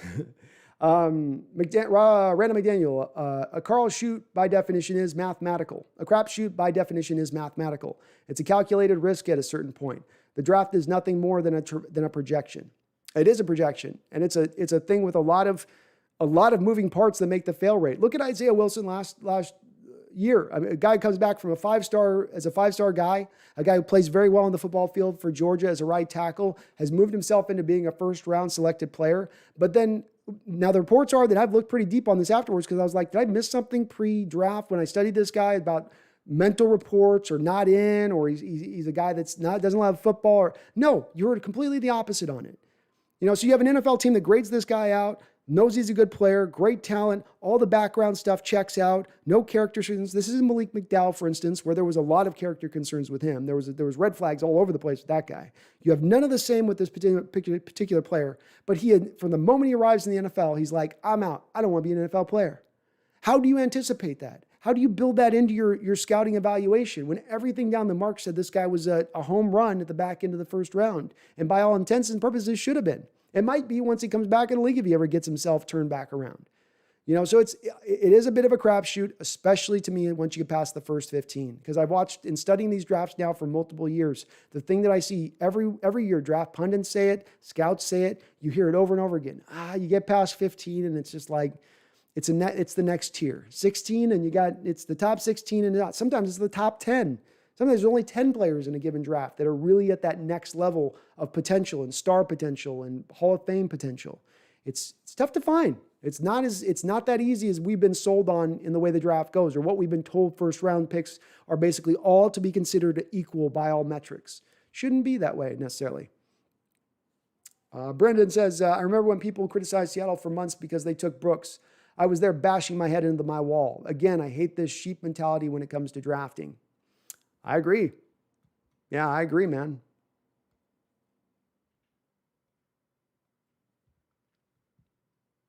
Dennis, is there a chance that after Wilson had the meeting with Pete and stormed out angry, he was throwing a fit in the second half of the season, playing bad because he was unhappy? I have thought this, Dennis. I don't have anything to back it up necessarily, so I'm hesitant to say I know this to be the case. But didn't it seem like, Dennis, a little bit from a body language standpoint? I mean, you saw the fire he was playing with at the start of the season, and he almost had a little bit of like an attitude in a good way, like a good attitude, an edgy attitude that we'd never seen from Russell Wilson before.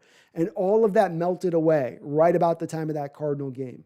And you saw him out on the football field, and there was just no life to his eyes, no passion to anything. He seemed like a guy that got gut punched a little bit. He did seem like a guy that got, smacked a little bit in that respect. I don't know if it is the case, but I think there might be a little bit of something to that, Dennis. I could see that being the case, which bodes well potentially for next year because he's not hopefully going to be in that bag and is more encouraged by this offseason and feels like the team is, reinvented itself offensively to allow him to become that player that he wants to become. UE2K, because a Mercedes doesn't corner well, doesn't make it a bad car. Don't try to make the Benz corner, put it in a position to excel, and it will. Well, it's talking about, again, if we get to being about limitations in the player, and we're talking about a top 5 quarterback goes from no error-free play every week and that the team could be bad and he can still overcome it for us to win, well, then at that point, we're not in the top 5ville anymore now, are we? Now we're moving into a 6th, 7thville. And when you're talking about, I'm going to pay you at the top of the mark as a quarterback, UE2K, we're talking about you want to set the mark every 4 years at the quarterback position from a salary standpoint. You want us to be paying you 20% of the cap in our negotiations that get to the 11th hour where we finally hammer out a deal after you have tooth and nail, scratched and twisted and turned every last dollar you get. Well, if you're going to be that kind of player that wants to get every last dollar and every last bit of money, UE2K, and I've said this before, you need to be a kind of player that can elevate the talent around you, not expect the talent and coaching staff to elevate you. That's how that works. Because you can get any other quarterbacks. You can get quarterbacks you don't have to pay top of the market for who can have limitations in their game, and you work around those limitations and you ask them to do what they're good at, as you mentioned in your post. You can find a lot lesser quarterback at a lot lesser price if that's going to be the case. But if I'm going to have a superstar quarterback and he wants to carry that mantle and he says, I'm one of the best to play this sport, you can't stack up 5, 6, 7, 8 limitations. And those limitations are being put more on display now, 2K, because of the loss of athleticism, because he can't scramble around like he once did. Now they're on a big, bright spotlight, and it's right on top of him. He can fix it. There's ways around this. And the coaching staff, to your point, yeah, they needed to do more to build more around him this season, if just to see if this is the thing to fix it, 2K. You'd never wanted to move on from this year with Russell Wilson saying, we didn't do that full chance. We didn't just try to build an offensive line around him, as you're asking for. We'd never seen that done. So let's try to actually do it and see if the results play out thusly. If it truly is what you're talking about to where he's able to tap in and become this MVP player and become a Super Bowl winning squad. We'll see. We will see. Tommy Eden, Russ's main deficiency IMO is that he doesn't know when to give up on a play. The middle of the field could be better, and they need to run him more if they actually want RPO to work. I think he can still get stuff done on the ground, as evidenced by 500-600 yards rushing this last year. So I think he's still good run the ball, but I don't think his days in being effective as a read option quarterback are strong anymore. I don't think that he's got the quickness to get around that defensive end, and it's been taught so much better over the course of the last 10 years how to play that RPO. You need a quarterback with the speed of like a Lamar Jackson or a Kyler Murray to challenge up around that side, and Russell's just not at that level anymore to make that run. So he just can't challenge anymore to do it that way. And you're right, it is a big deficiency of his game holding on the ball and trying to make too much happen with the play. Some of that, I would argue, Tommy, is born out of the pre-snap limitations he brings to play. Because what happens is that he'll get a stacked front and he's going to make a read on what might be a given hot route, and he misreads the hot route. Now we get to post-snap. He looks at his hot route, sees that he's dealing like, let's say, a zone blitz, where a lineman's now dropping back into where his receiver's going through on the hot route, and he's no secondary option to go with, so he just tries to scramble around to buy himself time without much of a plan. That's not having a plan. That's not having mastery. If he masters the pre-snap and knows the right place to go to, he gets the ball out of his hands, and he's never left in the position of having to run circles around back there. That's the part of the game that's going to have to come along and should come along with this new offense. That should be what we start to see from him now. Randall McDaniel says, big year coming up for Will Disley. We can chalk up last year. Year 4, time to perform. Agreed, Randall. And I think he's got another year off those surgeries coming back. Another year to now train rather than rehab, as he was having to do this offseason. So maybe he can be better in a better situation at that point to kind of now get the most out of his abilities and get his legs back, get his juice back, get some of that short area burst, which made him potentially special, back. And if he can, man, look out, Randall. Look out if we can get that going. And I think he can. I still got a lot of hope for Disley. Brandon says something appeared to be wrong with Wilson after that Week 5 Cards game. Funny how the report came out of him storming out of the meeting after a Cards game. Am I a genius or Captain Obvious? No, I mean I think it was the. It's probably genius because that's probably what it was. And I think we're making a guess here as whether or not he really went in the tank. Hard to see a guy like a competitor like Wilson being willing to go in the tank. That's the part where I'm like, I don't know. But it's possible. And it certainly had to be a big blow for him coming off the start of the season and how he was lighting it up to see the coaching staff bail on him that quickly after taking 9 years of build-up time to getting them finally to the point of trusting him to letting him cook. So it's maybe a little understandable if it went that direction. Hopefully it's gotten over it this offseason. Brandon says, I wonder if Russ would have regained that fire he started with the season with if the defense didn't figure the Hawks out. If the defenses didn't figure the Hawks out. We're regained the fire he started the season with. Maybe, Brendan. Maybe on that.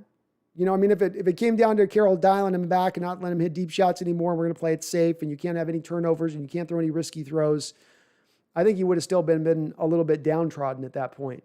But hard to say. Hard to say. What are my honest thoughts on Ben Roethlisberger as a quarterback right now, and do I think he makes the Hall of Fame? Yes, I think Ben Roethlisberger probably does make the Hall of Fame. He's got 2 Super Bowl wins. Whether one of them is valid or not remains to be seen. Where I'm at right now, I think he's done as a quarterback. I think he's going to be the Drew Brees of this season. All the metrics told us last year, yards per attempt, his ability to push the ball down the football field with accuracy anymore. Those numbers seem to kind of go down quite a bit last year. And it seems like he was never a guy that struck you as a worker bee type that's really going for it in the offseason and eating avocado ice cream like Brady is, that he's more of, your beer and onion rings kind of cat. Which is just complete Pittsburgh, by the way. But I think at this point he's a little bit limited. I think they got stuck in a position where they didn't have a pathway to another quarterback that was going to be better than what they brought with Ben. They looked at the landscape this offseason. We're not picking high. There's not a fruit guy we want to trade for. We're kind of where we're at on it. So they took their best bet with it. He was willing to take a little bit of a discount to stay there, and that was the thing that I think won them over on that to keep him there. There's still potential with them, Tim. They do have a good team. I think they are losing a little talent this offseason. You lose the center. That offensive line's getting older. Villanueva is going to probably go. They're definitely not one of the upper echelon teams, in my opinion, right now in the AFC, but they should be very competitive, and they do still have some potential, and Ben's dangerous back there. I mean, he's definitely a gamer and a guy that can turn on and get hot. So I just think if you look at the last 2 to 3 years with Ben, you've started to see a little bit of a downward trajectory as far as some of those base stats you look at for quarterbacks to see, are they still doing their mark? Are they still being as effective as they ever once were? Nathaniel Park says, thoughts on JS letting contract expire in 2022 at the end of the year while also throw dead money into 2023 too. I don't know about you, but I'm liking the go-forward approach. 100%, Nathaniel. Well, this goes back to me with last year and wanting to see them go all in, wanting to push this thing as far as you possibly could push it. And because you are in your Hall of Fame quarterback in the middle of his prime's window, you're in that window. In fact, we're sliding through the back of the window right now. You're probably at like the 70% point of Russell Wilson's prime right now as we stand. So you've got to, it's time, now's the time to strike, not 2022, not 2023, and especially considering that then you're trying to make Russell happy, right? You're trying to bring him back into the fold, not just for this year, but for the years going forward. So to do that, this accomplishes that, in my opinion, and I'm all on board with it. You have the cap space to eat from in 2022 and 2023. You don't have a lot of commitment going forward right now as we stand. So why not take advantage of that? Especially knowing that we both can expect, I think, this cap to go up over the next couple of years. That new injection of money should send it through the roof. I've seen some projections that are insane, absolutely insane as far as where this cap is going to go. And if that's the case, let's go forward to the now, baby. Emmett22 Gaming, how you doing, Emmett22? Good to see you. He says, go Hawks, Emmett. Thanks for jumping on in the chat. Jaboy Michael says, I think the Seahawks coaching staff got cocky because of our older drafts and how good they did. They certainly rode high for a very long time off those previous drafts and then trying to make some last-minute trades to fix things at the last minute. Not a great place to operate from, in my opinion. You did this. This is what caused you to have to make the Sheldon rank, or not the trade for the 3-tech that we had. I forget his name. Sheldon Richardson. You had trade for Sheldon Richardson, trade for Dwayne Brown, trade for, Dunlap was fine, but the Adams trade, Clowney trade, you made these moves a little bit out of desperation rather than making them from an aggressive standpoint just to improve your team because you had missed so badly on the draft in certain spots.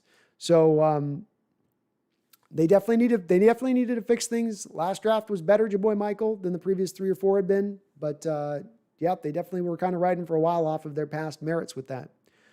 U2K, athletes rely on the talents that got them where they are until they are taught differently. Seahawks have relied on Wilson escapability instead of developing the offensive line. That has run its course. I agree with you there. This we are in agreement on, 2K. Brendan, did teams really figure out the shoddy offense 1.5 years later? I think no. I'm starting to lean more towards Russell's mentality was shaken. 10 years in, and then teams finally figure him out? ? I don't know if I go into the as much as teams figured them out thing as either. I think teams took away what they wanted to do, and then they didn't have a fallback plan. They didn't have an adjustment, which was the MO of Schottenheimer in general, was that he was a good guy with a good plan A, but his plan B sucked. And it sucked going back to the Jets. This was common knowledge with him. So that being the case, I just think we never had a plan B. And this played out in games where you'd see their plan A in games not work and them not have another wrinkle that they could bring in to adjust. It was kind of like they just keep banging their head against the wall going, it'll work eventually. We just keep hitting our head and enough blood bashes off this wall, will eventually break through. I think that was more of it than teams really, truly figuring them out because I don't think they were complicated enough to be figured out. I don't think they were intricate enough to be figured out. Tommy Eden, in regards to the pre-snap, let's hope Waldron can teach him that. Maybe the problem with Bevel and Shoddy is they were not very good instructors. Maybe it was the quarterback coach. Russ seems smart. He does seem smart. I think that this is a question for me, Tommy. What you say right there and there, I don't know on that. I have a question on that. I'll say this, and it's not to say Russ can't pick this up. There's not a lot of quarterbacks that by the time they've reached 10 years into their career haven't picked this up and then pick it up in year 12, 13, 14. That doesn't tend to be the way that this plays with quarterbacks and how they run things. Russ is smart enough to pull it off. Some of it could be commitment level, as 2K pointed to. They didn't ask him to do it, so he didn't try to expand upon it. Didn't see a reason for it. He had his athleticism to fall back on. What is it that they say? Necessity is the mother of all invention. Well, you don't got your legs no more, Russ. Necessity dictates you got to start picking this pre-snap stuff up and getting it to be more of a part of your game. So if there was something that pushed him to being that, this could push him to be that. I do think Schottenheimer and Bevel are fairly limited as coaches overall, in my opinion. I'm not high on them as offensive-minded coaches, so they certainly could fall in that vein of, like you're saying, being the type of coach who's not able to teach him those elements. It would be odd for me that an offensive coordinator would just completely ignore those aspects of the game, that he would just completely not be teaching that quarterback because he'd just go, we don't need to, you can scramble. You don't need to. That doesn't make any sense. It's kind of it is a little bit of an important part of playing the quarterback position. But maybe. I'd be making a guess on this, Tommy, because I just don't know. Raining Tacos, 1 sack issue. Maybe DK will get better at broken play improv as they work together more. He stops at the end of his route too often as is. Lockett is great at this. Learn from Baldwin, I'd guess.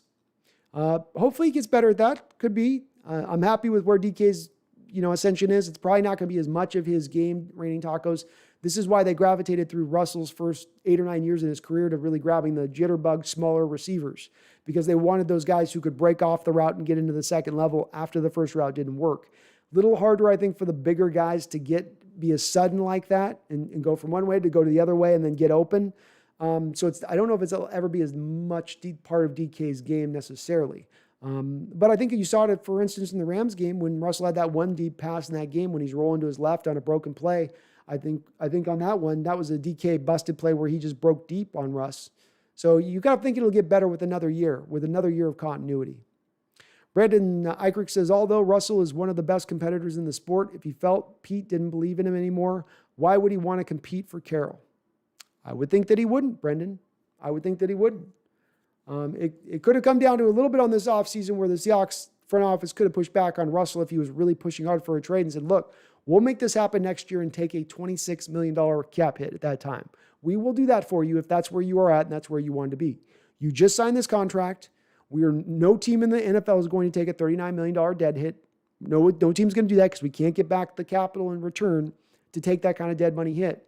So you're going to have to remain one more year. You signed this deal, Russ. So hang it out for one more year and we'll figure out after that. I could see something like that coming down maybe, but I would have to think that no. I think that there's been a little bit of the come to Jesus approach between Carroll and Wilson, that they've come to some sort of common ground here, at the very least for the upcoming season. UE2K says Brady threw 3 interceptions. I lost the track here. Hold on.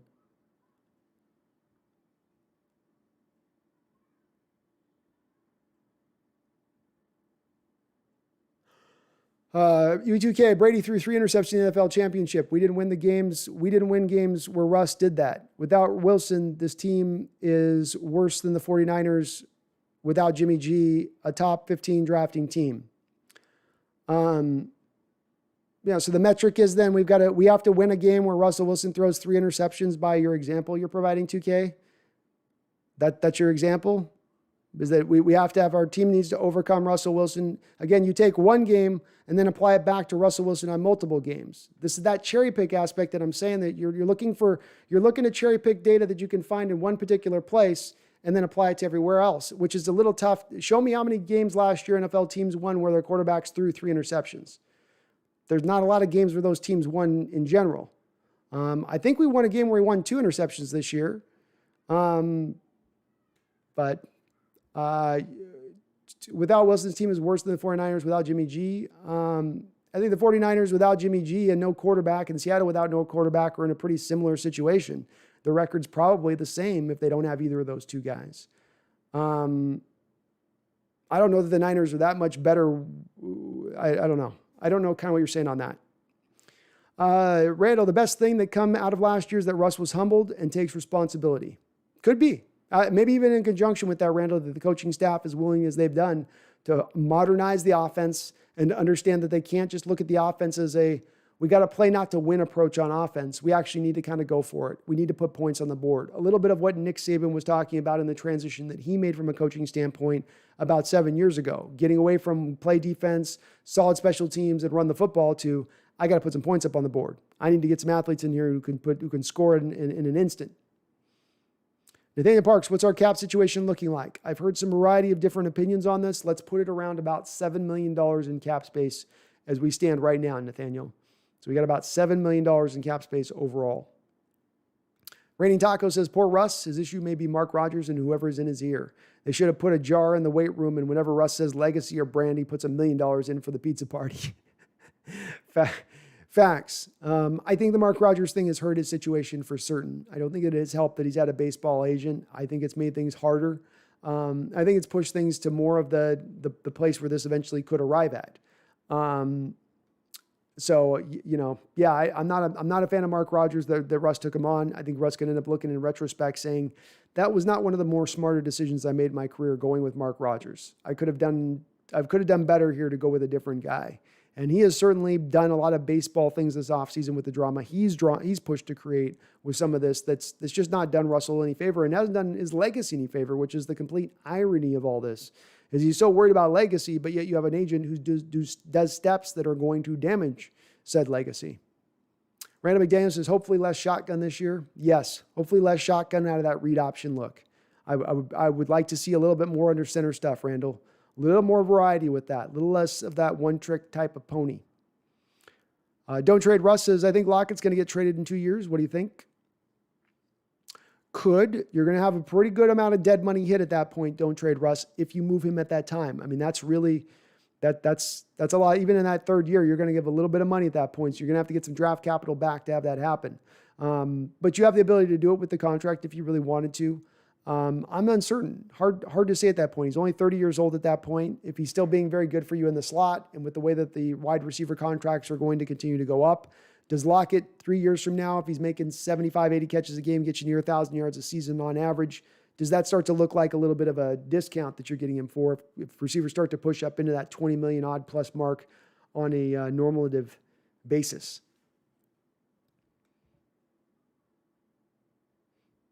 Your boy Michael says, how would you feel if we signed AB and Sherman?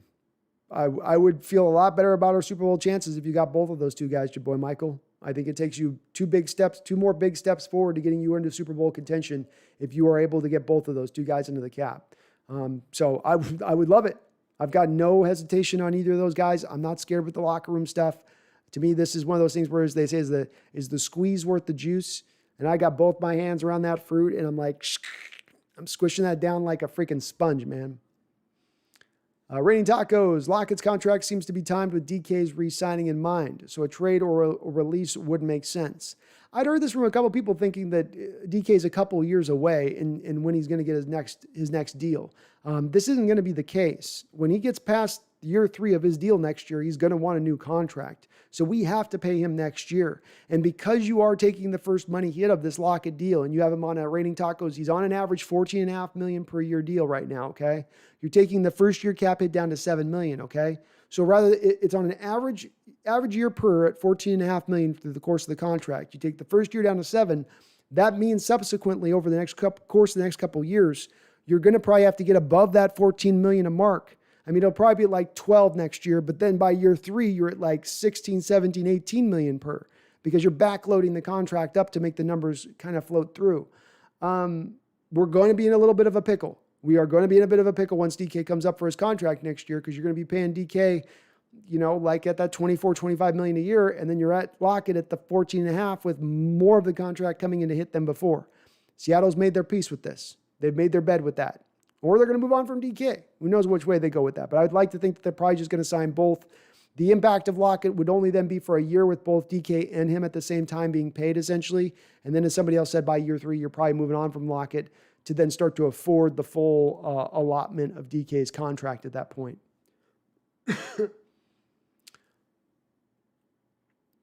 Nathaniel Parks, Lockett's contract looked like this, 2021.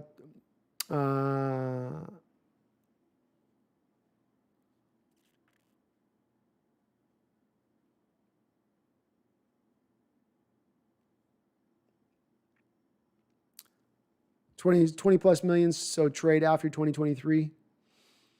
Yeah, I think you're after 2023. I mean, you got to get through 2 years of the deal. You could probably maybe make a trade happen after 3 years, but you are taking about, so let me see the money on that. You got $7 million the first year, $12 million. Yeah, you're looking at a big cap hit at that point. $15 million is probably about the cap hit to release him or trade him by year 3. Randall McDaniel says, what we saw in Russell Wilson's face was disappointment. The Russ Cook stuff, rise for MVP, was practicing MVP speech Instagram of game film. I think it's understandable to hit him up, and it was something that was building up over years, right, Randall? Because the LOB had been moved on for years. They had stayed in that same mode of offense. He had been wanting them to expand. We knew he did. He had started getting more vocal about it, and then he started to get some traction. He actually started to get some momentum. We're moving in this direction that he had long sought, and then it just came to a dead standstill. It is understandable from my standpoint that would hurt and be a tough pill to swallow. I would hope you wouldn't go in the tank for 8 games on the back half of the schedule, but I do understand getting a little bit like dismayed by that, going, that sucks. That's stupid. Why did you go that route? So it's a little understandable. Oh, Randall coming in with a $10 dono. Thank you, Randall. I appreciate you, brother. Thanks for the $10 donation. He says the Hawks' best tight end room in the league potential. They do. Colby will have to determine a little bit of that, but the mix between Gerald Everett and Disley is a nice little mix between their two little skill sets. I like what they're bringing to the table. And Everett just he's a tantalizing item because he's just a guy you've never had. We've never really had that joker type of tight end here. We've had inline guys going back 40 years on this franchise. Be very interesting to see how they use him. Is he able to line out wide sometimes? How do you move him through? How do you find ways to get him the football in space and let him work within this offense? And I think they will. But I'm very intrigued by his potential. Mark says, couldn't they move that one running back to wide receiver as he played both in college? Brain dead on his name, last year's pick. DJ Dallas. They got a lot of wide receivers they don't use as well. They could. For me, Mark, it's more of getting the talent upgraded there than getting a guy out there. You could theoretically move DJ. I don't know how good he'd be for you at receiver. He's not very sudden or quick, so I don't know how he would do very well in that role, and he'd probably be only really a slot guy because of his size if you did move him out there, which you're already kind of stacked up slot-wise at the moment. So, you could. I struggle to wonder whether between Travis Homer and DJ Dallas, one of those guys to me probably doesn't make the team going forward. I just don't have a lot of hope on him, Mark, EJ being. But they'll probably get some undrafted free agents this year. It'll be pretty interesting. Pretty interesting. Random McDaniel says, better career, Big Ben or Eli? To me, Eli. Or not Eli, Big Ben. Sorry, Big Ben. Big Ben's the bigger career. Eli relied on those 2 magical runs where his team was never at any point really dominant. He may have had one or two really good statistical seasons that you could point to where it was really upper level play, but he's got a lot of middling through that. And I think Eli is going to make the Hall of Fame because he played in New York in a big market and he's got the 2 Super Bowl wins, but he'd be probably the biggest, least deserving Hall of Fame football player if he did make it in at that point. Big Ben's put up legitimate 4,000 plus yard seasons, ton of yards, ton of touchdowns, 2 Super Bowl wins. To me, he's just a different 2 Super Bowl winner than Eli is. Giovanni Bito, a beast mode or Sean Alexander? I am a beast mode guy all day long, Giovanni. I think Sean benefited from having a great offensive line, an offensive mastermind in Mike Holmgren, and a good enough quarterback in Matt Hasselbeck to keep defenses honest. Having that much to work with, his drop-off, the soft nature of his running style, I can't get on board with it. As Raining Taco said, beast mode all day long. Brendan Eichrick says, have you ever seen Samuel Gold's video on the downfall of the Seahawks offense? I have. Very good stuff. Very good stuff. I thought he was pretty complete in his nature of breaking it down. He looked at it through a full view, which I like. Nothing simple and easy on that. Oh, thank you. Please do slam on that like button if you happen to be watching this live stream right now. Helps me out a bunch if you haven't hit already. It shows me up on those algorithms and searches and all that good stuff. Your boy Michael, next year we have the 2nd most projected cap room behind the Steelers. I think we got to take that projection with a little bit of a grain of salt, your boy Michael, because they have added some deals since those numbers have been updated on some of those websites. So the Dunlap signings happened around that time. Hyder signings happened around that time. You've got the Lockett signing in there. There's been more of the word coming out about these voidable years than we initially saw. We need to see how all of that measures out. But with that said, you should still, even with all the deals you've signed right now, be looking at somewhere in the neighborhood, I would estimate, of about $70 million as we stand right now, with the ability to create even more cap space with Bobby Wagner and Rashad Penny. Seahawks Network, the Seahawks are 0-3 in the playoffs since 2015 when the opposing team scored at least a touchdown. Yep. Facts, man. Facts. And that, as the Seahawks Network said, the reason we have a lot of that cap space is because we only have 15 players counting against the cap. You got to fill out that roster, so you have a lot of work to do with that cap room.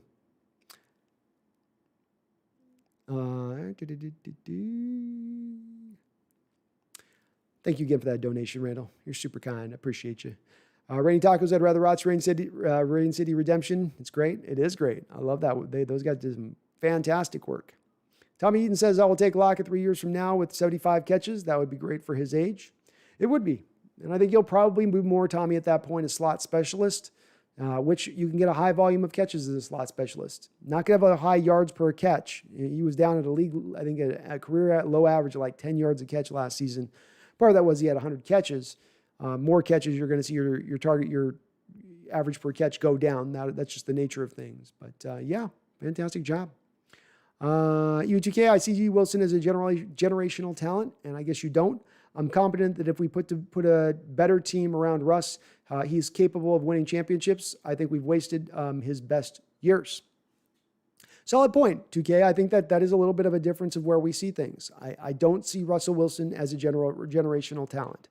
I think he's one of the better quarterbacks of his era. I think he's a first ballot Hall of Famer. I think there's no question about those 2 items that I just said.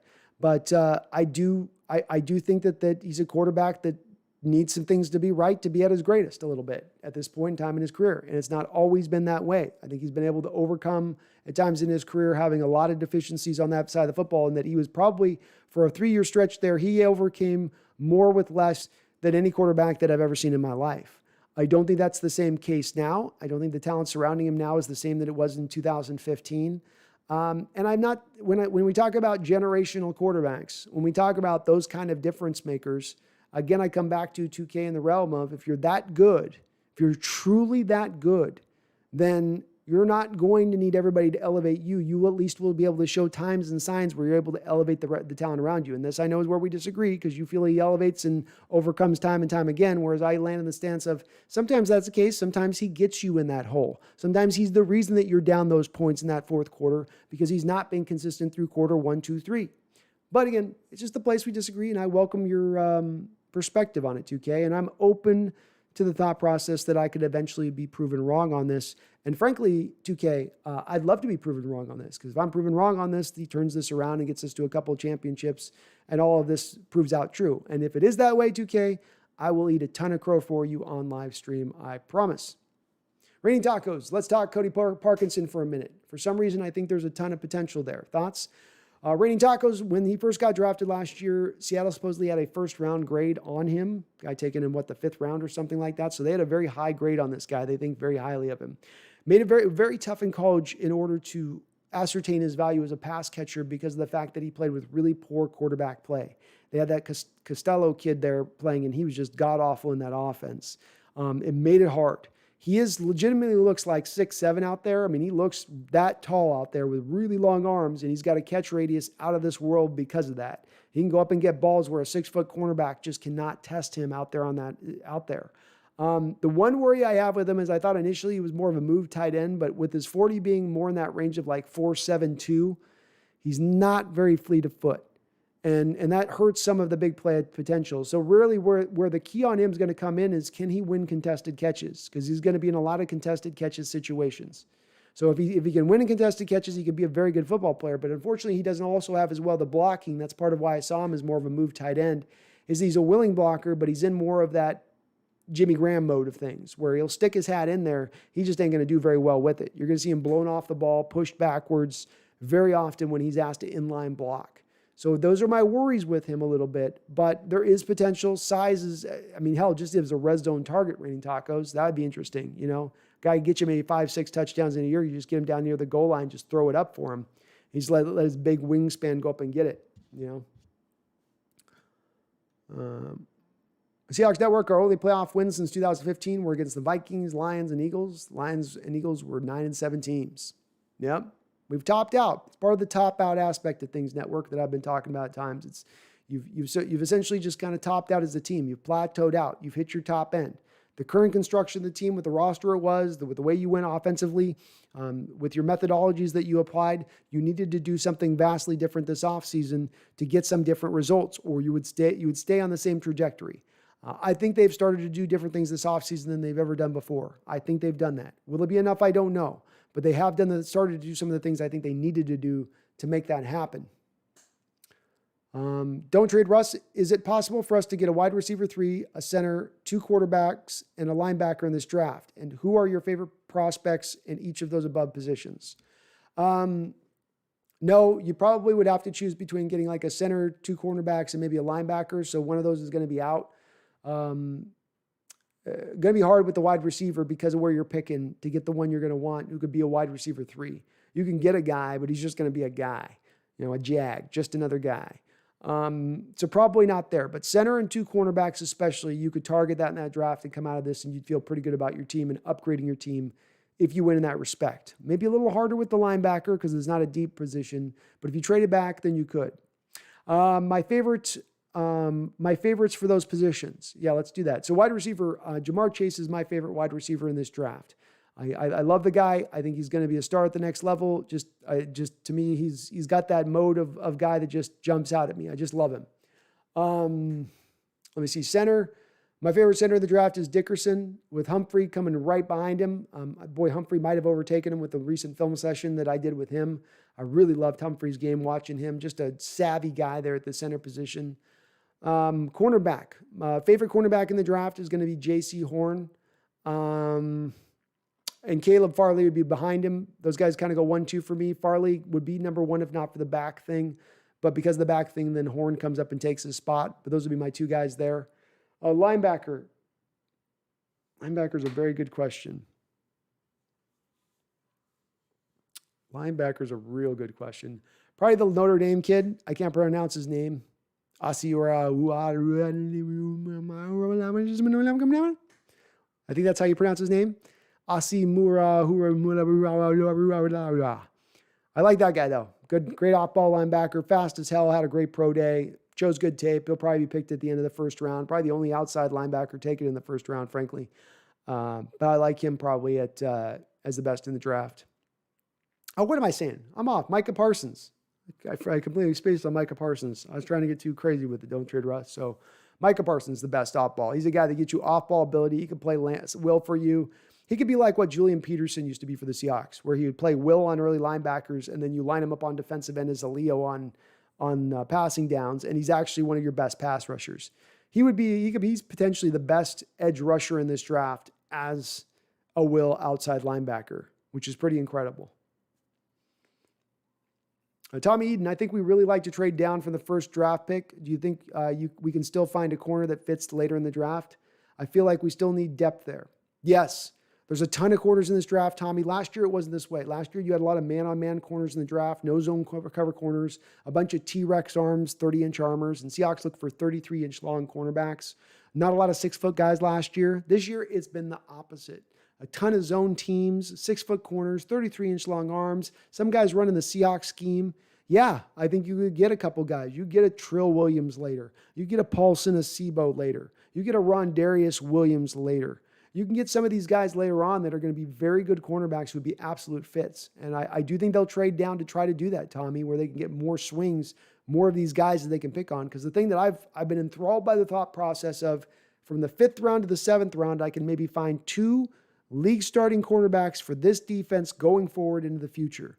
How nice would it be to have 2 cheap starting level cornerbacks on the roster in order to build out the rest of the roster? I'd love the idea of it. And Raining Tacos, it is a deep cornerback draft. The deepest cornerback draft that I've seen in years, especially when you consider it deep from the standpoint of our needs, our scheme needs, fitting to our scheme. Seahawks Network, I wouldn't bother looking at corner until late 4th round. That's how deep it is. Same Seahawks Network. I'm in the same place on that. Why? No reason to jump up early on this. Just wait it out. Washington Fish Quest. I know the TV contracts are supposed to hike up the 22 cap forward. The cap is a mystery to me. However, I feel like we're pushing forward so much dead money, our window must close by 2024. Thoughts? I think that there's more of a counting on this of, it's one of 2 things happening. Either one, Schneider has decided and Carroll's decided that we are going to bring back Wilson for 1 more year. He's disgruntled. We have 1 more year chance to make him happy to then keep him for the next 10 years. So I think that they're more above all else, Washington Fish Quest. I think that's at the forefront of their mind. Little bit to the background of their mind in working these deals is, yes, as you say, with the cap depressing this year, with them taking on the majority of last year's losses for the vid to this year's cap, there's not going to be as much pain to have to take next year, and that you will start to see the cap go up, and that the increases will be significant, Washington Fish Quest, because it's not just the TV cap, not the TV contracts that are coming into play here. It's also all of the gambling money. NFL now is opening up the doors for gambling to be legalized. That opening it up is also going to inject a huge amount of cash into the NFL as well. There's multiple places you're outside of your normal TV networks that you had before. You have your Twitters and Amazons and places that want to broadcast these games from their platforms. You're going to get that now as well. This should push the cap up into that 22 forward pretty significantly. And some of the numbers that I've seen point to it being not just, you're going to see it go bonkers. Bonkers, Fish Quest. Rodrigo Neves, he says, go Hawks. Love it, Rodrigo. Welcome. Seahawks Network beast mode behind that offensive line of 2005 would have went for 2,300 yards. Facts, Seahawks Network. Chuck Yeager says, see? And I say, Hawks. How you doing, Chuck? Your boy Michael, next off season, then comp picks will be nice. Yeah, you got some comp picks for next off season, though. You have a lot of money to spend. So, your boy Michael, you're going to counter some of those guys you lose next off season with the $70 million you have to spend. Unless you're just buying your own free agents or you're making some trades at that point, which wouldn't be bad in itself if they go that route instead. But they'll probably end up with that amount of money signing some free agents in addition.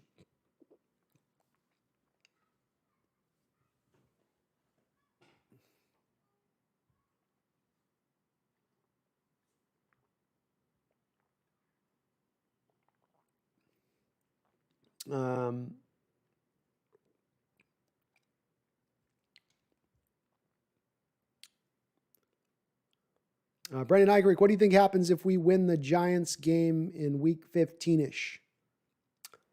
I don't know what would happen. It depends on what we've done for the rest of the year at that point. So I don't know, my guy. Not sure. I'd expect us to, though. I think we can beat the Giants. Shocked we lost this year to them.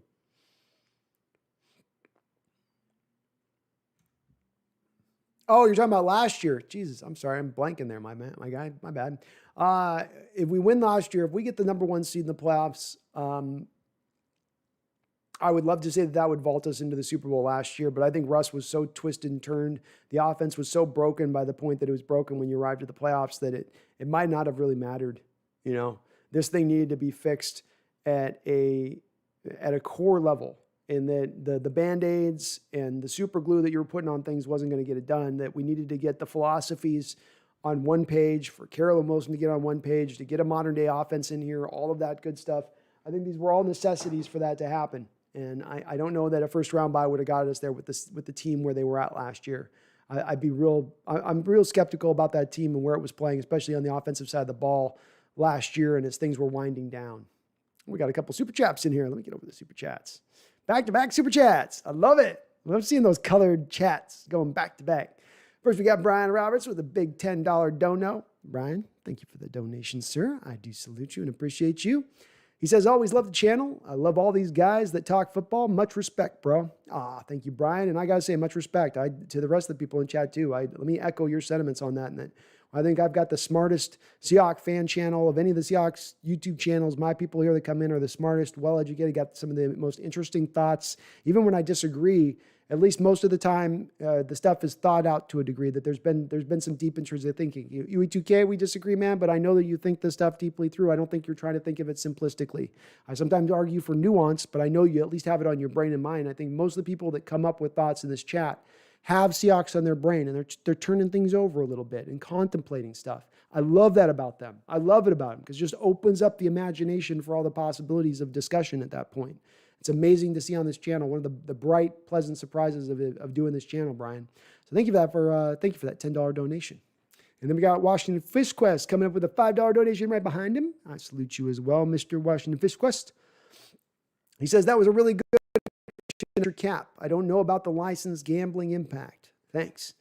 Yeah, it's going to be a little odd, not that gambling money being the new addition add-on, and then those other, you take it back 20 years ago, Washington Fish Quest, right? See, they'd be negotiating their contracts, the NFL would be, and you go, okay, we got ABC, and we got Fox, and then we got ESPN does some games, so we'll do a contract with them on certain select games, and that's all you had to go from.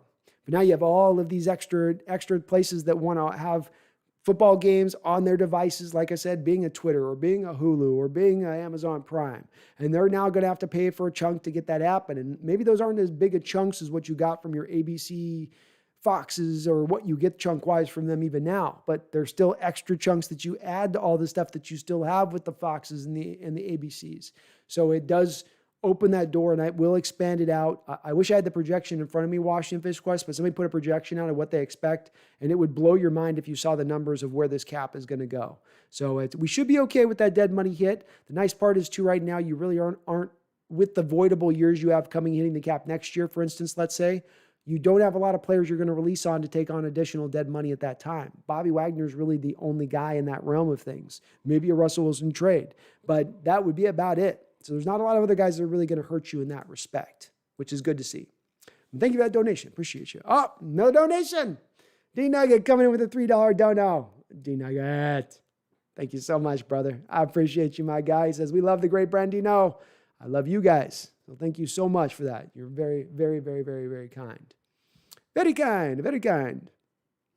Brandon Eichrick says, what do I mean by the gambling money? You can gamble on the NFL now? Yes. As I understand it, as part of this new deal that the CBA negotiated, the gambling has now been opened up. It was closed by the NFL standard before. They were very strict on it, and you couldn't gamble outside of, let's say, Vegas. That was the only place that you were going to be able to gamble. Now you're going to be able to gamble in all 50 states, and that they're going to get, like the mob, they're going to come in there and get their beak wet with whatever place is running those kind of gambling points. So it's more money that now shoots in. And of course, I don't have to tell you, there is a ton of money in gambling. The gambling money is out of control, how much cash can potentially be in there. It's an untapped resource. And NFL has been hesitant to get into it before because they've been trying to keep for years there. We don't have to pay taxes to the government thing and keep that going on. But I think they're finally fully embracing it. Raining Tacos, the Giants game was a soul punch. It was. It was brutal doing the stream too, Raining Tacos, because we had like 15,000 views on that stream. And I swear to God, half of the Bronx was in the stream just talking. They were telling me they're going to the Super Bowl. Oh, it was brutal. I was wading through Bronx fans. The mods were ejecting Giants fans out of the chat as fast as they were coming in. It was insane. Insane. Brandon Eichrick says, if one of the draft pick hits like Metcalf or Lewis, we will win the NFC. Yeah. I mean, like if you got a Damian Lewis at the center position with Gabe Jackson, yeah. Or you got a Damian Lewis-like production level of play from a corner. I could see that, Brendan. I could see that 100%. Your boy Michael says this year feels different. It feels good. I think we will get better still. I do too, your boy Michael. This is I feel vastly different about this offseason than I felt about last offseason. I had to sort of talk myself into last offseason, getting the place where I could push Seattle to an 11 or 12 win mark. But it was hard to see, and it was doing a lot of acrobatics in my mind to sort of make it work at that time. This is not going to be that way this season. I feel a lot better about it.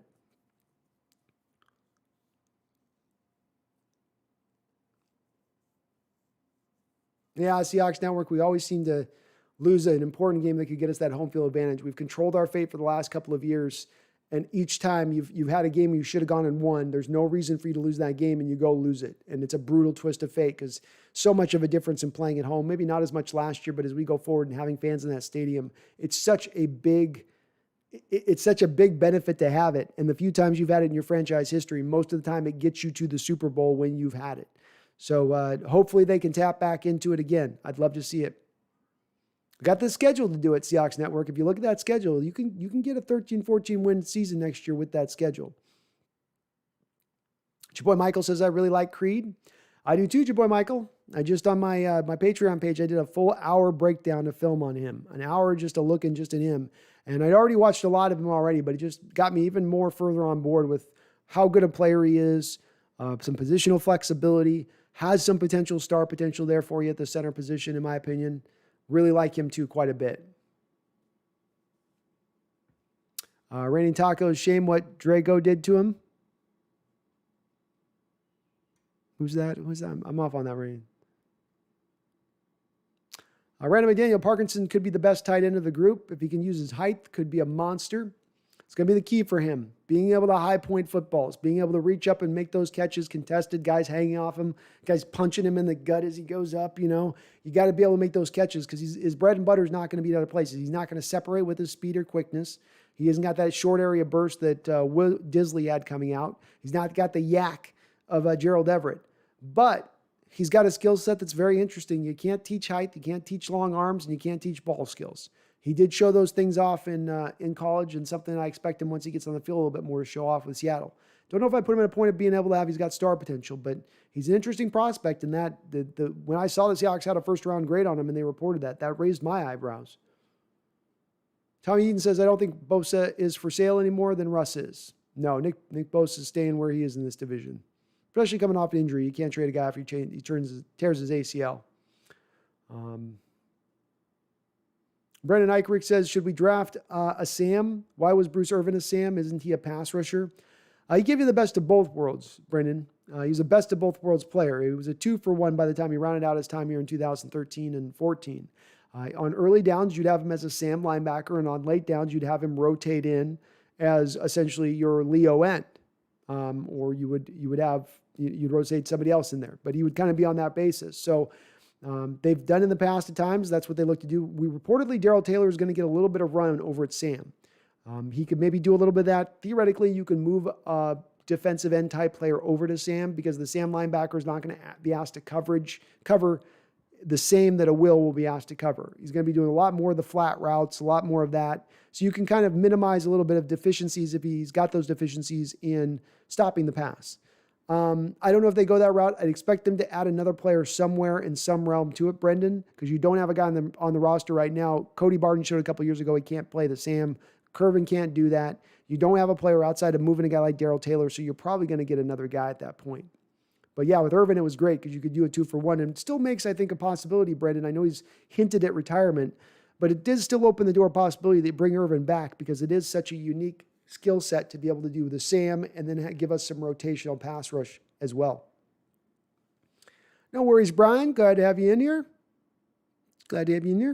UB2K says, I think Russell Wilson is similar to Peyton Manning in one area. They're different quarterbacks, of course, and to me, Manning is the GOAT, but both carried their teams, but teams were exposed in early playoffs.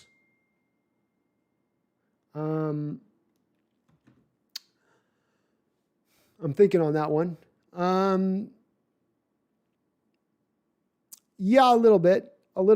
Some of what hurt Peyton Manning over the years with their offenses was the physical nature of what playoffs turn into versus what they are during the regular season. So referees and officials, and it may be lesser to this degree now as we've gone more into the modern era, but for a few years there, referees were calling a different game in the playoffs. They were letting those guys go.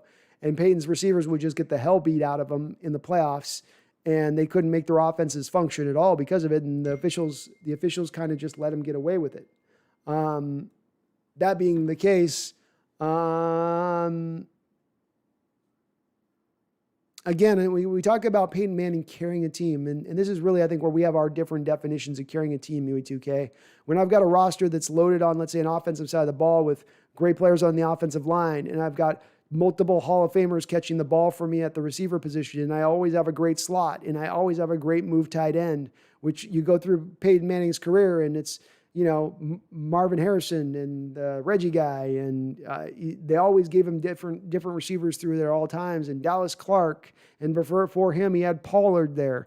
They always gave him a lot on the offensive side of the ball. They went really offensive heavy on those teams year in and year out, where they put just like all the resources on the offensive side of the football. And again, some of the exposing with Manning was just the fact they were a finesse team, and finesse teams in the playoffs get sometimes exposed. You got to play a little bit more of the dirty football in the playoffs, and you got to be capable of a little bit more of playing that dirty football. One could make the argument that the time that they finally won the Super Bowl, the Colts, was when they finally got that defense to a point where it was legitimate and willing and able to play a little bit of dirty football. Look at that Super Bowl win they had. They weren't winning that Super Bowl by Manning going out there and throwing for 390 yards. They went out there and did a lot of what we saw in this last Super Bowl with Tom Brady. It's like, we're going to run the ball. We're going to be patient. We're going to play to our defense. And you'll have to make a few throws over the course of the game. I think that's where they finally kind of adjusted to. Randall McDaniel says Mariners one hit as a team through 6. Oh, God, now I was going to watch some Mariner baseball this year. Maybe I'll wait a year, Randall. Maybe just wait one more year. Raining Tacos, I agree with Parkinson. Everything you said sounds right. If he's a tough guy and can win at the high point and hold on, he could be a special pass catcher, especially in those red zones. Especially Raining, because I think Russell, especially with a guy like Jimmy Graham at the end, who's got some similar size dimensions a little bit to what Parkinson is, he really figured out at the end how to throw those trust throws up to Jimmy, and it almost became like stealing at the end in that final year. The final year with Jimmy Graham, it was almost like stealing down there near the red zone. And Russell, I think, really got an idea of how to kind of find. He just hasn't exactly had that kind of player in the same realm. Like, DK is not exactly that guy. It's not really Disley's game, but maybe in Parkinson you have that guy who can be that. That's what it showed on film. He had a quarterback who was god-awful at throwing him the ball. So Parkinson on film had to do a lot of catching the ball out away from his body, on back from his body, going the other way. And he did good on those. Showed some good hands. Seahawks Gaming says Seahawks don't usually start anyone beyond the first, maybe second round. That is true. They tend to not do that. Seahawks Network says, Jesus, one hit through 6. Learned my lesson. Don't get excited for this team. 2K is not on the Parkinson boat. HB, I don't think Lockett extends if he doesn't know Russ is staying long-term. Thoughts? I don't think when you're looking at having $37 million guaranteed set on top of your desk in front of you, where somebody slides $37 million across from you, that it's going to be impacted by whether or not you got your quarterback here long-term. I think next year, HB, I think he probably had that he probably got that they said, look, he's going to be here for at least next year, and hopefully we can keep him on through the long if everything goes right next year. That would be about as far as I'd expect it to go. But getting that much money back in hand at that point, making that much money at that point, like Tyler is, I think that would be enough to get that deal done on its own, probably. Brendan Eichrick says, who will be there in the fourth or even early third for cornerback? I'm of the opinion, I think most of those guys, buddy, that I was pointing to you on that, I think once you get past Farley, there's a little bit of a drop. So it's like you get the top end guys in the first round, and then the second round, you're going to see, to me, a run of receivers and linemen go, which pushes the corners back into the late second to me. Some of them start to go in the third round, second and third round. Greg Newsom's like a second. Kelvin Joseph will be a second rounder. Stokes is probably about where it starts in the third round. So probably like about Rondarius Williams, Paulson Acebo, Sean Wade. I'd say Ifeatu Melifonwu is probably going in the third round. Asante Samuel probably is in the second round. He's one of the guys that will be picked, I think, in the high second round. Trey Brown will be there. Israel Makamua will be there, I think. In that time frame, Elijah Molden will be there. Trill Williams, like him. Ambry Thomas, like him. Cameron Bynum, he's all right. I like all those guys. They're all pretty good. They'll all be there in that realm. So you'll have still a good selection of guys. Mainly just because I think the second round, there's not going to be as many corners. There's only going to be a couple corners taken, I think, in the second round. And then they pick back up in the third round where it starts to go again. Tommy says, let's at least hope our hockey team is good. Wouldn't that be sucky for the Mariners? The hockey team comes in and they're good instantly, and they haven't been good in 20 years. Like, come on, Mariners. Oh, Kyle Lewis is hurt? Oh, that sucks.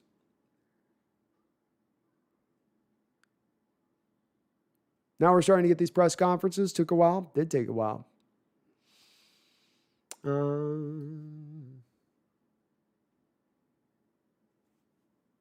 Tommy Eads says the NFL is going to be a bigger business than Hollywood. That is insane. It is. Hollywood's been trying to do a lot over the course of the last few years to kill itself at times, though, with some of their decision making and the type of films they make, and what they're going at from a standpoint. They certainly have done their product harm at times. Raining Taco says, release the Kraken. Release the Kraken. Boom shakalaka. How's it, brother? Seahawks make any moves today? No moves today, boom shakalaka. It's been all quiet on the Western Front. But we'll probably see some more stuff coming along the track. It feels like we're close to another move. Feels like something's maybe about to percolate or happening. Your boy Michael says, I don't know why, but I really want AB. I'm with you, your boy Michael. Makes Russell happy, upgrades the position, doesn't cost a lot, not a lot of future draft, not a lot of future years that you're going to be on the hook for with them. To me, it's just kind of like a no-brainer. Makes a lot of sense down the mark. I understand the locker room worries, but makes just a lot of sense. HB, do you think we'll be running a lot of 12 personnel next season? Yeah, I do. I absolutely do. I mean, that's you part of why you go and get Gerald Everett, in my opinion, is the willingness to run that stuff that much more. So yeah, I would expect you to see a lot of the two tight end sets out there on that football field quite a bit of time, and a lot of under center with the two tight end sets, which is what I'm looking for as well. I am very keenly interested in that part of it. Your boy Michael, Hawks Nest getting rich. I won't let it get to my head, your boy Michael. He says, I really wanted AB. I've wanted him since the Steelers were going to trade him, and I just want it to happen. Well, look, he's a good fit for Seattle, and again, he's going to be a good fit, much better fit with Russell Wilson than he is with Tom Brady, because so much of Antonio Brown's game back with the Steelers was when Roethlisberger still had some mobility, and he could extend the play and let Brown get to the second level, which is what Russell Wilson does. And I think that would fit really well with AB's game. Really well with AB's game. He'd hit the ground running right out the gate with Russell. Brendan Eichrick, are gambling and betting different? So was my bookie illegal? Just a little bit illegal. Yep, a little different. It was only always before through Vegas. Now you're going to be able to essentially gamble, as I understand it, through any of the states. And as I understand it, there's some negotiation between the gambling entities and the NFL in this to bring the NFL some more money.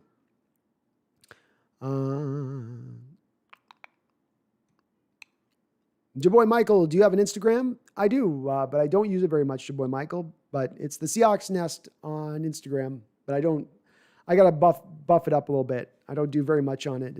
It's one of those things where it's like, I don't like the fact I got to do it all from my phone. So I got to like pull pictures from computer to phone and then post it, and like, it just ends up annoying me. And I don't take a lot of pictures on my own. I'm a big picture digger.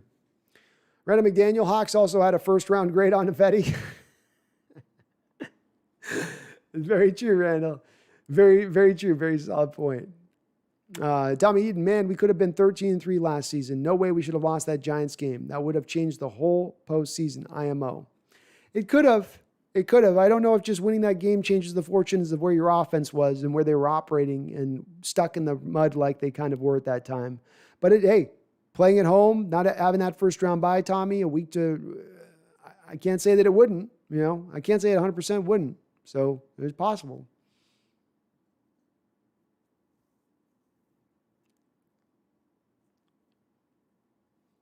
Rain Tacos, Creed versus Drago. You missed my Rocky ref. That's okay, though. I forgive you. I'm sorry about that, Rain Tacos. I must have glossed over it.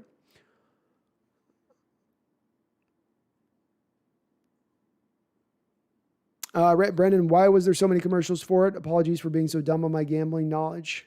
What do you mean on that one? Why were there so many commercials for the gambling? I don't know what you mean on that. Randall McDaniel, we need to replace David Moore with a Moore, Elijah, or my favorite, Rondale. Are you all in, Randall, on the 5'7" at this point? I'm still on the fence with that one. That one has got me shook.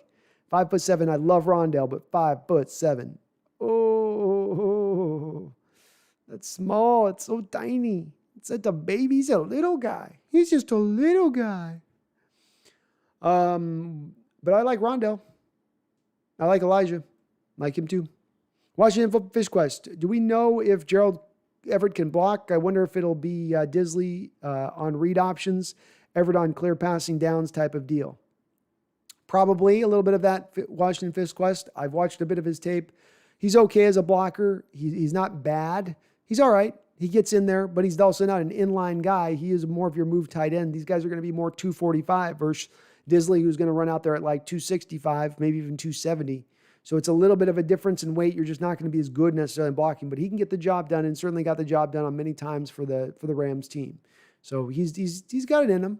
He's all right. He's all right. Yep, depended by the state, Brendan. Random again, you like the quarterback from Texas, Ellinger? Don't know much about him besides he did one of those Twitter meme throws versus the no defense, and everyone is freaking out. Versus the no defense. Ellinger's a guy that people thought maybe could have vaulted himself having a good year last year and didn't have a good year last year and did the opposite of vaulting himself. He dropped himself down, but he's long been the quarterback that I would like to bring in instead of Russell as far as a backup to Russell. Don't get the guy like Geno Atkins. That's the veteran that's not going to get anything done. Get the guy that's mobile, that you can run a read option looks and a kitschy little gadgety offense and allow for that to then maybe win you a couple games while you're waiting for Russ to come back. To me, that's the better path to go. This guy could be that potential guy to do it. I don't think he's got a lot of top end. He's like a more mobile version of Colt McCoy without Colt McCoy's accuracy, to give you another Texas quarterback. Is that enough to get that, John? Just for a backup quarterback, it's cheap. That's fine. We're not really going to get anywhere if Russell goes down for the season as it is. Brandon Eichrick, has anyone found Kellen Mond's pro day? It's like top secret. I haven't seen it. I didn't think he had it yet. Randall says, my understanding is they'll first allow it at tribal casinos. You have to be at the casino to place a bet. I haven't looked a lot into it, but I'm sure there'll be some websites too as well.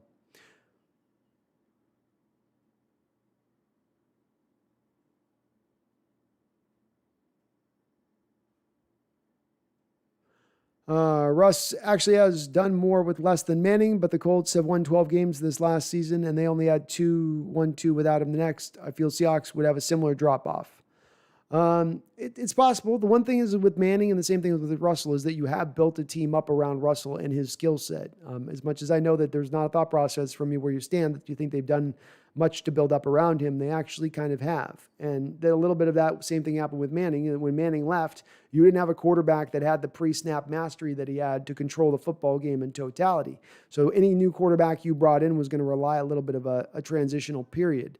They didn't have to wait super long. I mean, they got Andrew Luck in there pretty soon afterwards, and they were able to get back to winning. Did they get back to Super Bowls? Not necessarily, but they were able to get back to winning relatively soon.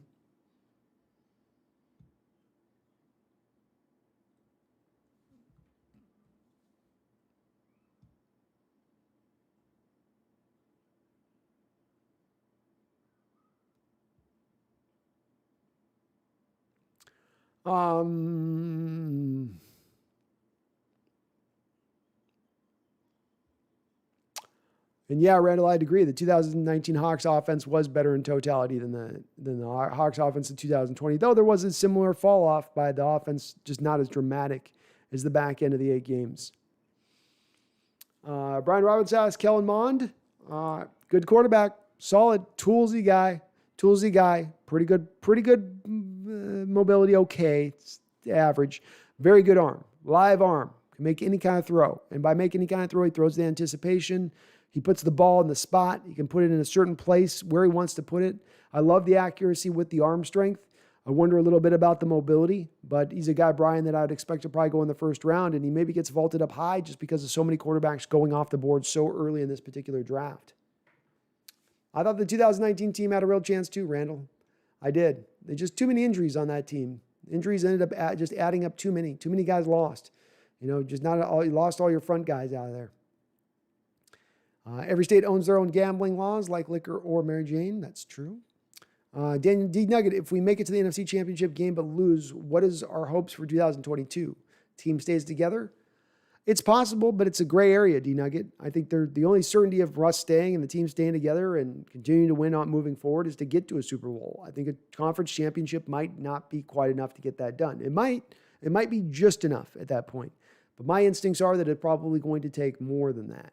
That if you get just the conference championship, you are looking at potentially a little bit more of a blow up. Brian, thank you for hitting that like button. Please do slam on that like button if you happen to be listening in. Helps me out a ton. Your boy Michael, this is Jamal's comeback here. I'm with you, your boy Michael. There's been many on there that want to see him potentially traded and recoup a first-round pick for him. Not me. Keep him, sign him, keep him on the team. I like his potential. I think last year was an outlier for him in his career. I think he came to a new team late and then fought through injury situations, which lowered down some of his productivity level, especially in his pass coverage. I expect that to bounce back to career norms as we move forward. Brendan Eichrick, the South Carolina corner opposite Horn was so tall and long. Could be a piece of clay for Carroll. Plays a lot like Brandon Browner too. Same size, 6'3", 6'4". Israel Mukamua. Just got the same kind of game that Brandon Browner does. Browner was a little more nastier. He played with a little bit more edge, but this guy's got the same ability to make up ground seemingly with just his arm length. You can have him beat, and it's almost like he go gadget arms you to where he gets just his hand up on the ball to knock it away at the last second. Really, really good in that respect and how he uses his length. He's sort of a poster child for why length is so important with cornerbacks in that respect. Not perfect. He can get a little bit out of position, stiff hips because he is tall, but still a really good player, and I think he'd be a guy they are certainly going to target, Brandon. Rating Talker says, I'd be surprised if AB's in Seattle. He'd be great, but sadly no one turns down TB12. Russ may go play wide receiver in Tampa Bay if Tom asks. Facts, man. Facts. Brandon Eichrick says, I'm so out on Sean Wade. I wouldn't even draft him. I wouldn't either, Brendan. If all things being equal, I'm in on the boat with you on that. He had the most underwhelming tape of any cornerback that I've watched so far in this draft. Absolutely soft. Plays only against the deep ball. Not a lot of instincts there. Not the greatest of tacklers. It all looks good as far as his back pedal concerned, and he looks smooth and fast. It just doesn't show up on the football field. 2 cases, Iowa's Marset. Smith Marset's a bigger Rondale. He's electric. Instant yak. Just add football. I like my Marset, man. I like him at the end of the draft, too. Randall says, speaking of Giants game, one Wayne Gallman ran like a young Eric Dickerson versus RD. He did. Looked just like Eric with that high running style, high knees. Your boy Michael, I think Geno Atkins, if we get him for cheap, would be a good sign to pair him back with his former teammate Carlos Dunlap and fill Reed's spot.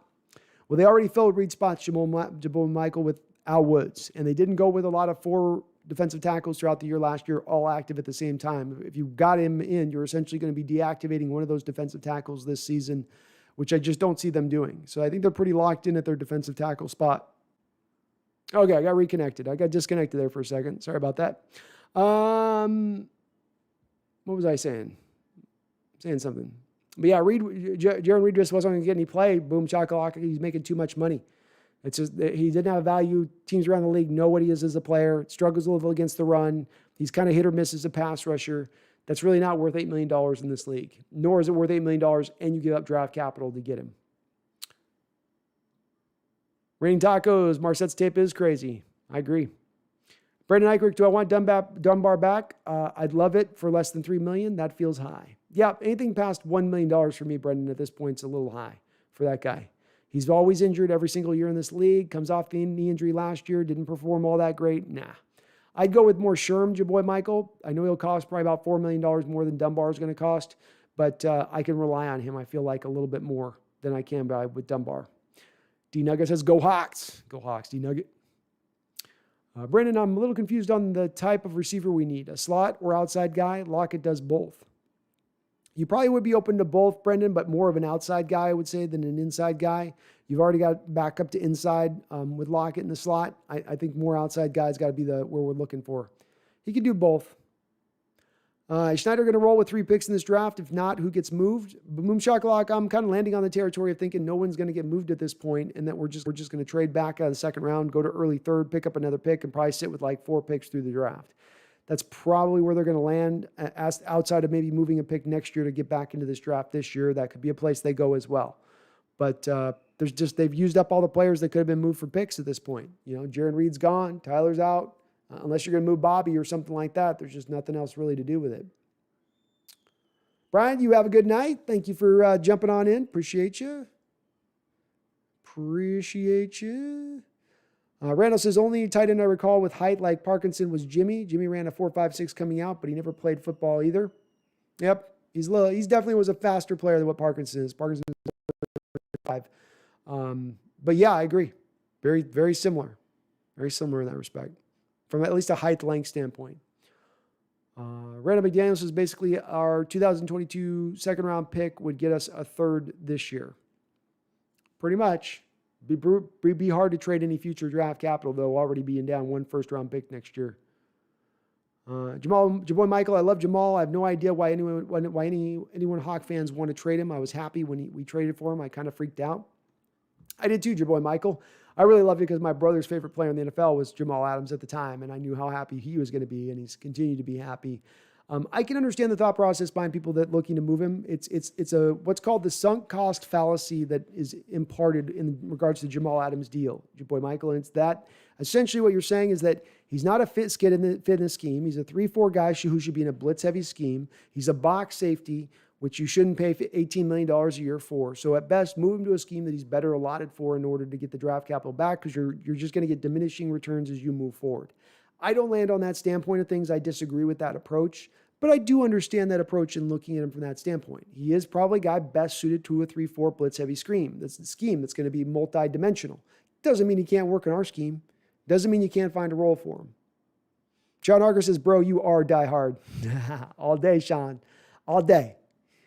Miranda McDaniel, Asante Samuel, and Ty Law, 8 manning up in the playoffs. Absolutely, they did. Absolutely. Asante from the head standpoint, Ty from the physicality standpoint.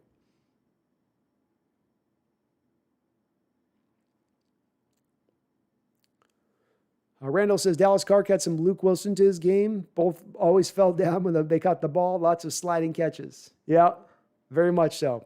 Very much so. Randall McDaniel, M's going to be good this year. 87 wins, Randall. Wow, you got him up there, buddy. Boom Shakalaka, did the Clowney get signed yet? No, he has not been signed as of yet. The Browns are circling the wagons on that one, though. They seem to be pushing pretty hard to make that happen, and they got the money, which we know Clowney likes. You're going to pay me the most, you might get my services. So maybe Cleveland's able to pull him on board with that. Washington Fist Quest, let's get the over-under. Darrell Taylor, 3.5 sacks. Washington Fist Quest, I'm going over. I would put him up at 8 sacks this year. When you look at the roster right now, LJ Collier, Carlos Dunlap, Kerry Hyder. All three of those guys are really 5-techs in this scheme, left defensive ends. The Leo position's a different defensive end in this scheme. A little bit lighter, a little longer, a little more sudden. Well, that's Taylor's game, and he is perhaps the one guy that is that true Leo on this team. You can get other guys. Kerry Hyder can play a little Leo. Dunlap can probably play a little Leo, but he's the purified one. He's the guy that fits into the base of Coach Carroll's team and what he wants. And that leads me to believe he's going to get a lot of bites at that apple, that they're going to want him to make up for lost time. And he's going to get some rotational snaps out there to make that work. So I expect him to be up more around the 6 to 8 sack range of things.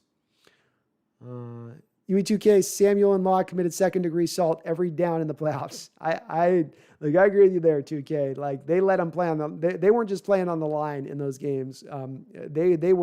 They straight mauled those dudes, and in the snow on some of them. There was a couple of those games I want to remember were like in the snow.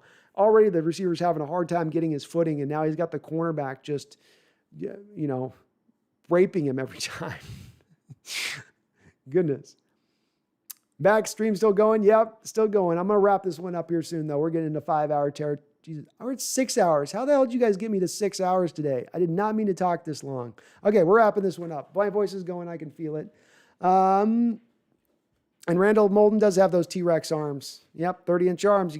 He's only going to be able to play the slot, and I just wouldn't probably be a potential for Seattle. Like him as a player. He's a fun player to watch. He's going to fit in on a team, and he could be a real good player at another team, for sure. But just too short of those arms for Seattle. 283128. Hopefully we can see more of Alden Robinson this year. He played outstanding when he played last year. I think it's those 4 guys are going to be all in a fight club type room. They're going to fight it out, see who gets the best and who's going to get snaps behind Hyder and Dunlap and Mayoa. So it's going to be about performance. It's not going to be about your draft positioning to get you on the field this year. Who can perform? Who can show out in practice? Let the best man win. UE2K Adams is a box safety. That's facts. And where he's played his best, I just hope that isn't another classic Seahawks move of trying to fit a square peg in a round hole again. It could prove out to be that. I think that the part that I would concentrate on this 2K is the overstating of his struggles in coverage last year. Because this is where people go out, and this is the part that I take a little bit of onus with. There's the narrative out there that Jamal Adams is not good in pass coverage. That because he had one bad year in pass coverage last year versus all the good years he had in pass coverage with the Jets, all the good years he had in pass coverage going back into college, we're going to ignore all that and decide that this 1 year he had coming at the last minute, fighting through a multitude of injuries throughout the year, that is the lesson to be learned. I'm hard-pressed to think that that's the case. I'm more hard-pressed to say that's probably an outlier. That's probably an anomaly. And while he is a box safety, he's a box safety who gives you some of the best skill set as a pass rusher that any safety has in NFL history. And when he's played to what his historical normals are, historically, when he's asked to cover tight ends and running backs, he's done it very well. One of the better rated safeties in coverage by Pro Football Focus for his first couple of years because he was asked to cover those kind of players. For some reason at times last year, you asked him to cover Stephon Diggs. For some reason last year at times, you asked him to cover Julian Edelman. For some reason at times last year, you asked him to cover Cooper Kupp. That's putting him in a position to fail. Show me the strong safety in this league that's covering number 1 wide receivers. I don't think you're going to see a lot of safeties being asked to do that. So put him in a position to succeed, allow him to get a little more healthier, watch the guy take off. Go Hawks, in the more words of Clark Griswold. Good talk, Russ. Good talk. All right. Randall says, would you rather see Darrell Taylor or Lewis be an All-Pro in 2021? Darrell Taylor. Because then I think even as bottom level, Lewis gives you a Pro Bowl level player, and then you're stacking on All-Pro Taylor on top. Whereas if I All-Pro Lewis, he goes up a little bit higher from where he was last year, gets even just a bit better from where he was last year. It's not as an overall significant improvement to the team by getting the other. All-Pro Taylor would be insane what that would do for our defense. That would be absolutely insane. As your boy Michael said, Jamal was amazing and covered the Jets. It drives me crazy, your boy Michael. It's this narrative of one bad year equals he's not good in coverage. No, it doesn't.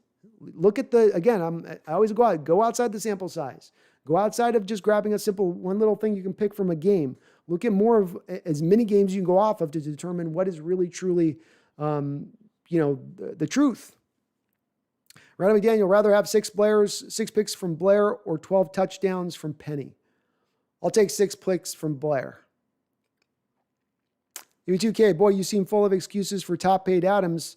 Where's the love for my boy Russ? Well, again, I've said Russ is a great player, E2K. It's arguing about the difference of with Adams and Russ. You're arguing him as this generational talent who can do no wrong at times.